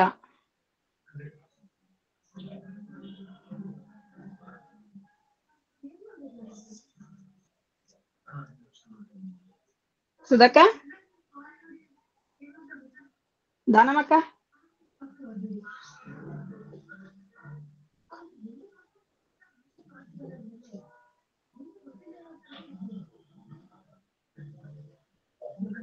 ಶಾರದಮ್ಮ. ಹಾ ಸರ್ ಏನ್ ನೆಟ್ವರ್ಕ್ ಪ್ರಾಬ್ಲಮ್ ಆಗಿದೆ ನೋಡ್ರಿ. ಅಲ್ಲಿವರೆಗೂ ಅವ್ರು ಜಾಯಿನ್ ಆಗೋವರೆಗೂ ನೀವು ಮಾತಾಡಿಮ್ಮ. ನಾನು ಶಾರದಾ ಮಣಿ ಹುಣಸಾಳ್ ಅವರು ಬಹಳಷ್ಟು ಶರಣರ ವಚನಗಳನ್ನ ಸಾಂಕೇತಿಕವಾಗಿ ಪೃಥ್ವಿ, ಆಪ, ತೇಜು, ವಾಯು, ಆಕಾಶ ಎಲ್ಲವುಗಳ ಬಗ್ಗೆ ಶರಣರು ಅತ್ಯಂತ ಅಧ್ಯಯನಶೀಲಾಗಿ ತಳಸ್ಪರ್ಶಿಯಾಗಿ ಅವರು ಕಂಡುಕೊಂಡಿದ್ರು. ಆಮೇಲೆ ಅವುಗಳ ಗುಣ ಸ್ವಭಾವಗಳನ್ನ ತಮ್ಮ ವಚನಗಳಲ್ಲಿ ವ್ಯಕ್ತಪಡಿಸಿದ್ದಾರೆ. ಅಲ್ಲದೆ ಕೆಲವು ವಚನಗಳಲ್ಲಿ ಪ್ರಾಣಿಗಳು, ಬಹಳಷ್ಟು ಪ್ರಾಣಿಗಳ ವರ್ತನೆಯನ್ನ ಇವು ನಾಯಿ ವರ್ತನೆ ಆಗ್ಲಿ, ಒಂದು ಹಂದಿಯ ವರ್ತನೆ ಆಗ್ಲಿ, ಒಂದು ಆನೆಯ ವರ್ತನೆ ಆಗ್ಲಿ, ಕುರಿ ಕೋಳಿ ಇವು ಎಲ್ಲ ಗಳ ವರ್ತನೆಯನ್ನ ಸಾಂಕೇತಿಕವಾಗಿ ಅವರುಗಳ ಗುಣ ಸ್ವಭಾವಗಳನ್ನ ವಚನಗಳಲ್ಲಿ ಹೇಳಿದ್ದಾರೆ. ಹಾಗೆ ಅಕ್ಕ ಮಹಾದೇವಿ ಕೂಡ ಈ ಹೇಳಿದ್ರು ಸರ್ ಜೀನೋಮದ ಬಗ್ಗೆ. ಅಂದ್ರೆ ಒಂದು ಕ್ರೋಮೋಸೋಮಲ್ ಒಂದು ಕಾನ್ಫಿಗರೇಷನ್ ಏನಿರ್ತದ ಅದು ಇಂಡೈರೆಕ್ಟ್ ಆಗಿ ಅವಳು ಹೇಳಿದ್ಲು, ಇಳೆ ನಿಂಬೆ ಮಾದಲ್ಕೆ ಹುಳಿ ನೀರು ಎರಚಿಸಿದವರು ಯಾರು ಅಂತ ಹೇಳ್ತಾ ಆ ಒಂದು ಸಸ್ಯ ಶಾಸ್ತ್ರದ ಪ್ರವೀಣೆ ಕೂಡ ಆಗಿದ್ಲು ಅಕ್ಕ ಮಹಾದೇವಿ ಅನ್ನುವಂತಹದನ್ನ ನಾವು ವಚನಗಳಲ್ಲಿ ಕಾಣ್ತೀವಿ. ಹೀಗೆ ಹಲವಾರು ಶರಣರ ವಚನಗಳಲ್ಲಿ ನಾವು ಈ ಎಲ್ಲ ಪಂಚಭೂತಗಳ ಬಗ್ಗೆ ಆಗ್ಲಿ, ಪ್ರಾಣಿಗಳ ಗುಣ ಸ್ವಭಾವ ಗುಣವರ್ತನೆಗಳನ್ನಾಗ್ಲಿ, ಹಾಗೂ ಸಸ್ಯ ಸಂಬಂಧಿ ಉಕ್ತಿಗಳನ್ನ ನಾವು ಕಾಣ್ತೀವಿ. ಹಾಗೆ ನಾವು ಹೋಗ್ತಾ ಹೋಗ್ತಾ ಬಹಳಷ್ಟು ಒಳ್ಳೆಯ ವಿಷಯ ಶಾರದಾಮಣಿಯವರು ಕೊಟ್ಟಿದ್ರು. ಪರಿಸರ ಸಂರಕ್ಷಣೆ ಜಂಗಮ ಸೇವೆ ಅಂತ. ನಾವು ಏನು ಜಂಗಮ ಸೇವೆ ಅಥವಾ ಒಂದು ಲಿಂಗ ಪೂಜೆ ಅಂತ ಏನ್ ಮಾಡ್ಬೇಕು, ಈಗಿನ ತುರ್ತು ಏನಿದೆ, ಈಗಿನ ಕಾಲದ ತುರ್ತು ಏನಿದೆ ಅಂತ ನಾವು ಕಂಡುಕೋಬೇಕು. ಈ ಪರಿಸರ ಸಂರಕ್ಷಣೆಯನ್ನ ನಾವು ಹೇಗೆ ಲಿಂಗ ಜಂಗಮಗಳಿಗೆ ಗಳನ್ನ ಆಧಾರವಾಗಿಟ್ಟುಕೊಂಡು ಲಿಂಗ ಜಂಗಮಗಳಿಗೆ ನಮ್ಮ ಸೇವೆಯನ್ನ ನಮ್ಮ ಭಕ್ತಿಯನ್ನ ತೋರಿಸ್ತೀವೋ, ಹಾಗೆ ಪರಿಸರವನ್ನ ಕುರಿತು ನಮ್ಮ ಕಾಳಜಿ ಇರಬೇಕು. ಯಾಕಂದ್ರ ನಮಗೆ ಇರುವುದು ಒಂದೇ ಭೂಮಿ, ಇದು ಒಂದೇ ಒಂದು ಪ್ಲಾನೆಟ್. ಉಳಿದ ಯಾವ ಪ್ಲಾನೆಟ್ನೊಳಗ ನಾವು ಜೀವರಾಶಿಯನ್ನಾಗ್ಲಿ ನೀರನ್ನಾಗ್ಲಿ ಕಾಣುದಿಲ್ಲ. ಹಾಗೆ ಇರುವುದೊಂದೇ ಭೂಮಿ. ಆಮೇಲೆ ಪ್ರಗತಿ ಕಾಣ್ತೀವಿ. ಪ್ರಗತಿ ಆಗ್ಬೇಕಾದ್ರ ಮರಗಳನ್ನ ಕಡಿಬೇಕು, ಸಸ್ಯ ಸಂಕುಲ ಆ ಮರ ಒಂದು ಚೇನ್, ಒಂದು ಲಗೋರಿ ಆಟ ಇದ್ದಂಗ. ಅಂದ್ರೆ ಕೆಳಗಿನ ಏನು ಒಂದು ಬೇಸ್, ಲಗೋರಿಯ ಒಂದು ಬೇಸ್ ಏನದ ಅದು ಸಸ್ಯ ಸಂಕುಲ, ಅದರ ಮೇಲೆ ಎಲ್ಲವೂ ಅವಲಂಬಿತ ಆಗಿರ್ತದ. ಆ ಲಗೋರಿಯ ಕೊನೆಯ ಒಂದು ಏನು ಕಲ್ಲು ಬರ್ತೈತಿ, ಆ ಕಲ್ಲು ಮನುಷ್ಯ. ಆದ್ರೆ ನಾವೇನ್ ತಿಳ್ಕೊಂಡಿವಿ, ಕೊನೆಗೆ ಬರೋ ಕಲ್ಲು ಮನುಷ್ಯ ನಾವೇ ಮೊದಲು ಅಂತ ತಿಳ್ಕೊಂಡು ಎಲ್ಲವನ್ನ ನಾಶ ಮಾಡ್ತಾ ಹೋಗ್ತಾ ಇದ್ದೀವಿ. ಆಮೇಲೆ ಈ ಇರುವುದೊಂದೇ ಭೂಮಿಯನ್ನ ನಾವು ಪ್ರಗತಿ ಹೆಸರಿನಲ್ಲಿ ನಾಶ ಮಾಡ್ತಾ ಹೊರಟಿವಿ, ಗಣಿಗಾರಿಕೆ ಮಾಡ್ತೀವಿ, ಆಮೇಲೆ ಈ ಖನಿಜಗಳಿಗೆ ಶೋಧನೆ ಮಾಡ್ತೀವಿ. ಎಷ್ಟು ಈ ನ್ಯಾಚುರಲ್ ಕ್ಯಾಟಾಸ್ಟ್ರೋಫ್ಸ್ ಅಂತ ಏನ್ ಹೇಳ್ತೀವಿ, ಈ ಸ್ವಾಭಾವಿಕ ಈ ವೈಚಿತ್ರಗಳು ಅಥವಾ ಒಂದು ಏರುಪೇರುಗಳು ಯಾಕಾಗ್ತವ ಅಂದ್ರೆ ಈ ಭೂಮಿ ಸಮತೋಲನವನ್ನ ನಾವು ನಾಶ ಮಾಡಿವಿ, ನಮ್ಮ ಸಸ್ಯ ಸಂಕುಲವನ್ನ ನಾಶ ಮಾಡಿವಿ, ಹಾಗೆ ನಮ್ಮ ಪ್ರಾಣಿ ಸಂಕುಲವನ್ನ ನಾಶ ಮಾಡಿವಿ. ಇವಾಗ 1972 ಒಂದು ಆಕ್ಟ್ ಮಾಡಿದೀವಿ, ಈ ಪ್ರಾಣಿಗಳನ್ನ ಕೊಲ್ಲಬಾರದು ಅನ್ನುವಂತಹದ್ದು. ಈ ಆಕ್ಟ್ ಮಾಡಿಂದ ಈ ಪೋಕಿಂಗ್ ಅಂತಾರಲ್ಲ, ಕಳ್ಳ ಬೇಟೆಯಾಡುವುದನ್ನ ಸರ್ ಜಾಯ್ನ್ ಆದ ಕೂಡಲೇ ಹೇಳ್ರಿ ದಯವಿಟ್ಟು. ಈ ಕಳ್ಳ ಬೇಟೆಯಾಡುವುದಾಗ್ಲಿ, ಮತ್ತೆ ಗಿಡ ಮರಗಳನ್ನ ಕಡಿಯುವುದಕ್ಕಾಗ್ಲಿ, ಇವೆಲ್ಲ ಆಕ್ಟಿವಿಟೀಸು, ಮನುಷ್ಯನ ಗಣಿಗಾರಿಕೆ ಆಗ್ಲಿ, ಇವೆಲ್ಲಕ್ಕೂ ಒಂದು ಬ್ರೇಕ್ ಹಾಕ್ಲಿಕ್ಕೆ 1972 ಒಂದು ಆಕ್ಟ್ ತಂದ್ರು. ಆದ್ರೆ ಅಲ್ಲಿ ತನಕ ಯಾವುದೇ ಒಂದು ಬ್ರಿಟಿಷ್ ಕಾಲದಲ್ಲಿ ಆಗ್ಲಿ ಅಥವಾ ಸ್ವಾತಂತ್ರ್ಯ ಸಿಕ್ಕ ಮೇಲೂ ಕೂಡ ಯಾವುದೇ ಒಂದು ಇದ್ದು ಕಾಯ್ದೆ, ಆದ್ರೆ ಇಷ್ಟು ಕಠಿಣವಾದ ಕಾಯ್ದೆಗಳು ಇರ್ಲಿಲ್ಲ.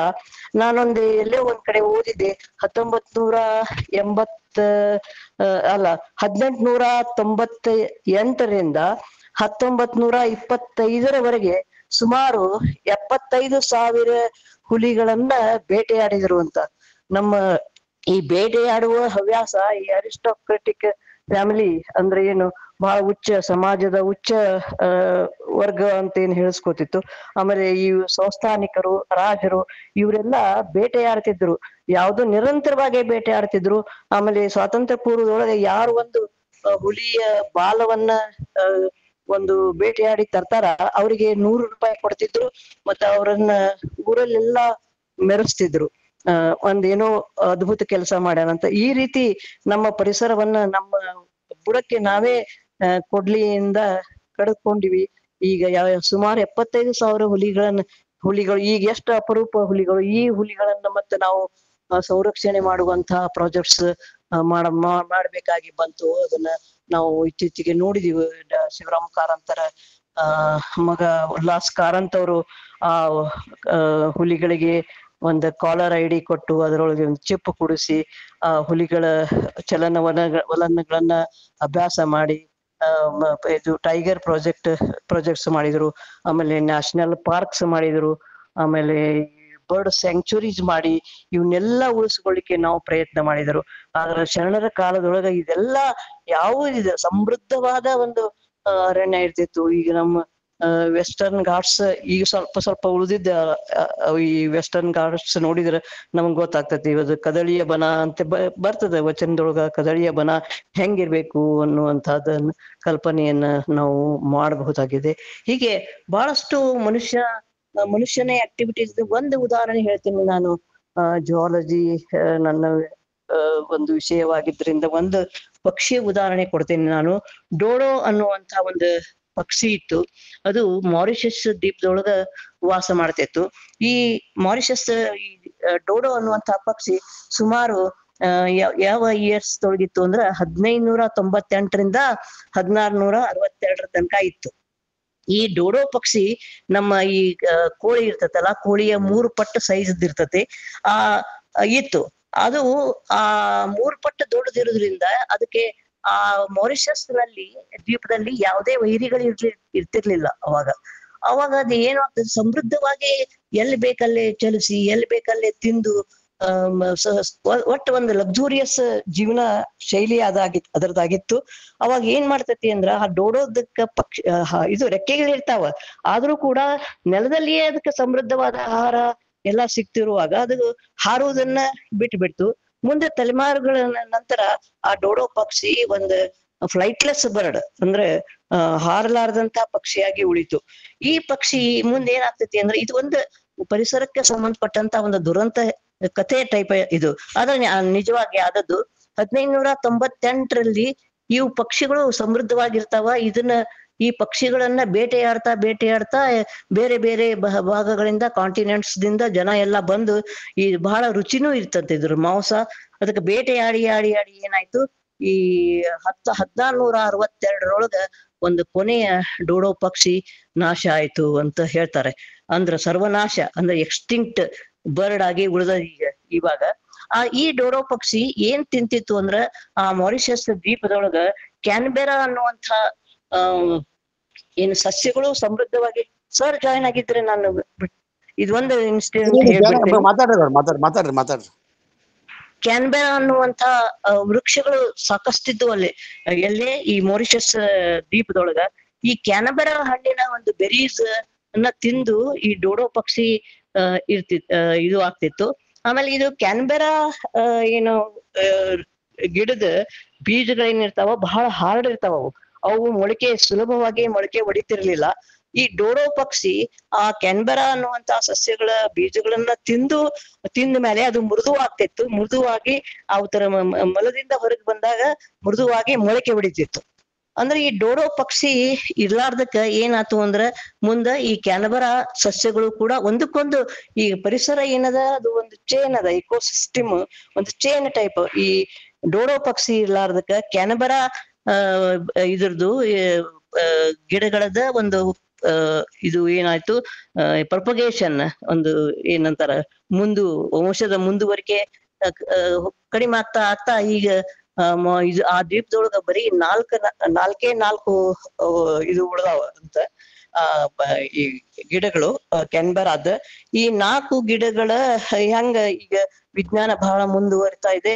ಈ 4 ಗಿಡಗಳ ಒಂದು ಬೀಜಗಳನ್ನ ಈಗ ಡೋಡೋ ಪಕ್ಷಿಗಳಂತೂ ಇಲ್ಲ, ಅದ್ರ ಬದಲು ಈ ಟರ್ಕಿ ಕೋಳಿಗಳಿಗೆ ತಂದು ಬಿಟ್ರು. ಆ ಟರ್ಕಿ ಕೋಳಿಗಳು ಈ ಕ್ಯಾನ್ಬೆರಾ ಗಿಡದ ಬೀಜಗಳನ್ನ ತಿಂದು ಸ್ವಲ್ಪ ಸಾಫ್ಟ್ ಮಾಡ್ತಾವ. ಅದರಿಂದ ಮೊಳಕೆ ಹೊಡೆದು ನಾವು ಕ್ಯಾನ್ಬೆರಾ ಸಸ್ಯಗಳನ್ನ ಬೆಳಿಬಹುದು. ಆದ್ರ ಆ ಸರ್ವನಾಶವಾಗಿ ಹೋದಂತಹ ಡೋಡೋ ಪಕ್ಷಿಯನ್ನ ನಾವು ಇನ್ನು ಮುಂದೆ ಕಾಣಲಿಕ್ಕೆ ಸಾಧ್ಯ ಇಲ್ಲ ಅನ್ನುವಂಥದ್ದನ್ನ ಹಾಗೆ ನಾವು ಬಹಳಷ್ಟು ನೋಡ್ತೀವಿ. ಬಹಳಷ್ಟು ಪ್ರಾಚೀನವಾದದ್ದಕ್ಕೆ ನಾವು ಬಹಳ ಮಹತ್ವ ಕೊಡ್ತೀವಿ. ನಮ್ಮ ಸುತ್ತಮುತ್ತ ಇರುವಂತಹದ ನಶಿಸಿ ಹೋಗ್ತಾ ಇರುವಂತಹ ಗುಬ್ಬಿಗಳ ಬಗ್ಗೆ, ನಶಿಸಿ ಹೋಗುತ್ತಿರುವಂತಹ ಕಾಗೆಗಳ ಬಗ್ಗೆ ನಾವು ಲಕ್ಷಣೆ ಕೊಡುದಿಲ್ಲ. ಒಂದ್ಸಲ ಏನಾಗಿತ್ತು ಅಂದ್ರೆ ಒಂದು ಕ್ಲಾಸ್ ರೂಮ್ ನೊಳಗ ಒಂದು ಡೈನೋಸಾರದ ಬಗ್ಗೆ ಒಂದೇನೋ ಚಿತ್ರ ತೋರಿಸ್ತಿರ್ತಾರ. ಆ ಡೈನೋಸಾರದ ಪ್ರಾಚೀನತೆಯ ಬಗ್ಗೆ ಚಿತ್ರ ತೋರಿಸ್ತಿರ್ತಾರ. ಆ ಚಿತ್ರ ಪರದೆಯ ಮೇಗಿನಿಂದ ಒಂದು ಜಿರಳೆ ಅದು ಬರ್ತಿರ್ತಾ ಇರ್ತೈತಿ. ಅದನ್ನ ಹಿಡಿದು ಹೊಡಿರಿ ಅಂತ ಹೊಡಿತಾರ. ಆದ್ರ ಆ ಡೈನೋಸಾರದ ಪ್ರಾಚೀನತೆಗೆ ನಾವ್ ಎಷ್ಟು ಪ್ರಾಮುಖ್ಯತೆ ಕೊಡ್ತೀವಿ, ಆ ಜಿರಳೆ ಆ ಡೈನೋಸಾರ್ಕ್ಕಿಂತ ಇದು ಕಾಕ್ರೋಚ್ ಏನದ ಇದ್ರದ್ದು ಸಂತತಿ ಡೈನೋಸಾರ್ಕ್ಕಿಂತ ಹಳೇದು ಅಂತ. ಹಾಗೆ ಈ ನಮ್ಮಲ್ಲಿ ಇರುವಂತಹ ಪರಿಸರದಲ್ಲಿ ಇರುವಂತಹ ಏನು ಜಾಲವನ್ನ ನಾವು ನೋಡ್ತಾ ಇಲ್ಲ ಅಂತ. ಹಾಗೆ ನಮ್ಮ ಕೆರೆ ಕಟ್ಟೆಗಳು ಸುಮಾರು ಕರ್ನಾಟಕದ 46,000 ಕೆರೆಗಳಿದ್ದು ಅಲ್ಲಿ ಸಾಕಷ್ಟು ಪಕ್ಷಿಗಳು ಬರ್ತಿದ್ದು, ವಲಸೆ ಪಕ್ಷಿಗಳು. ಈಗಲೂ ಕೂಡ ನಮ್ಮ ಕರ್ನಾಟಕದ ರಂಗನತಿಟ್ಟು ಅಂತಾರ ಮಾಗಡಿ ಕೆರೆಗೆ. ಈ ಮಾಗಡಿ ಕೆರೆಗೆ ಸುಮಾರು 5,000ದಿಂದ ಸುಮಾರು ಲಕ್ಷದಿಂದ ಒಂದು ಇರುವೆ ಅದು 1.5 ಲಕ್ಷದಷ್ಟು ಇದೆ ಅಂತೆ. ಅದು ಬಾರ್ ಹೆಡೆಡ್ ಗೀಸ್ ಅಂತ ಆ ಪಕ್ಷಿ. ಅಂದ್ರ ಪಟ್ಟೆ ತಲೆಯ ಬಾತು ಅಂತ ಕನ್ನಡದಲ್ಲಿ ಹೇಳ್ತಾರೆ. ಇವು ಪ್ರತಿ ವರ್ಷ ಮೈಗ್ರೇಟರಿ ಬರ್ಡ್ಸ್, ವಲಸೆ ಪಕ್ಷಿಗಳು. ಇವು ಪ್ರತಿ ವರ್ಷ ನವೆಂಬರ್ದಾಗ ಬಂದು ಮತ್ತೆ ಫೆಬ್ರವರಿಯಲ್ಲಿ ಹೋಗ್ತಾವ. ಕೆಲವು ಪಕ್ಷಿಗಳು ಬೇರೆ ಬೇರೆ ದೇಶದಿಂದ ಬರ್ತಾವ. ಈ ಬಾರ್ ಹೆಡೆಡ್ ಗೀಸ್ ಇವು ಮಂಗೋಲಿಯಾದಿಂದ ಬರ್ತಾವ. ಮಂಗೋಲಿಯಾದಿಂದ ಹಿಮಾಲಯ ಅಗ್ದಿ ಮೌಂಟ್ ಎವರೆಸ್ಟ್ ಅಂದ್ರೆ ಅತ್ಯುನ್ನತ ಶ್ರೇಣಿ ಅಂತ ಹೇಳ್ತೀವಿ. ಆ ಅತ್ಯುನ್ನತ ಶ್ರೇಣಿಯನ್ನ ದಾಟಿ ಸುಮಾರು 28-30 ದಿವಸದೊಳಗ ನಾನ್ ಸ್ಟಾಪ್ ಬರ್ತಾವ. ಅವಕ್ಕ ನಿದ್ದೆ ಇಲ್ಲ, ಆಹಾರ ಇಲ್ಲ, ಮತ್ತೆ ನೀರ್ ಇಲ್ಲ. ಇಂತ ಒಂದು ಪರಿಸ್ಥಿತಿ ಒಳಗ ಕಂಟಿನ್ಯೂಸ್ ಹಗಲು ರಾತ್ರಿ ಬರ್ತಾವ. ಇವೆಲ್ಲ ವೈಚಿತ್ರಗಳು, ಇವೆಲ್ಲ ಸೃಷ್ಟಿ ವೈಚಿತ್ರಗಳನ್ನ ನಮ್ಮ ಇವರು ಶರಣರು ಕೂಡ ಕಂಡುಕೊಂಡಿದಾರ. ಅವ್ರು ತಮ್ಮ ವಚನಗಳು ಹೇಳ್ಯಾರ.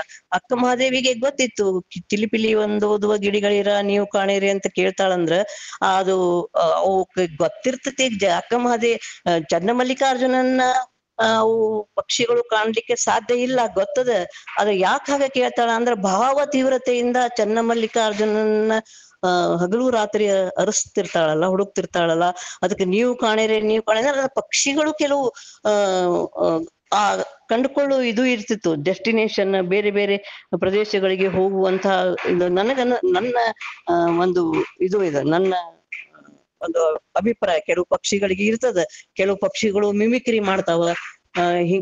ಕೆಲವು ಪಕ್ಷಿಗಳು ತಮ್ಮ ಹಿಂದಿನ ಡೆಸ್ಟಿನೇಷನ್ ಏನಿತ್ತು, ತಮ್ಮ ಹುಟ್ಟಿನ ಸ್ಥಳ ಏನಿತ್ತು ಅದನ್ನು ನೆನಪಿಟ್ಟುಕೊಂಡು ಮತ್ತೆ ಅದೇ ಸ್ಥಾನಕ್ಕೆ ಹೋಗುವಂತಹ ವಲಸೆ ಪಕ್ಷಿಗಳ ಬಗ್ಗೆನೂ ಆಕೆಗೆ ಗೊತ್ತಿತ್ತು ಏನು. ಆಕೆಗೆ ಹೀಗೆಲ್ಲಾ ಕೇಳ್ತಾಳ, ಅವ ಎಲ್ಲದಾನ ಅಂದ್ರೆ ನಿಮ್ಗೆ ಏನಾರೇ ಗೊತ್ತೇನೋ, ಅಲ್ಲಿ ಡಿವೈನ್ ಒಂದು ಪ್ಲೇಸ್ ಎಲ್ಲರ ಐತೇನೋ ಹಿಂಗಂತ ಕೇಳ್ತಾಳೇನೋ ಚನ್ನಮಲ್ಲಿಕಾರ್ಜುನ ಅಂತ ನನ್ನ ವಿಚಾರ. ಹಾಗೆ ಬಹಳಷ್ಟು ಒಂದು ಇಂಟ್ರೆಸ್ಟಿಂಗ್ ಇವು ಬಹಳ ಕುತೂಹಲಕಾರಿ ವಿಷಯಗಳನ್ನ ನಮ್ಮ ಶರಣರ ವಚನಗಳಲ್ಲಿ ನಾವು ಕಾಣ್ತೀವಿ ಅನ್ನುವಂತಹದನ್ನ ನಾವು ನೋಡ್ತೀವಿ. ಸಾಕಷ್ಟು ಪರಿಸರವನ್ನ ನಾವು ಕಾಪಾಡ್ಬೇಕಾಗತ್ತೆ. ಆ ಪರಿಸರದ ಸೇವೆಯೇ, ಪರಿಸರ ಸಂರಕ್ಷಣೆಯೇ ನಮ್ಮ ಜಂಗಮ ಸೇವೆ, ನಮ್ಮ ಲಿಂಗ ಪೂಜೆ, ನಮ್ಮ ಲಿಂಗ ಸೇವೆ ಅಂತ ಹೇಳ್ತಾ ನಾನು ಹೆಚ್ಚಿಗೆ ಟೈಮ್ ತಗೊಂಡು ಸರ್ ಜಾಯಿನ್ ಆದ್ಮ್ಯಾಗು ನಾನು ಎಲ್ಲರಿಗೂ ಚರಣ. ಧನ್ಯವಾದಗಳು ಅಮ್ಮ. ನಿಜಕ್ಕೂ ದೇವರ ಹೆಸರಿನೆಲ್ಲ ಇವತ್ತು ಸಾಕಷ್ಟು ಯಥೇಚ್ಛವಾಗಿ ಪರಿಸರವನ್ನ ಹಾಳು ಮಾಡ್ತಾ ಇದ್ದೇವೆ. ಕೊನೆ ಪಕ್ಷ ಬೇರೆಯವ್ರಿಗೆ ಹೇಳಿದ್ರೆ ಕೇಳಲ್ಲ ಇಂಥ ವಿಚಾರಗಳನ್ನ. ಯಾಕಂದ್ರೆ ಬಹಳಷ್ಟು ಸೂಕ್ಷ್ಮ ವಿಚಾರಗಳು. ದೇವರಿಗೆ ಕುಂಕುಮ ಹಾಕ್ಬೇಡ್ರಿ ಗಿಡಗಳಿಗೆ ಅಂತ ಹೇಳಿದ್ರೆ ನಮ್ಮನ್ನೇ ಬೈತಾರ ಅವ್ರು. ಹಿಂಗಾಗ್ಬಿಟ್ಟು ಅವ್ರನ್ನ ತಿದ್ದಕ್ಕಾಗದೆ ಇದ್ರು ಕೊನೆ ಪಕ್ಷ ನಮ್ಮನ್ನಾದ್ರೂ ನಾವು ತಿದ್ಕೊಂಡ್ರೆ ಜಗತ್ತಿನೊಳಗೊಬ್ಬರು ಮೂರ್ಖರ ಸಂಖ್ಯೆ ಕಮ್ಮಿ ಆಗ್ತದೆ ಅಂತ ಹೇಳ್ತಾ ನಾವಾದ್ರೂ ತಿಳಿದುಕೊಂಡು ಇದನ್ನ ಅಳವಡಿಸ್ಕೊಳ್ಳೋಣ ಜೀವನದಲ್ಲಿ ಅಂತಕ್ಕಂಥ ಮಾತುಗಳನ್ನ ಹೇಳ್ತಾ. ಸರ್ ಮಾತಾಡ್ತೀರಾ? ಒಂದೇ ನಿಮಿಷ ಮಾತಾಡ್ತೀನಿ. ಮಾತಾಡಿ ಸರ್, ಮಾತಾಡಿ. ಸಕಲ ಜೀವ ಆತ್ಮರಿಗೆ ಲೇಸನೆ ಬಯಸ್ತಕ್ಕಂಥದ್ದು ಶರಣರು ಅಂತಕ್ಕಂಥ ವಿಚಾರವನ್ನು ಶರಣರು ಹೇಳ್ತಾರ. ಅಂದ್ರ ಇಲ್ಲಿ ಪಕ್ಷಿ, ಪ್ರಾಣಿ, ಪಶು ಒಂದು ಅರ್ಥದೊಳಗೆ ಬಸವಣ್ಣ ಎಷ್ಟು ಚಂದ ಹೇಳ್ತಾನಂದ್ರ, ಎರೆದರೆ ನೆನೆಯದು, ಮರೆದರೆ ಬಾಡದು, ಹುರುಳಿಲ್ಲ ಲಿಂಗಾರ್ಚನೆ ಅಂತಾನ. ಲಿಂಗವ ಪೂಜಿಸಿ ಫಲವೇನು, ಸಮರತಿ ಸಮಕಳ. ಇದನ್ನ ಬಹುಶಃ ಡಾರ್ವಿನ್ ಸಿದ್ಧಾಂತ. ನಾವು ಯಾವುದೇ ಜೈವಿಕ ವಿಕಾಸ ನೋಡಿದ್ರು ಕೂಡ ಲಿಂಗವ ಪೂಜಿಸಿ ಫಲವೇನು ಅಂದ್ರೆ ಭೌತಿಕವಾದ ವಸ್ತುವನ್ನು ಹಿಡ್ಕೊಂಡು ಕುಂತೀವಿ. ಫಲವೇನು ಸಮರತಿ ಸಮಕಳೆ ಸಮಸುಖವಂದು ಅರಿಯಾದನ್ನಕ್ಕ ಲಿಂಗವ ಪೂಜಿಸಿ ಫಲವೇನು. ನದಿಯೊಳಗೆ ನದಿ ಬೆರೆಸಿದಂತಾಯ್ತು. ನಮ್ಮ ಭಕ್ತಿಗಳು ಏನ್ ಮಾಡಾಕತ್ತೀವಿ ಅಂದ್ರೆ ನದಿಯೊಳಗೆ ನದಿ ಕುಡ್ಸಕತ್ತೀವಿ. ನದಿಯನ್ನ ಭೂಮಿ ಮೇಲೆ ಹರಿಸ್ಬಿಡ್ಬೇಕು. ಅದ್ರೊಳಗೆ ಸಾವಯವ, ರಸಾಯನ, ಸಸ್ಯ, ಮರ, ಗಿಡ, ಬಳ್ಳಿ, ಪ್ರಾಣಿಗಳು ಎಲ್ಲವೂ ಚೈತನ್ಯವಾಗಿ ಬೆಳಿತೈತಿ. ಈ ಚೈತನ್ಯವೇ ಜಂಗಮ ಅಂತಕ್ಕಂಥದ್ದು ಶರಣ ಹೇಳ್ಯಾರ. ಬಹಳ ಜನ ನಾವು ಜಂಗಮವನ್ನ ಹಾಳುಗೆಡಿಸೋರು ಜಂಗಮ. ನಾವು ಜಂಗಮ ತತ್ವ ಹಾಳುಗೆಡಿಸೋರು ಲಿಂಗಾಯತರು. ಜಂಗಮ ಅಂದ್ರೆ ಒಂದು ಜಾತಿ ಅಂತ ಮಾಡಿದವರು. ಜಂಗಮ ಅಂದ್ರೆ ಚಲನಶೀಲತೆ, ಜಂಗಮ ಅಂದ್ರೆ ಚೈತನ್ಯ. ಸೃಷ್ಟಿಯನ್ನ ಎಷ್ಟು ಚಂದ ಹೇಳ್ತಾರ. ಮರಕ್ಕೆ ಬಾಯಿ ಬೇರೆಂದು ಬುಡಕ್ಕೆ ನೀರಿದರೆ ಮೇಲೆ ಪಲ್ಲವಿಸಿತ್ತು ಅಂತ ಅನ್ನೋದಾಗ್ಲಿ, ಅಥವಾ ಬೆಳೆಯ ಭೂಮಿಯಲ್ಲೊಂದು ಪ್ರಳಯಸದ ಕಸ ಹುಟ್ಟಿ ಅಂತಾರ. ಮಾವಿನಕಾಯಿಗಳೊಂದು ಎಕ್ಕೆಕಾಯಿನೇ ಬಸವಣ್ಣ ಆಗಲಿ, ಅಲ್ಲಮ್ಮ ಆಗಲಿ, ಶರಣರಾಗಲಿ ನೋಡಿ ತಣ್ಣುವ ತೋಂಟವ ಮಾಡಿ ಮನವ ಗುದ್ದಲಿ ಮಾಡಿ ಅಗೆದು ಬಗೆದನೆಯ ಭ್ರಾಂತಿ ಎಂಬ ನಮ್ಮೊಳಗಿರ್ತಕ್ಕಂಥ ಭ್ರಮೆ ಭ್ರಾಂತಿಯನ್ನ ತೆಗೆಯೋವರೆಗೆ, ಆ ಹೆಂಟೆ ಹೊಡಿಯೋವರೆಗೆ ಒಳ್ಳೆಯ ಫಲವತ್ತು ಬರಂಗಿಲ್ಲ ಅಂತಕ್ಕಂಥದ್ದು ಸೃಷ್ಟಿಗೆ ಸಮೀಕರಣ ಮಾಡ್ತಕ್ಕಂಥದ್ದು. ಈ ಪಿಂಡಾಂಡ ಬ್ರಹ್ಮಾಂಡ ಸಮೀಕರಣಗೊಂಡಂಥದ್ದೇ ಶಿವಯೋಗ. ಆ ಸಾಧನೆ ಶಿವಯೋಗ ಅಂತಕ್ಕಂಥ ಶರಣ ಹೇಳಿದ್ರು. ನನಗೆ ನಿಜಕ್ಕೂ ಒಳ್ಳೆಯದು ಕಟ್ಟಾಗಿದ್ದಕ್ಕೆ. ಮಾತೋಶ್ರೀ ಅವರು ನನಗೂ ಗೊತ್ತಿರಲಾರ್ದು ಹಲವಾರು ವಿಷಯಗಳನ್ನ ಹೇಳಿದ್ರು. ಒಮ್ಮೆ ಅವರು ಜಿಯಾಲಜಿ ಪ್ರೊಫೆಸರು, ತುಂಬ ಚೆನ್ನಾಗಿ ಮಾತಾಡ್ತಾರೆ. ಅವರಿಗೆ ಧನ್ಯವಾದ ಹೇಳ್ತೀನಿ. ಇನ್ನು RS ಬಿರಾದರ್ ಅವರು ಮತ್ತು ಪಡ್ನಾಡ್ ಅವರು ಮಾತಾಡ್ತಾರೆ. ಶಾರದಾಮಣಿ ಹುಣಸಾಳು ಭಾಳ ಚೆನ್ನಾಗಿ ಮಾತಾಡಿದ್ರು. She spoke very well. ನಾನು ಅವ್ರಿಗೆ ವಿನಂತಿ ಮಾಡ್ಕೊಳ್ತೀನಿ, ಇದನ್ನ ಒಂದು ಲೇಖನ ರೂಪಕ ಒಂದು 20 ಪುಟದಷ್ಟು ಮಾಡಿ ನಮಗೆ ಕಳಿಸ್ರಿ ಅಂತ ಹೇಳ್ತಾ ನನ್ನ ಮಾತಿಗೆ ವಿರಾಮ ಹೇಳ್ತೀನಿ. ಶರಣಾರ್ಥಿ. ಧನ್ಯವಾದಗಳು ಸರ್. ಈಗ ಬಿರಾದರ್ ಸರ್ ಮಾತಾಡಿ ಸರ್. ಹ್ಯಾಂಡ್ ರೈಸ್ ಮಾಡಿದ್ದಾರೆ, ಮಾತಾಡಿ ಸರ್. ಹಲೋ ಹಲೋ ಮಾತಾಡಿ, ಕೇಳಿಸ್ತಾ ಇದೆ. ಕೇಳ್ತಾ ಇದಾರೆ? ಮಾತಾಡ್ರಿ ಪಾಟೀಲ್ ಸರ್.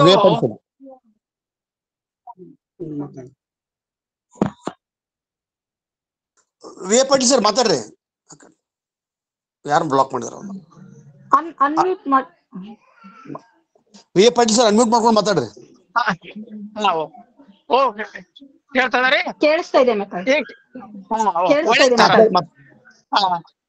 ಪರಿಸರ ಪ್ರೇಮ ಮತ್ತು ರಕ್ಷಣೆ ಮಾನವನ ಕರ್ತವ್ಯ, ಇದನ್ನು ಕುರಿತು ನಮ್ಮ ಪ್ರಿನ್ಸಿಪಾಲ್ ಆದಂತ ಶಾರದಾಮಣಿ ಹುಣಸಾಳ್ ಅವರು ಬಹಳ ಮಾರ್ಮಿಕವಾಗಿ ಇದನ್ನ ವಿವರಣೆ ಮಾಡಿದ್ರು. ಹಲವಾರು ವಚನಗಳ ಒಂದು ಆಧಾರದಿಂದ ಈ ವಿಷಯಕ್ಕೆ ಸಂಬಂಧಪಟ್ಟಂತದ್ದು ಸಾಮಾನ್ಯವರಿಗೆ ನನಗೆ ಮಾತಾಡಕ್ ಹೇಳ್ತಾರೆ. ಇಷ್ಟು ಸುಂದರವಾಗಿ, ಇಷ್ಟು ವಿವರವಾಗಿ ನಾ ಮಾತಾಡಕ್ ಬರ್ತಿದ್ದಿಲ್ಲ. ನನಗೆ ಅವ್ರು ಕೇಳಿದ್ರು ಯಾವ್ದಾದ್ರು ರೆಫರೆನ್ಸ್ ಬುಕ್ಸ್ ಇದ್ರೆ ಕೊಡ್ರಿ ಸರ್ ಅಂತ ತಿಳ್ಕೊಂಡು. ನನ್ನಲ್ಲಿ ನೇರವಾಗಿ ಅವೂ ಇಲ್ಲ. ಬೇರೆ ಬೇರೆ ವಚನಗಳನ್ನ ನಾವು ರೆಫರ್ ಮಾಡಬೇಕು. ಅಲ್ಲಿ ಹಳಕಟ್ಟಿ ಅವರ ರಿಸರ್ಚ್ ಸೆಂಟರ್ ಹೋಗಿ ಮಧುಭಾವರಿಗೆ ಕೇಳ್ರಿ ಅಂತ ತಿಳ್ಕೊಂಡು ಅವ್ರು ಬಹಳ ಪ್ರಯತ್ನ ಪಟ್ಟು ಇಷ್ಟೆಲ್ಲ ವಚನಗಳನ್ನ ಕಲೆಕ್ಟ್ ಮಾಡಿ ಬಹಳ ಒಂದು 45 ನಿಮಿಷ ಬಹಳ ಮಾರ್ಮಿಕವಾಗಿ ತಮ್ಮ ವಿಚಾರಗಳನ್ನ ವ್ಯಕ್ತ ಮಾಡಿದ್ದಕ್ಕೆ ನಾನು ಅವರಿಗೆ ಧನ್ಯವಾದಗಳನ್ನ ಬಯಸ್ತೇನೆ. ಆಯ್ತು, ನನ್ನ ಒಳ್ಳೆ ಸರ್, ಮತ್ತೇನಿಲ್ಲ, ಕಮೆಂಟ್ ಏನಿಲ್ಲ. ಬಹಳ ಒಳ್ಳೆ ಅವ್ರ ವಿಚಾರಗಳು.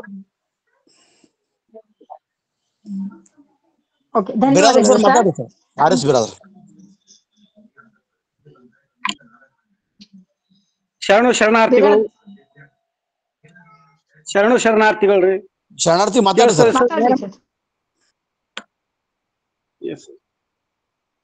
ಎಲ್ಲರಿಗೂ ಶರಣಾರ್ಥಿಗಳು. ಮೇಡಮ್ ಅವರು, ಶಾರದಾಮಣಿ ಮೇಡಮ್ ಅವರು ಪರಿಸರ ಸಂರಕ್ಷಣೆ, ಆ ಪರಿಸರ ಸಂರಕ್ಷಣೆಯೇ ಜಂಗಮ ಸೇವೆ ಅನ್ನುವಂಥ ಒಂದು ಬಹಳ ಅರ್ಥಪೂರ್ಣವಾದಂತಹ ಟೈಟಲ್ ಅದು. ಮತ್ತು ಅಷ್ಟೇ ವಿಷಯ ಬಹಳ ಮಹತ್ವಪೂರ್ಣವಾಗಿದೆ. ಇಂಥ ಒಂದು ವಿಷಯವನ್ನು ಇವರು ಬಹಳ ತಮ್ಮ ಕೋಗಿಲ ಕಂಠದಿಂದ ಬಹಳ ಮಾರ್ಮಿಕವಾಗಿ ತಿಳಿಯುವ ಹಾಗೆ ನಿಧಾನಕ್ಕಾಗಿ ಏನು ಪ್ರೊಫೆಸರ್ ವೃತ್ತಿ ಅನ್ನೋದ್ರ ಅದಕ್ಕೆ ತಕ್ಕಂತ ಒಂದು ಉಪನ್ಯಾಸವನ್ನು ಇವರು ನೀಡುವಲ್ಲಿ ಅತ್ಯಂತ ಯಶಸ್ವಿ ಮಟ್ಟದಲ್ಲಿ ಸಫಲರಾಗಿದ್ದಾರೆ ಅನ್ನುವಂಥದ್ದಲ್ಲಿ ಎರಡು ಮಾತಿಲ್ಲ. ಪರಿಸರ ಸಂರಕ್ಷಣೆ ಅನ್ನೋದು ಮಾನವನೊಂದು ಹಕ್ಕು. ಅದು ಪರಿಸರ ಅಂತಂದ್ರೆ ಗಿಡ ಮರ, ನದಿ, ಬೆಟ್ಟ ಗುಡ್ಡ, ಪಕ್ಷಿ ಪ್ರಾಣಿ ಏನು ಸೃಷ್ಟಿ ಮೇಲೆ ಹುಟ್ಟುತ್ತದೆ ಎಲ್ಲವೂ ಪರಿಸರದೊಳಗಿನ ಬರ್ತದೆ. ನಮ್ಮ ಸುತ್ತಮುತ್ತಲ ಇರ್ತಕ್ಕಂಥದ್ದು ಆ ಹುಟ್ಟುದು ಏನ್ ಹುಟ್ಟುತ್ತದ ಅದು ಕೂಡ ಪೃಥ್ವಿಯಿಂದ ಹಕ್ಕು ಪಡ್ಕೊಂಡು ಹುಟ್ಟುತ್ತದೆ. ಅದು ಉದಾಹರಣೆಗೆ ಗಿಡ ಆಗಲಿ, ಮರ ಮತ್ತು ಪ್ರಾಣಿ ಪಕ್ಷಿ ಬೆಟ್ಟ ಜ್ವಾಲಾಮುಖಿ, ಈ ಪ್ರತಿಯೊಂದು ಏನು ಉದಯ ಆಗ್ತದ ಅದು ಕೆಟ್ಟದಿರ್ಲಿ ಒಳ್ಳೇದಿರ್ಲಿ ಅದು ಪೃಥ್ವಿಯ ಹಕ್ಕನ್ನು ಪಡೆದುಕೊಂಡು ಹುಟ್ಕೊಂಡು ಅದು ಇತರಿಗೆ ಸಹಾಯಕವಾಗಿ ಹುಡ್ತದ ಅನ್ನುವಂಥದ್ದು ನೋಡ್ತೀವಿ. ಅದನ್ನ ಮನುಷ್ಯನೊಬ್ಬನೇ ಕೆಟ್ಟ ಪ್ರಾಣಿ. ಆ ಏನು ಅದು ಹುಟ್ಟುತ್ತದಲ್ಲ, ಪೃಥ್ವಿಯ ಒಂದು ಹಕ್ಕನ್ನು ಪಡ್ಕೊಂಡು ಹುಟ್ಟುತ್ತದಲ್ಲ, ಅದಕ್ಕೂ ಹಕ್ಕಿದೆ. ಅದನ್ನ ನಾವು ಕಸ್ಕೊಂತೀವಿ. ಅದು ಮಾನವನ ಕೆಟ್ಟ ಒಂದು ಮನಸ್ಸು ಶಾಲೆ ಅನ್ನುವಂಥದ್ದು ನೋಡ್ತೀವಿ. ಸರ್ ಆಗಾಗ ಹೇಳಿದ್ರು ಏನು ಬಾಳೆ ಗಿಡ 2 ಕೋಟಿ ಜನರಿಗೆ ಹೊಟ್ಟೆ ತುಂಬುವಂತ ಬಾಳೆಗಿಡ ಅಂತದ ಪ್ರತಿ ಸೃಷ್ಟಿ ಮಾಡ್ತದ. ಅದನ್ನ ನಾವು ಕೊಯ್ತಿರ್ತೀವಿ. ಇನ್ನು ಅದು ಇನ್ನು ಎಳಿ ಮರಿ ಇರ್ತದ. ಅಂತದನ್ನ ನಮ್ದು ಏನು ನಮ್ಮ ಪೂಜೆಕ್ಕಾಗಿ ಅದನ್ನ ಬಳಸ್ಕೊತೀವಿ. ಕಬ್ಬು ಬಳಸ್ಕೊತೀವಿ. ಎಳೆ ಕಾಯಿ ಲಾಭಕ್ಕಾಗಿ, ಎಳೆ ಮಾವಿನಕಾಯಿ, ಎಳೆ ಪೇರು, ಎಳೆ ಹಲಸ ಯಾವುದು ಅದು ತಿನ್ನಕ್ ಸಹಿತ ಬರಲ್ಲ ಅಂತದ್ ಇವ್ನು ನಾಳೆ ನಾಡ್ದ ನಾವು ನೋಡ್ತಾ ಇದ್ದೀವಿ. ಅಂತದನ್ನ ನಾವು ಕೊಯ್ತೀವಿ, ತರ್ತೀವಿ, ತಿಂತೀವಿ, ಅಲ್ಲದ ಪೂಜೆಯನ್ನು ಮಾಡ್ತೀವಿ. ಸೊ ಇದು ನಮ್ದು ಏನು ಅರಿವು ಇಲ್ಲ ಅಥವಾ ಅಜ್ಞಾನ ಅನ್ನೋದನ್ನು ಸೂಚಿಸುತ್ತೆ. ಇವತ್ತು 21ನೇ ಶತಮಾನದಲ್ಲಿ ಅದ್ರಲ್ಲೂ ಮೊಬೈಲ್ ಯುಗದಲ್ಲಿ ನಾವು ಹೊರಟಿದ್ರು ಕೂಡ ನಮ್ಗೆ ಅಜ್ಞಾನ ಅನ್ನುವಂಥದ್ದನ್ನ ಯಾರು ಶರಣ ಪರಂಪರೆ ಇರದ ಅವ್ರಿಗೆ ಮಾತ್ರ ಇದ್ರ ಅರ್ಥ ಆಗ್ತದ. ಶರಣ ಪರಂಪರೆಯಿಂದ ಹೊರಗುಳದವ್ರಿಗೆ ಇದ್ರ ಬಗ್ಗೆ ಏನೂ ಅರ್ಥ ಆಗುದಿಲ್ಲ ಅನ್ನೋಂಥದ್ದು ನೋಡ್ತೀವಿ. ಸೊ ಈ ಹಿನ್ನೆಲೆಯಲ್ಲಿ ಸಾಮಾನ್ಯವಾಗಿ ಮೇಡಮ್ ಅವರು ಬಹಳ ಅರ್ಥಪೂರ್ಣವಾಗಿ ನನಗೆ ಕೆಲವು ವಿಷಯಗಳು ಗೊತ್ತಿರ್ಲಿಲ್ಲ. ಅಂತಹ ಒಂದು ವಿಷಯಗಳು ಪರಿಚಯ ಮಾಡಿಕೊಟ್ರು. ನನಗೂ ಬುಕ್ ಬೇಡಿದ್ರು. ಆದ್ರೆ ನಾನು ಕೆಲವು ಕಡೆ ನೋಡಿದೆ, ನನಗ ಅಷ್ಟು ಸಿಗ್ಲಿಲ್ಲ, ಸಹಾಯ ಮಾಡ್ಲಿಕ್ಕೆ ಆಗ್ಲಿಲ್ಲ. ಅವ್ರಿಗೆ ನಾನು ಕ್ಷಮೆ ಕೇಳ್ತೀನಿ. ಇದ್ರ ಜೊತೆಗೆ ಸಾಮಾನ್ಯವಾಗಿ ಇತ್ತೀಚೆಗೆ ಕೆಲವು ಮಠಾಧೀಶರ ಮಧ್ಯೆ ಹೆಚ್ಚು ಆಂತರಿಕ ತುಮುಲುಗಳು ನಡೆದಿವೆ. ಈ ಹಿನ್ನೆಲೆಯಲ್ಲಿ ಈ ವಾಟ್ಸಪ್ನೊಳಗಡೆ ಸಾಮಾನ್ಯವಾಗಿ ವಾಟ್ಸಪ್ ಮತ್ತು ಯೂಟ್ಯೂಬ್ ನಲ್ಲಿ ಕನೇರಿ ಸ್ವಾಮಿಗಳು ಅವರು ಮಹಾನ್ ವ್ಯಕ್ತಿತ್ವ ಉಳ್ಳವರು ಆಗಿದ್ರು. ಅವ್ರ ವ್ಯಕ್ತಿತ್ವಕ್ಕೆ ತಮ್ಮ ಒಂದು ಚಿಕ್ಕ ತಲೆಯನ್ನು ಕಂಡುಕೊಂಡ್ರು ಅಥವಾ ಹಚ್ಕೊಂಡ್ರು ಅನ್ನುವಂಥದ್ದು ನೋಡ್ತೀವಿ. ಅವ್ರು ಏನ್ ಹೇಳ್ತಾರ ಅಂತಂದ್ರ, ಅವರು ಸಿದ್ದೇಶ್ವರ ಸ್ಟೂಡೆಂಟ್ ಅಂತ ಹೇಳ್ತಾರ. ಆದ್ರೆ ಎಲ್ಲಿ ಅಜಗಜಾಂತರ ಅನ್ನು ನೋಡ್ತೀವಿ, ಎಲ್ಲಿ ಮಾಮರ, ಎಲ್ಲಿ ಕೋಗಿಲೆ. ಸಿದ್ದೇಶ್ವರ ಸ್ವಾಮಿಗಳು ಒಂದು ಮಾತಾಡಿದ್ರೆ ಏನಾಗ್ತಂದ್ರ ಒಂದು ವಚನದಲ್ಲ, ಬಸವಣ್ಣವ್ರು ಹೇಳ್ತಾರೆ ಹಂಗ ಅವ್ರು ಮಾತಾಡ್ದಂಗ ಆಗ್ತಿತ್ತು. ಆದ್ರೆ ಇವ್ರ ಮಾತುಗಳೇ ಬೇರೆ. ಇವ್ರ ಮಾತುಗಳು ಮಾತಾಡಿದ್ರೆ ಅವು ಪಾದರಕ್ಷೆಗಳು ತಗೊಂಡು ಲೊಟಲಟನಿ ಏನ್ ನಮ್ಮ ಅಂಬಿಗರ್ ಚೌಡಯ್ಯ ಹೇಳ್ತಲ್ಲ, ಹಂಗೆ ಇವರು ಇಡೀ ಮನುಕುಲಕ್ಕ ಆ ರೀತಿ ಭಾಷೆಯನ್ನು ಬಳಸಬಾರ್ದಾಗಿತ್ತು, ಬಳಸಿದಾರ. ಸಾಮಾನ್ಯವಾಗಿ ತಮ್ಮ ವ್ಯಕ್ತಿತ್ವಕ್ಕೂ ಕುಂದು ತಂದುಕೊಂಡಿದಾರ. ಸಾಮಾನ್ಯವಾಗಿ ಇವತ್ತ ಅವರು ವಿರೋಧವಾಗಿ ಸ್ವಲ್ಪ ಅವು ಇವು ನಡೀತಾ ಇದೆ. ಆದ್ರೂ ನಮ್ಮ ಸ್ವಾಮಿಗಳು ಹೇಳ್ಯಾರ ಏನಂತಂದ್ರ, ನಿಧಾನಕ್ಕೆ ಯಾರು ಅದನ್ನ ತಪ್ಪನ್ನು ತಿಳ್ಕೋಬಾರ್ದು ಅಂತ ಹೇಳಿದಾರ. ಆದ್ರೂ ಕೂಡ ಅಕ್ಕಮಾನ ಹೇಳ್ಯಾರ, ಇಲ್ಲಿ ಬೆಟ್ಟದ ಮೇಲೊಂದು ಮನೆ ಮಾಡಿ ಮೃಗಗಳಿಗೆ ಅಂಜಿದಂತಯ್ಯ, ಹಾಗೆ ಸಮುದ್ರದ ತಡೆಯಲೊಂದನ್ನು ಮನೆ ಮಾಡಿ ನೊರೆ ತೆರೆಗಳಿಗೆ ಅಂಜಿದಡಂತಯ್ಯ, ಸಂತೆಯೊಳ ಒಂದು ಮನೆ ಮಾಡಿ ಶಬ್ದಕ್ಕೆ ನಾಚಿದಡಂತಯ್ಯ, ಮಲ್ಲಿಕಾರ್ಜುನ ದೇವ ಕೇಳಯ್ಯ, ಲೋಕದೊಳಗೆ ಹುಟ್ಟಿದ ಬಳಿಕ ಸ್ತುತಿ ನಿಂದನೆಗಳನ್ನು ಬಂದಡೆ ಮನದಲ್ಲಿ ಕೋಪವ ತಾಳದೆ ಸಮಾಧಾನಿಯಾಗಬೇಕು. ನಮ್ಮ ನಿಜವಾದಂತಹ ಲಿಂಗಾಯತ ಧರ್ಮ ಯಾರೇ ಏನೇ ಅಂದ್ರೂ ಕೂಡ ಅಕ್ಕಮಾದೇವಿ ವಚನ ನಾವು ಅವರನ್ನ ಏನಾದ್ರೂ ಮಾಡ್ಬೇಕು ಮನಸ್ಸು ಬಂದಾಗ ನಮ್ಮನ್ನು ಕೈ ಕಟ್ಟಿ ಹಾಕ್ತದ ಅನ್ನುವಂಥದ್ದು ನೋಡ್ತೀವಿ. ತಾಳು ಅಂತ. ಹಾಗೆ ನಮ್ಮ ಬಿಜಾಪುರ ಜನ ತಾಳ್ಯದ. ಯಾಕೆಂತಂದ್ರ ನನ್ನ ಭಾಷೆನೇ ಹಾಗೆ ಬಿಜಾಪುರ ಭಾಷೆ ಅಂತ ಹೇಳ್ತಾರ. ಇವರಿಗೆ ಕಾಮನೆ ಆಗಿರ್ಬೇಕು. ಇವರಿಗೆ ಬಿಜಾಪುರ ಜನರಿಗೆ ಯಾವುದು ಕಾಮನೆ ಆಗಿಲ್ಲ, ಸಮಾಜಕ್ಕೆ ಕಾಮನೆ ಆಗೋದಿಲ್ಲ, ಜಂಗಮಕ್ಕೆ ಕಾಮನೆ ಆಗೋದಿಲ್ಲ. ಆದ್ರೆ ಇವ್ರ ವ್ಯಕ್ತಿತ್ವ ಕಾಮನೆ ಆಗ್ಯದ. ಲಿಂಗಾಯತ ಧರ್ಮ ಒಂದು ಸ್ವತಂತ್ರ ಧರ್ಮ ಆಯ್ತಂದ್ರ ನಮ್ಮ ಅಸ್ತಿತ್ವ ಉಳಿಲಿಕ್ಕಿಲ್ಲ ಅನ್ನುವಂತ ಭಯ ಇವರಿಗೆ ಕಾಡ್ತದ ಹೊರತು ಮತ್ತಿನ್ ಏನಲ್ಲ. ಹಾಗಾಗಿ ಅವರು ನನ್ನ ಭಾಷೆ ಗಂಡು ಮೆಟ್ಟಿದ ಭಾಷೆ, ಉತ್ತರ ಕನ್ನಡದ ಭಾಷೆ, ಹಿಂಗೆ ಅದ ನಾನು ಹುಟ್ಟಾನು ಅಂತ ಹೇಳ್ತಾರಲ್ಲ, ಇದು ತೀರಾ ಅವ್ರು ಬೈದಕ್ಕಿಂತ ಇದು ತೀರಾ ನಮ್ಮೆಲ್ಲರಿಗೆ ಹಣೆ ಪಟ್ಟಿ ಕಟ್ಟಿಬಿಟ್ರು. ಬಿಜಾಪುರ ನಾಗರಿಕರಿಗೆ ಎಲ್ಲರಿಗೆ ನಾವು ಕೂಡ ಅವ್ರಂಗ ಪಾದರಕ್ಷೆ ತಗೊಂಡು ಹೊಡೆಯುವ ಅಂತೀವಿ ಏನು ಅನ್ನೋಂಗ ಮಾತಾಡಿದ್ರು, ನಮ್ಮ ಹಣೆ ಪಟ್ಟಿ ಕಟ್ಟಿದ್ರು. ಅದು ನಮಗೆ ಸ್ವಲ್ಪ ರೋಷ ಹೇಳ್ತದ. ಆದ್ರೆ ಅಕ್ಕಮಾದೇವಿ ವಚನ ನಮಗೆ ಕೈ ಕಟ್ಟ.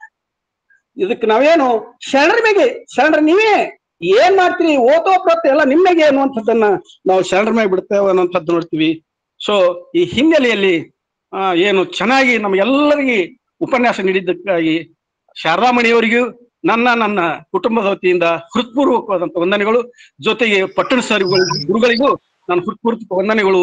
ಇದರಲ್ಲಿ ಎಲ್ಲರೂ ಏನು ಭಾಗಿಯಾಗಿದ್ದಾರಲ್ಲ ಎಲ್ಲರಿಗೂ ನನ್ನ ಶರಣ ಅಂತ ಹೇಳ್ತಾ ನನ್ನ ಮಾತುಗಳಿಗೆ ವಿರಾಮ ಇಡುತ್ತೇನೆ. ಧನ್ಯವಾದಗಳು ಸರ್. ಪಡ್ನಾಳ್ ಸರ್ ಮಾತಾಡಿ ಸರ್. ನಮಸ್ಕಾರ ಎಲ್ಲರಿಗೂ ಶರಣಾರ್ಥಿಗಳು. ಉಪನ್ಯಾಸ ಬಹಳ ಸುಂದರವಾದ, ಬಹಳ ಮಾಹಿತಿಯಿಂದ ಕೂಡಿತ್ತು. ಮತ್ತು ಶಾರದಾಮಣಿಯವರು ಬಹಳ ವಿಶ್ಲೇಷಣೆ ಎಷ್ಟು ಸುಂದರವಾಗಿತ್ತು ಅಂತಂದ್ರೆ, ಆ ಡೋಡೋ ಪಕ್ಷಿದು ನಾನು ಕಸ್ತೂರಿ ಒಳಗೆ ಓದಿದ್ದೆ. ಅದನ್ನ ನೋಡ್ರಿ ಹೆಂಗ ಒಂದು ಪ್ರಕೃತಿ ಒಳಗ ಒಂದಕ್ಕೊಂದು ಜೀವಿಗಳಿಗೂ ಮತ್ತು ಈ ಸಸ್ಯಗಳಿಗೂ ಹೆಂಗ ಅವಿನಾಭಾವ ಸಂಬಂಧ ಇರ್ತದಂದ್ರ ಈ ಪಕ್ಷಿಗಳೇನೆ ಇದು ಬೀಜಗಳ ಈ ಸಸ್ಯಗಳ ಬೀಜಗಳನ್ನ ಹರಡ್ತಾವ. ಆ ಪಕ್ಷಿಗಳು ತಿಂದ ಡೋಡೋ ಪಕ್ಷಿ ಅದು ಆ ಮರದ ಬೀಜವನ್ನ ತಿಂದ ಮೃದು ಮಾಡದಲ್ಲಿ ಆ ಮರ ಅಳಿವಿನಂಚಿ ಬಂದಿತ್ತು. ಅದು ವಿಜ್ಞಾನಿಗಳು ಏನೋ ಪ್ರಯತ್ನ ಮಾಡಿ ಅದನ್ನ ಮತ್ತೆ ಮರ ಬಳಸ್ತಾರೆ. ಆದ್ರೆ ಡೋಡೋ ಪಕ್ಷಿ ಅಂತೂ ಹೋಯ್ತು. ನಾವು ಭಾಳ ಓದಿದ್ದೆ ಇದನ್ನ, ಕಸ್ತೂರಿ ಒಳಗೆ ಒಂದು ಆರ್ಟಿಕಲ್ ಬಂದಿತ್ತು, ನಾನು ಓದಿದ್ದೆ. ನೋಡ್ರಿ, ಪ್ರಕೃತಿಯನ್ನ ನಾವು ಕಾಯ್ಕೊಳ್ಳಿಕ್ಕಂದ್ರ, ಪ್ರಕೃತಿಯನ್ನ ನಾವು ಸರಿಯಾಗಿ ರಕ್ಷಣೆ ಮಾಡ್ಲಿಕ್ಕಂದ್ರ ಅದು ತನ್ನನ್ನು ರಕ್ಷಣೆ ಮಾಡ್ಲಕ್ಕ ಅದಕ್ಕೆ ಶಕ್ತಿ ಅದ, ಅದು ಮಾಡ್ಕೋತದ. ಅವಾಗ ನಮ್ಮಲ್ಲಿ ಪ್ರಿವೆಂಟಿವ್ ಮೆಜರ್ಸ್ ಅಂಡ್ ಅದಕ್ಕೆ ತಗೊಳ್ಲಿಕ್ಕಂದ್ರ ಅದು ತನ್ನಷ್ಟಕ್ಕೆ ತಾನು ನಮ್ಮ ಮೆಜರ್ಸ್ ತಗೋತದ. ಅವಾಗ ನಾವೆಲ್ಲ ಬಹಳಷ್ಟು ವಿನಾಶ ಆಗ್ಬೇಕಾಗ್ತದ. ಪ್ರಕೃತಿಗೆ ಆ ಶಕ್ತಿ ಅದ. ಆದ್ರೆ ನಾವೀಗ ನೋಡ್ರಿ ಪ್ಲಾಸ್ಟಿಕ್ ಬಳಸ್ತೇವು. ಏನು ಪ್ಲಾಸ್ಟಿಕ್ ಬಳಸೋದು? ಸುಮ್ಮನೆ ಅವ್ರು ತರುವುದು ಅವೆಲ್ಲ ಪ್ಲಾಸ್ಟಿಕ್ ಮನಿದಿಂದ ಕೈಚೀಲು ಒಯ್ಯಂಗಿಲ್ಲ, ಎಲ್ಲ ಸಂತಿ ಮಾಡೋದು, ಪ್ಲಾಸ್ಟಿಕ್ನಾಗ ಹಾಕೊಂಬಂದ್ ಕೇಸಿಂದ ಎಲ್ಲ ಪರಿಸರದೊಳಗೆ ಹರಿ ಬಿಡುದು. ಎಷ್ಟು ಈ ರಸ್ತೆದೊಳಗೆ ಇದ್ರೊಳಗೆ ಎಷ್ಟು ಅಸಹ್ಯ ಆಗ್ಯಾವ ಅಂದ್ರೆ, ಮೊದಲ ನಾವು 64ರಾಗ ಬಿಜಾಪುರದಾಗ ಬಂದಾಗ ಅವು ಎಲ್ಲ ಒಂದು ಯಾವಾಗೋ ವಾರಕ್ಕೊಮ್ಮೆ ಕಸ ಒಯ್ತಿದ್ರು. ಅವು ಕುಂಡಾಳಿ ಇಡ್ತಿದ್ರು, ಓಣಿಗೊಂದು ವಾರಕ್ಕೊಮ್ಮೆ ಒಯ್ತಿದ್ರು. ಈಗ ದಿನ ಕಸ ಒಯ್ದ್ರು ಸುದಕ್ಕೆ ಇನ್ನ ಕಸ ಉಳಿತದ. ಎಷ್ಟು ಇದು ಆಗ್ಯದ. ಬಹಳ ಸುಂದರ ಹೇಳಿದ್ರು. ನೋಡ್ರಿ, ಈ ವಿಷಯದೊಳಗೆ ದಸರಯ್ಯ ಅನ್ನುವ ಶರಣ ಹೂವುಗಳನ್ನು ಎಷ್ಟು ನಾಜೂಕಾಗಿ ಅವರು ಪ್ರಕೃತಿಯನ್ನು ಕಾಯ್ಕೋತಿದ್ರು ಅಂತ ಅನ್ನೋದಕ್ಕೊಂದು ಉದಾಹರಣೆ. ಹೂವುಗಳನ್ನು ನೈಸರ್ಗಿಕವಾಗಿ ಬಿದ್ದ ಅರಳಿಕೆಸಿಂದ ಅವು ನೆಲಕ್ಕೆ ಬಿದ್ದು ಹೂವುಗಳನ್ನು ತಂದು ದೇವರಿಗೆ ಅರ್ಪಿಸ್ತಿದ್ರು. ಅದನ್ನೇ ಅತಣಿ ಶಿವಗಳು ಪಾಲನೆ ಮಾಡ್ತಿದ್ರು ಅಂತ ಅನ್ನೋದನ್ನ ನಾವು ಓದಿ ತಿಳ್ಕೊಂಡೆವು.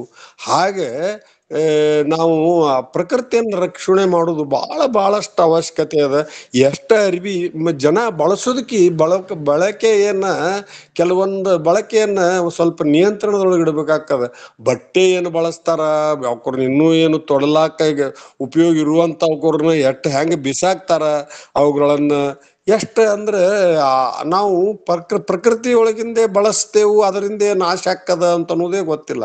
ಮತ್ತು ಪ್ರಕೃತಿಗೆ ನಾವು ಎಷ್ಟು ರಸಾಯನ ಪದಾರ್ಥಗಳನ್ನ ಬಿಡ್ತೇವು ಅಂತ ಅನ್ನೋದನ್ನ ಬಹಳಷ್ಟು ಖೇದ ಅನಿಸ್ತದ. ಇದಕ್ಕೊಂದು ಏನಾದರೂ ಪರಿಹಾರ ಆಗಬೇಕು. ಆದರೆ ಆಯ್ತು. ಮತ್ತು ಶರಣರು ಪ್ರಕೃತಿಯನ್ನ ಗುರುವಾಗಿ ಕಂಡರು, ದಾರ್ಶನಿಕರಾಗಿ ಕಂಡರು. ಅದನ್ನ ಎಲ್ಲ ವಿಚಾರದಾಗ ಬಳಸ್ಯಾರ. ಸಾಕಷ್ಟು ಇಂಥ ಶರಣ ಅಂತ ಎಲ್ಲ ಶರಣರು ಒಂದಿಲ್ಲ ಒಂದು ದೃಷ್ಟಿಯಿಂದ ಪ್ರಕೃತಿಯನ್ನು ಕಪ್ಪೆ ಸರ್ಪನ ನೆರಳಲಿಪ್ಪಂತೆ ಅಂತ ಹೇಳಿದಾರ. ನೀರ ಕಂಡಲ್ಲಿ ಮುಳುಗುವರು, ಮರಣ ಕಂಡಲ್ಲಿ ಸುತ್ತುವರು. ಯಾವುದು ಬೇಕಾದ ಆಧ್ಯಾತ್ಮಿಕ ವಿಷಯ ಬಂದಾಗ, ತಮ್ಮ ಒಕ್ಕಲತನದ ವಿಷಯ ಬಂದಾಗ, ತಮ್ಮ ಉದ್ಯೋಗ ವಿದೇಶ ತೋಂಟ ಮಾಡಿದಾಗ ಇವೆಲ್ಲ ಬಳಸಿದಾರ. ಬಹಳ ಸುಂದರವಾಗಿ ಶರಣರು ಎಲ್ಲ ಪ್ರಕೃತಿಯನ್ನೇ ಬಳಸಿ, ಅವರು ನಮ್ಮ ಶರಣರೇ ಪ್ರಕೃತಿ ಒಳಗೆ ಈ ಬೆರ್ತಕಿಸಿಂದ ಇದ್ದವ್ರು. ಅವರು ಅದನ್ನು ಎಲ್ಲ ಬಹಳ ಇದು ಮಾಡಿದಾರ. ಮತ್ತು ನಿಸರ್ಗ ಸಂಪತ್ತನ್ನು ನಾವು ಬಹಳ ಜಾಕಿಯಿಂದ ಬಳಸಬೇಕಾಗ್ಯದ. ಅದಕ್ಕೆ ಸೀಮಿತದ. ಯಾವುದೇ ಸಂಪತ್ತಾಗಲಿ, ಯಾವುದೇ ಲೋಹದ ಅದಿರುಗಳಾಗಲಿ, ಯಾವುದೇ ಆಗಲಿ ಪ್ರಕೃತಿ ಒಳಗದ ಸಂಪತ್ತಿಗೆ ಲಿಮಿಟ್ ಅದ. ಆ ಸಂಪತ್ತು ತೀರಿಂದ ಮುಂದಿನ ಜನಾಂಗಕ್ಕೆ ನಾವು ಏನು ಕೊಡ್ತೇವು, ಏನು ಕೊಡೋದು, ಮುಂದೆ ಅವ್ರು ಏನು ಹೆಂಗಿರ್ಬೇಕು, ಏನು ಸಂಪತ್ತಿಲ್ಲಾರ್ದೇ ಇರ್ಬೇಕಾ ಎಲ್ಲ ಅದಕ್ಕೆ ನಾವು ಬಹಳಷ್ಟು ಮಿತವ್ಯದಿಂದ ಪ್ರಕೃತಿ ಸಂಪತ್ತನ್ನು ಬಳಸುವ ಅವಶ್ಯಕತೆ ಐತಿ. ಹಾಗೆ ಅದನ್ನ ನಾವು ಜೋಕಿಯಿಂದ ಬಳಸಿದ್ರೆ ಅದನ್ನ ಪ್ರಕೃತಿ ನಮ್ಮನ್ನು ಜಾಕ್ ಮಾಡ್ತದ. ನಾವು ಪ್ರಕೃತಿ ಈಗ ನೋಡ್ರಿ, ದೇವರ ಹೆಸರಿನಲ್ಲಿ ಸರ್ ಹೇಳಿದ್ರಲ್ಲ, ಪಟ್ಟಣ ಸರ್ ಹೇಳಿದ್ರು, ಅದು ಏನು ಬಾಳೆ ಗಿಡ ಕಳಿತಾರ ಅಲ್ಲ, ಅದೇ ಬಾಳೆ ಗಿಡನ ಗೊನೆ ಬಿಟ್ಟಿಕೆಸಿಂದ ಎಲ್ಲ ಆಗಿರ್ತದಲ್ಲ, ಅದನ್ನ ಗೊನೆ ಉಪಯೋಗಕ್ಕೆ ತಕ್ಕೊಂಡಿಂದ ಆ ಗಿಡ ಬಳಸಲಿಲ್ಲ, ಅದಕ್ಕೇನು ತಪ್ಪದ? ಆ ಥರ ಮಾಡಂಗಿಲ್ಲ. ಚಲೋ ಸಣ್ಣ ಸಣ್ಣ ಸಸಿಗಳನ್ನೇ ತಂದು ಕಿಸಿಂದ ಅಲಂಕಾರಕ್ಕೆ ಉಪಯೋಗಿಸ್ತಾರ. ಅವು ಹಣ್ಣು ಆಗ್ಲಾರ್ದು ಇನ್ನೂ ಎಳೆ ಗೊನೆ ಇದ್ದದ್ದನ್ನೇ ತಂದು ಉಪಯೋಗಿಸ್ತಾರ. ತೆಂಗಿನ ಗಿಡದ್ದು ಪರಿಕಿ ಕೊಯ್ತಾರ. ಎಲ್ಲ ಈ ಬಳಸೋದು ನೋಡಿದ್ರೆ ಭಾಳ ಅನಿಸ್ತದೆ. ಈಗ ಲಕ್ಷ ಬಿಲ್ವಾರ್ಚನೆ, ಕೋಟಿ ಬಿಲ್ವಾರ್ಚನೆ ಅದಕ್ಕೆ ಎಷ್ಟು ಪತ್ರಿ ಗಿಡಗಳನ್ನ ನಾಶ ಮಾಡಿ ಕಿಸಿಂದ ಆ ಪ್ರಕೃತಿನ ಅದು ದೇವ್ರಿಗೆ ಬೇಕಾಗಿದೆ ಅವನೇ ಹುಟ್ಟಿಸಿ ಕಿಸಿಂದ ಪ್ರಕೃತಿ ಒಳಗ ಅದನ್ನೇ ಎಲ್ಲಾ ಜೀವಿಗಳನ್ನ ಪೊರೆದ ಕಿಸಿಂದ ಅವುಗಳನ್ನೇ ಬೆಳೆಸಿದಂತವ ಅವಾಗೇನ್ ಅರ್ಪಿಸುದ ಅವ್ರದ್ರಿ ನೀವು ಇಳೆ ನಿಮ್ಮದಾನ ಬೆಳೆ ನಿಮ್ಮದಾನ ಸುಳಿದು ಸುಳಿಸುವ ಗಾಳಿ ನಿಮ್ಮದಾನ ಅಂತಂದ ಅವಂದೇ ಎಲ್ಲ ಇದ್ದಾಗ ನೀವ್ ಯಾರು ಕೊಡೋರು ಅವ್ರಿಗೆ ಬೆಳಕ ಸೂರ್ಯನಂತ ಬೆಳಕ ಜಗತ್ತಿಗೆ ಬೆಳಕ ಕೊಡುವಂತ ಸೂರ್ಯ ಇದ್ದಾಗ ಈಗ ಲಕ್ಷ ದೀಪೋತ್ಸವ ಈಗ ನೋಡ್ರಿ ಅಲ್ಲಿ ರಾಮ ಮಂದಿರದಲ್ಲಿ ಈ ವರ್ಷ ಎಷ್ಟೋ ಕೋಟಿ ಗಟ್ಟಲೆ ದೀಪ ಅದಕ್ಕೆ ಎಟ್ಟು ಎಣ್ಣಿ ಎಟ್ಟು ಬತ್ತಿ ಅದು ಎಟ್ಟು ಹೊಲಸು ಮಾಡ್ತಾರೆ ಹಿಂದಿಗಡೆ ಆ ಎಲ್ಲಾ ಏರಿಯಾದಾಗ ಎಣ್ಣಿ ಎಲ್ಲ ಮಸಿ ಆಗಿ ಅದು ಎಟ್ಟು ಹೊಲಸಾಗಿರ್ತದ ಅದು ಒಂದು ತಿಂಗಳಗಟ್ಲೆನೆ ಅದನ್ನು ಸ್ವಚ್ಛ ಮಾಡಿದ್ರು ಆಗ್ತದೆಲ್ಲ ಪ್ರಕೃತಿ ಎಂತ ನಮ್ಮ ಇದು ಕೂಡ್ತದ ನಮ್ಮ ಹೊಲಸ ಕೃತ್ಯ ಕೂಡ್ತದ ಅಂತ ಅನ್ನೋದನ್ನ ಹೇಳ್ಬೇಕಾಗ್ತದ ಇದು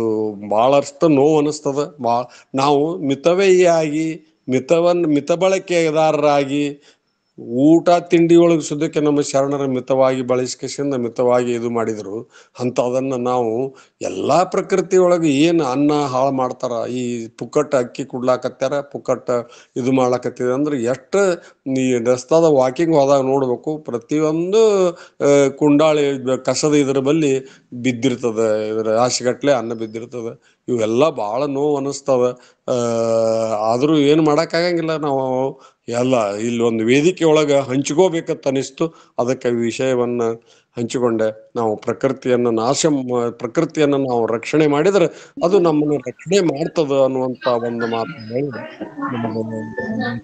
ಮಾತಾಡಕ ಅವಕಾಶ ಕೇಳಿದ್ವಿ ಅವಕಾಶ ಕೊಟ್ಟದ್ದಕ್ಕೂ ಎಲ್ಲರಿಗೂ ಧನ್ಯವಾದಗಳು ಶರಣು. ಧನ್ಯವಾದಗಳು ಸರ್. ಈಗ ಮುಂದಿನ ಕಾರ್ಯಕ್ರಮ ಶರಣ ಸಮರ್ಪಣೆ ಶರಣೆ ರತ್ನಕ್ಕ ಬಿರಾದಾರ್ ಅವರಿಂದ. ಎಲ್ಲರಿಗೂ ಶರಣಾರ್ಥಿಗಳು. ವಚನ ಅಧ್ಯಯನ ವೇದಿಕೆ ಶರಣರ ಚಿಂತನ ಕೂಟ ಹಾಗೂ ಅಕ್ಕನ ಅರಿವು ಸಂಘಟನೆಗಳಿಂದ ಹಮ್ಮಿಕೊಂಡಿದ್ದ ದತ್ತು ಉಪನ್ಯಾಸ 338. ಈ ಉಪನ್ಯಾಸ ಕಾರ್ಯಕ್ರಮ ವಚನ ಪ್ರಾರ್ಥನೆ ಮಾಡಿದ ಶರಣೆ ಪ್ರೇಮಕ್ಕ ಹೊರಟ್ಟಿ ಮತ್ತು ಸ್ವಾಗತ ಪ್ರಸ್ತಾವಿಕ ಪರಿಚಯ ಮಾಡಿಕೊಟ್ಟ ಶರಣೆ ಶಾಂತಾ ದುಲಂಗೆ ಅವರಿಗೆ ಅನಂತ ಶರಣಾರ್ಥಿಗಳು. ಇಂದಿನ ವಿಶೇಷ ದತ್ತಿ ಉಪನ್ಯಾಸ ಪರಿಸರ ರಕ್ಷಣೆ ಜಂಗಮ ಸೇವೆ ಕುರಿತು ಉಪನ್ಯಾಸ ನೀಡಿದ ಡಾ ಶಾರದಾಮಣಿ ಹುಣಸಾಳ್ ಅವರಿಗೆ ನಮ್ಮೆಲ್ಲರ ಪರವಾಗಿ ಶರಣಾರ್ಥಿಗಳು, ಧನ್ಯವಾದಗಳು ತಿಳಿಸುವೆ. ಅದೇ ರೀತಿ ನಮ್ಮೆಲ್ಲರ ಮಾರ್ಗದರ್ಶನ ಮಾಡುತ್ತಿರುವ ಡಾ ಶಶಿಕಾಂತ್ ಪಟ್ಟಣ ಸರ್ ಅವರಿಗೆ ಧನ್ಯವಾದಗಳು ಮತ್ತು ಶರಣಾರ್ಥಿಗಳು. ವಚನ ಮಂಗಲ ಮಾಡುತ್ತಿರುವ ಶರಣೆ ಬನಶ್ರೀ ಅತ್ತಿಯವರಿಗೂ ಶರಣಾರ್ಥಿಗಳು ಮತ್ತು ಕಾರ್ಯಕ್ರಮ ನಿರ್ವಹಣೆ ಮಾಡುತ್ತಿರುವ ಸಹೋದರಿ ಜಯಶ್ರೀ ಆಲೂರ್ ಅವರಿಗೂ ಹಾಗೂ ತಾಂತ್ರಿಕ ಸಹಾಯ ಮಾಡುತ್ತಿರುವ ದಾನಮ್ಮ ಜಳಕಿ ಅವರಿಗೆ ಅನಂತ ಶರಣಾರ್ಥಿಗಳು. ಇಂದಿನ ಕಾರ್ಯಕ್ರಮ ಸಂಯೋಜಕರಾದ ಶರಣ KB ಮಹಾದೇವಪ್ಪ, ಶರಣ ಶಂಕರ್ ಅಮರಶೆಟ್ಟಿ, GY ಮಂಜುನಾಥ್, ಶರಣೆ ಅಶ್ವಿನಿ ಪಾಟೀಲ್, ಶರಣೆ ಶ್ರೇಯಾ ಪೋತದಾರ್, ಶರಣೆ ನಿರ್ಮಲಾ ಪಾಟೀಲ್ ಮತ್ತು ಸಂಘಟಿತರಾದ ಶರಣೆ ಪ್ರೊಫೆಸರ್ ಶಾರದಮ್ಮ ಪಾಟೀಲ್ ಮೇಟಿ, ಶರಣೆ ಗೌರಮ್ಮ ನಾಶಿ ಮತ್ತು ಶರಣೆ ಸುಧಾ ಪಾಟೀಲ್ ಅವರಿಗೆ ಅನಂತ ಪ್ರೀತಿಯ ವಂದನೆಗಳು ಮತ್ತು ಶರಣಾರ್ಥಿಗಳು. ಈ ಕಾರ್ಯಕ್ರಮದಲ್ಲಿ ಉಪಸ್ಥಿತರಿರುವ ಸರ್ವರಿಗೂ ಅನಂತ ಶರಣಾರ್ಥಿಗಳನ್ನು ಅವಕಾಶಕ್ಕಾಗಿ ಧನ್ಯವಾದಗಳು. ಶರಣಾರ್ಥಿಗಳು. Thank you. ತಮಗೂ ಕೂಡ ಶರಣಾರ್ಥಿಗಳು ಅಕ್ಕ ಅವರೇ. ಹಾಗೇನೆ ಸಂವಾದದಲ್ಲಿ ಭಾಗಿಗೊಂಡಂತಹ Biradar sir, Prahlad sir, Patil sir ಇವರಿಗೂ ಕೂಡ ವಿಶೇಷವಾಗಿ ಶರಣಾರ್ಥಿಗಳನ್ನ ಸಮರ್ಪಿಸ್ತಾ ಈಗ ವಚನ ಮಂಗಳ ಶರಣೆ ಬನಶ್ರೀ ಅತ್ತಿ ಎಲ್ಲರಿಗೂ ಶರಣಾರ್ಥಿಗಳು. ನಾನೀಗ ಆಯ್ಕೆ ಮಾಡಿಕೊಂಡಂತಹ ವಚನ ಪುಟ್ಟ ವಚನ ಬಸವಣ್ಣವರ ವಚನ. ಅಗಾಧ ಅರ್ಥವನ್ನು ಕೊಡ್ತಕ್ಕಂಥ ಈ ವಚನ ನನಗೆ ತುಂಬಾ ಇಷ್ಟ. ತಂದೆ ನೀನು, ತಾಯಿ ನೀನು, ಬಂಧು ನೀನು, ಬಳಗ ನೀನು. ತಂದೆ ನೀನು, ತಾಯಿ ನೀನು, ಬಂಧು ನೀನು, ಬಳಗ ನೀನು. ನೀನಲ್ಲದೆ ಮತ್ತಾರೂ ಇಲ್ಲವಯ್ಯ. ನೀನಲ್ಲದೆ ಮತ್ತಾರೂ ಇಲ್ಲವಯ್ಯ. ಕೂಡಲ ಸಂಗಮ ದೇವಾ ಕೂಡಲ ಸಂಗಮ ದೇವಾ ನೀನಲ್ಲದೆ ಮತ್ತಾರೂ ಇಲ್ಲವಯ್ಯ. ನೀನಲ್ಲದೆ ಮತ್ತಾರೂ ಇಲ್ಲವಯ್ಯ. ಹಾಲಲ್ಲದ್ದು ನೀರಲ್ಲದ್ದು ಹಾಲಲ್ಲದ್ದು ನೀರಲ್ಲದ್ದು ಹಾಲಲ್ಲದ್ದು ನೀರಲ್ಲದ್ದು. ಧನ್ಯವಾದಗಳು. ಸುಶ್ರಾವ್ಯವಾಗಿ ವಚನ ಮಂಗಳವನ್ನ ನಡೆಸಿಕೊಟ್ಟ ಶರಣೆ ಅಕ್ಕ ಬನಶ್ರೀ ಹತ್ತಿ ಅವರಿಗೆ ವೇದಿಕೆಯ ಪರವಾಗಿ ಅನಂತ ಕೋಟಿ ಶರಣು ಶರಣಾರ್ಥಿಗಳು. ಮತ್ತೆ ನಿಮ್ಮೆಲ್ಲರ ಭೇಟಿ ನಾಳೆ ಸರಿಯಾಗಿ 11:25 ತಾವೆಲ್ಲರೂ ಕೂಡ ಹೆಚ್ಚಿನ ಸಂಖ್ಯೆಯಲ್ಲಿ ಈ ಒಂದು ಗೂಗಲ್ ಮೀಟ್ ನಲ್ಲಿ ಪಾಲ್ಗೊಳ್ಬೇಕು. ಹಾಗೇನೆ ನಮ್ಮ ವಚನ ಅಧ್ಯಯನ ವೇದಿಕೆಯನ್ನ ಸಬ್ಸ್ಕ್ರೈಬ್ ಮಾಡ್ಕೊಳ್ಳಿ, ಲೈಕ್ ಮಾಡಿ, ಶೇರ್ ಮಾಡಿ ಅಂತ ಹೇಳ್ತಾ ಎಲ್ಲರಿಗೂ ಮತ್ತೊಮ್ಮೆ ಅನಂತ ಕೋಟಿ ಶರಣು ಶರಣಾರ್ಥಿಗಳನ್ನ ಸಲ್ಲಿಸ್ತಾ ಇವತ್ತಿನ ಕಾರ್ಯಕ್ರಮವನ್ನ ಮುಕ್ತಾಯ ಮಾಡೋಣ. ಎಲ್ಲರಿಗೂ ಶರಣು ಶರಣಾರ್ಥಿಗಳು. ಶುಭ ರಾತ್ರಿ.